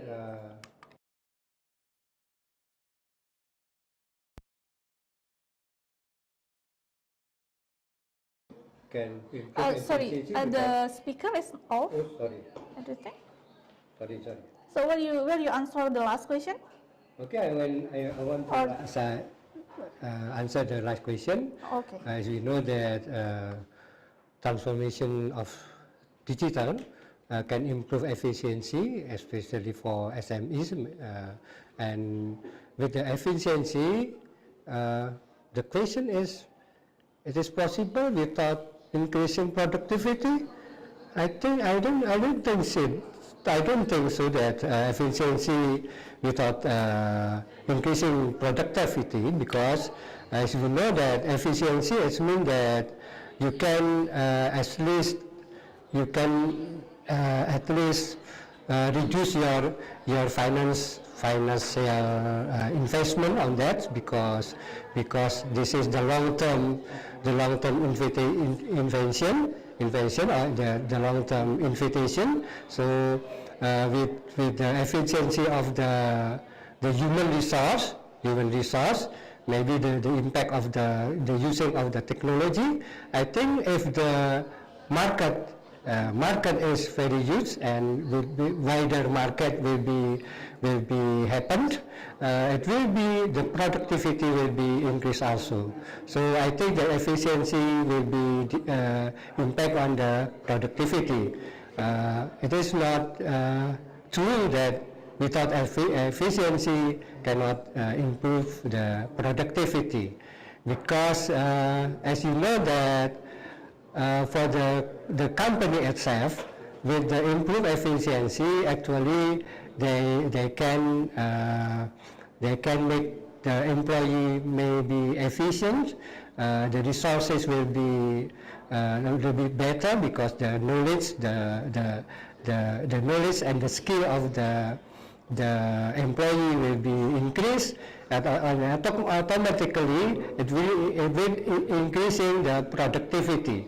So this is maybe contradictory with the question. Thank you. Thank you, Dr. Agus. So what do you think, Dr. Anna, about the last question? Right. Yeah. Well, I think it's an interesting point. I think that increasing productivity is becoming lately a bit of a contentious point, because I think historically, especially in a variety of so-called weird countries, the Western countries, the productivity is at the highest levels ever, which quite often results in sort of the burnouts of the workforce, and it sort of became this contentious topic these days. So I think improving efficiency without growing the productivity might be something to aim for. There was a discussion for a while in Scotland about a 4-day work week when people would be working not 5 but 4 days instead, and there are studies now conducted actually in the UK to see whether this can work, and it's quite promising, because I think now with the emergence of AI tools and other tools that can improve efficiency, perhaps this is not far beyond reach. Perhaps, you know, a 4-day work week can actually work out. Who knows? Yeah, so really happy to hear it. Just think of what we will do with the free time. Goodness. We agree with you. Because of the employee work from home. It is true in England. In the UK, yeah. So they conducted the pilot and it actually worked. And what they showed is the productivity didn't change, even though people worked 4 and not 5 days. This is But I think it's because there are now tools that allow higher efficiency in the Yeah, hopefully it happen in the future, near future, so we can arrange our time flexible. Okay, thank you for the finger cross. Okay, so back to Dr. Rizal. Are you still with us? Oh, okay. I think Dr. Rizal maybe just technically problem. So I think this is the end. Do you still have a question? No? Okay, I think this is the last. So probably, we finally come to the end of the panel session. Before I close this panel, I would like to take the conclusion from the speaker has presented today. So really happy to hear the last statement from Dr. Arena that there is possibility that we work only 4 days in a week. But actually, we cannot avoid the changes because we have to face it, because some changes are really benefit for society to live better. And the choice of technology previously become a problem or barrier, but when we choose the goal and try to adjust the goal so we can choose the technology that suit with our business. So that's all about the conclusion for the discussion from the about 1 until now, already almost 5 o'clock. So 4 hours, and I really thanks to all speakers for the informative and interesting presentation, and all the participants for the very active participants. Thank you very much for being wonderful participant in this seminar, and also the organizing committee for the hard work and dedication to make this conference running well. So this is the end of this seminar. Really thank you. Again, really big thank you. Hopefully to see you again real soon. Dr. Zam, Dr. Arena, and Dr. Agus, hopefully we can collaborate again in the future. And then also the participant, thanks again, really big thanks. See you, and wassalamualaikum warahmatullahi wabarakatuh. Good afternoon all. Good afternoon. See you. Thank you. So I'll go back to the MC. Agus.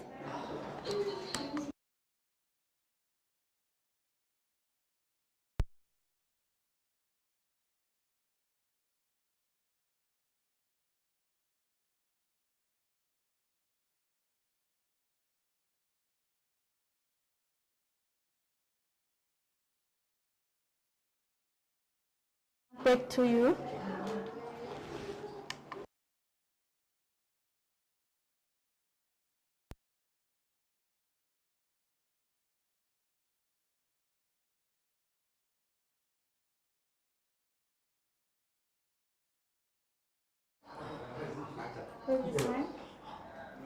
Okay. Okay, thank you very much for Ms. Ita for having moderated our fantastic discussion of the day. Well, ladies and gentlemen, now we have come to the most exciting moment for our participants because we are going to announce the winner of the best presenter. So, the best presenter for Bistic Business Innovation, Sustainability and Technology International Conference 2023 goes to Novita Indah Hasibuan with the paper title Developing a Business Laboratory into a Business Incubator to Enhance Entrepreneurial Creativity Among Students.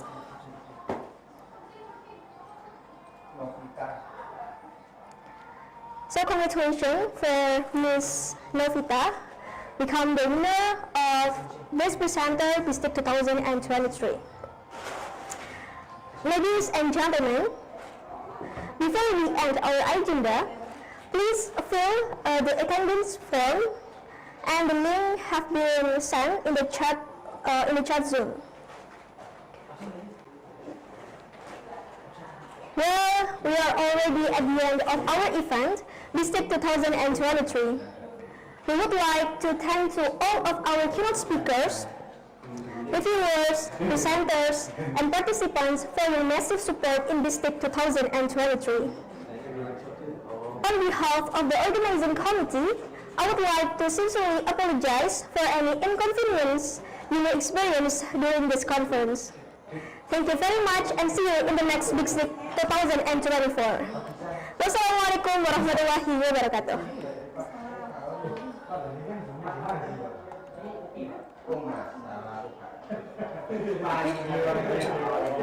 Dah, selesai.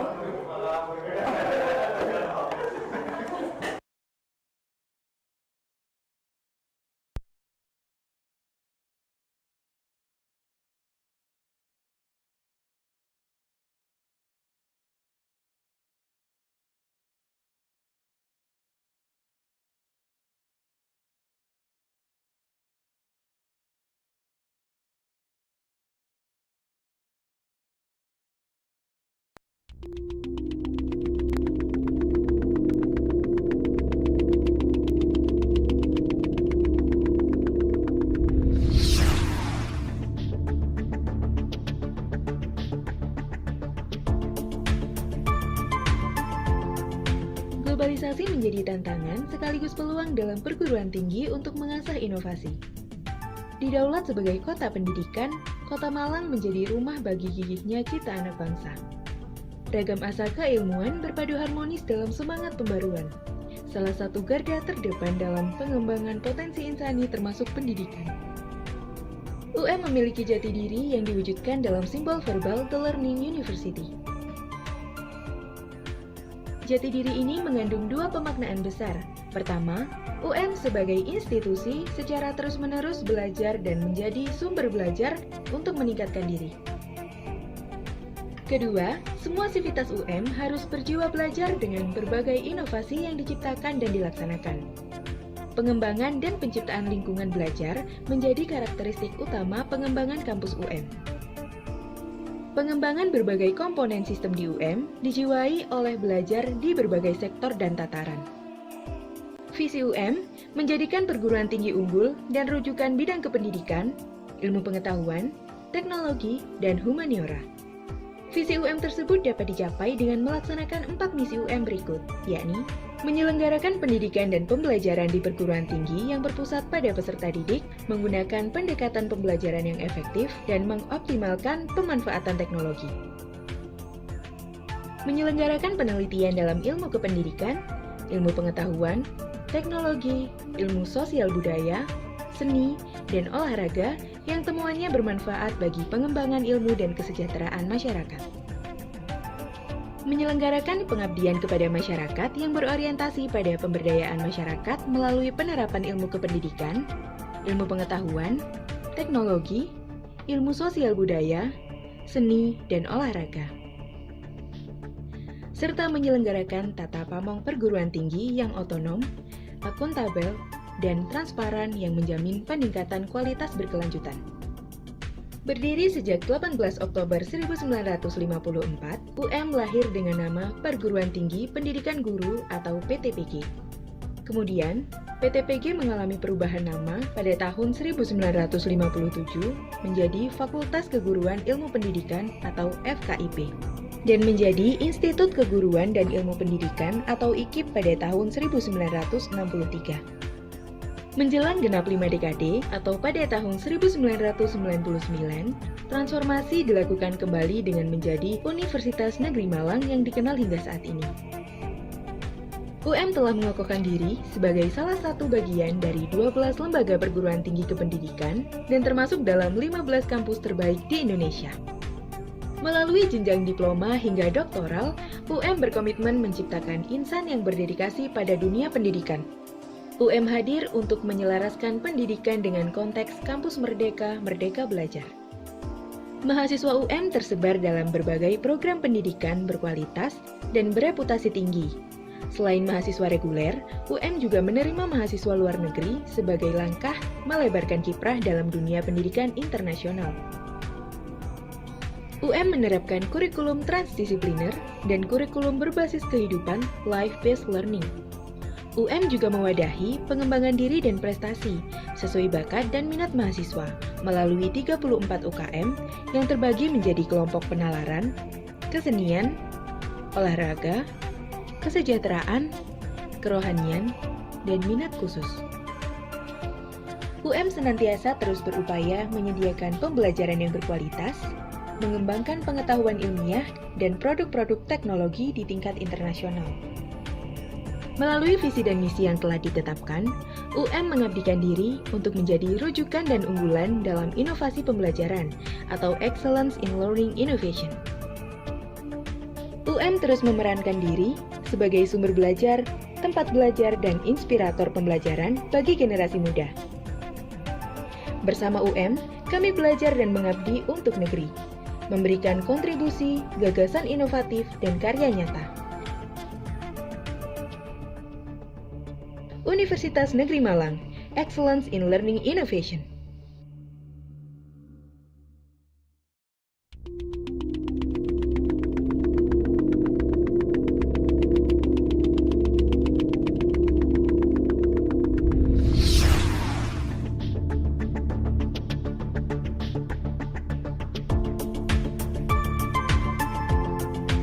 Globalisasi menjadi tantangan sekaligus peluang dalam perguruan tinggi untuk mengasah inovasi. Didaulat sebagai kota pendidikan, Kota Malang menjadi rumah bagi gigihnya cita anak bangsa. Ragam asa keilmuan berpadu harmonis dalam semangat pembaruan. Salah satu garda terdepan dalam pengembangan potensi insani termasuk pendidikan. UM memiliki jati diri yang diwujudkan dalam simbol verbal The Learning University. Jati diri ini mengandung dua pemaknaan besar. Pertama, UM sebagai institusi secara terus-menerus belajar dan menjadi sumber belajar untuk meningkatkan diri. Kedua, semua sivitas UM harus berjiwa belajar dengan berbagai inovasi yang diciptakan dan dilaksanakan. Pengembangan dan penciptaan lingkungan belajar menjadi karakteristik utama pengembangan kampus UM. Pengembangan berbagai komponen sistem di UM dijiwai oleh belajar di berbagai sektor dan tataran. Visi UM menjadikan perguruan tinggi unggul dan rujukan bidang kependidikan, ilmu pengetahuan, teknologi, dan humaniora. Visi UM tersebut dapat dicapai dengan melaksanakan 4 misi UM berikut, yakni menyelenggarakan pendidikan dan pembelajaran di perguruan tinggi yang berpusat pada peserta didik, menggunakan pendekatan pembelajaran yang efektif, dan mengoptimalkan pemanfaatan teknologi. Menyelenggarakan penelitian dalam ilmu kependidikan, ilmu pengetahuan, teknologi, ilmu sosial budaya, seni, dan olahraga yang temuannya bermanfaat bagi pengembangan ilmu dan kesejahteraan masyarakat. Menyelenggarakan pengabdian kepada masyarakat yang berorientasi pada pemberdayaan masyarakat melalui penerapan ilmu kependidikan, ilmu pengetahuan, teknologi, ilmu sosial budaya, seni, dan olahraga. Serta menyelenggarakan tata pamong perguruan tinggi yang otonom, akuntabel, dan transparan yang menjamin peningkatan kualitas berkelanjutan.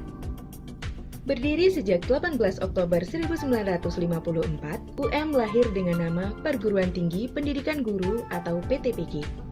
Kemudian, PTPG mengalami perubahan nama pada tahun 1957 menjadi Fakultas Keguruan Ilmu Pendidikan atau FKIP.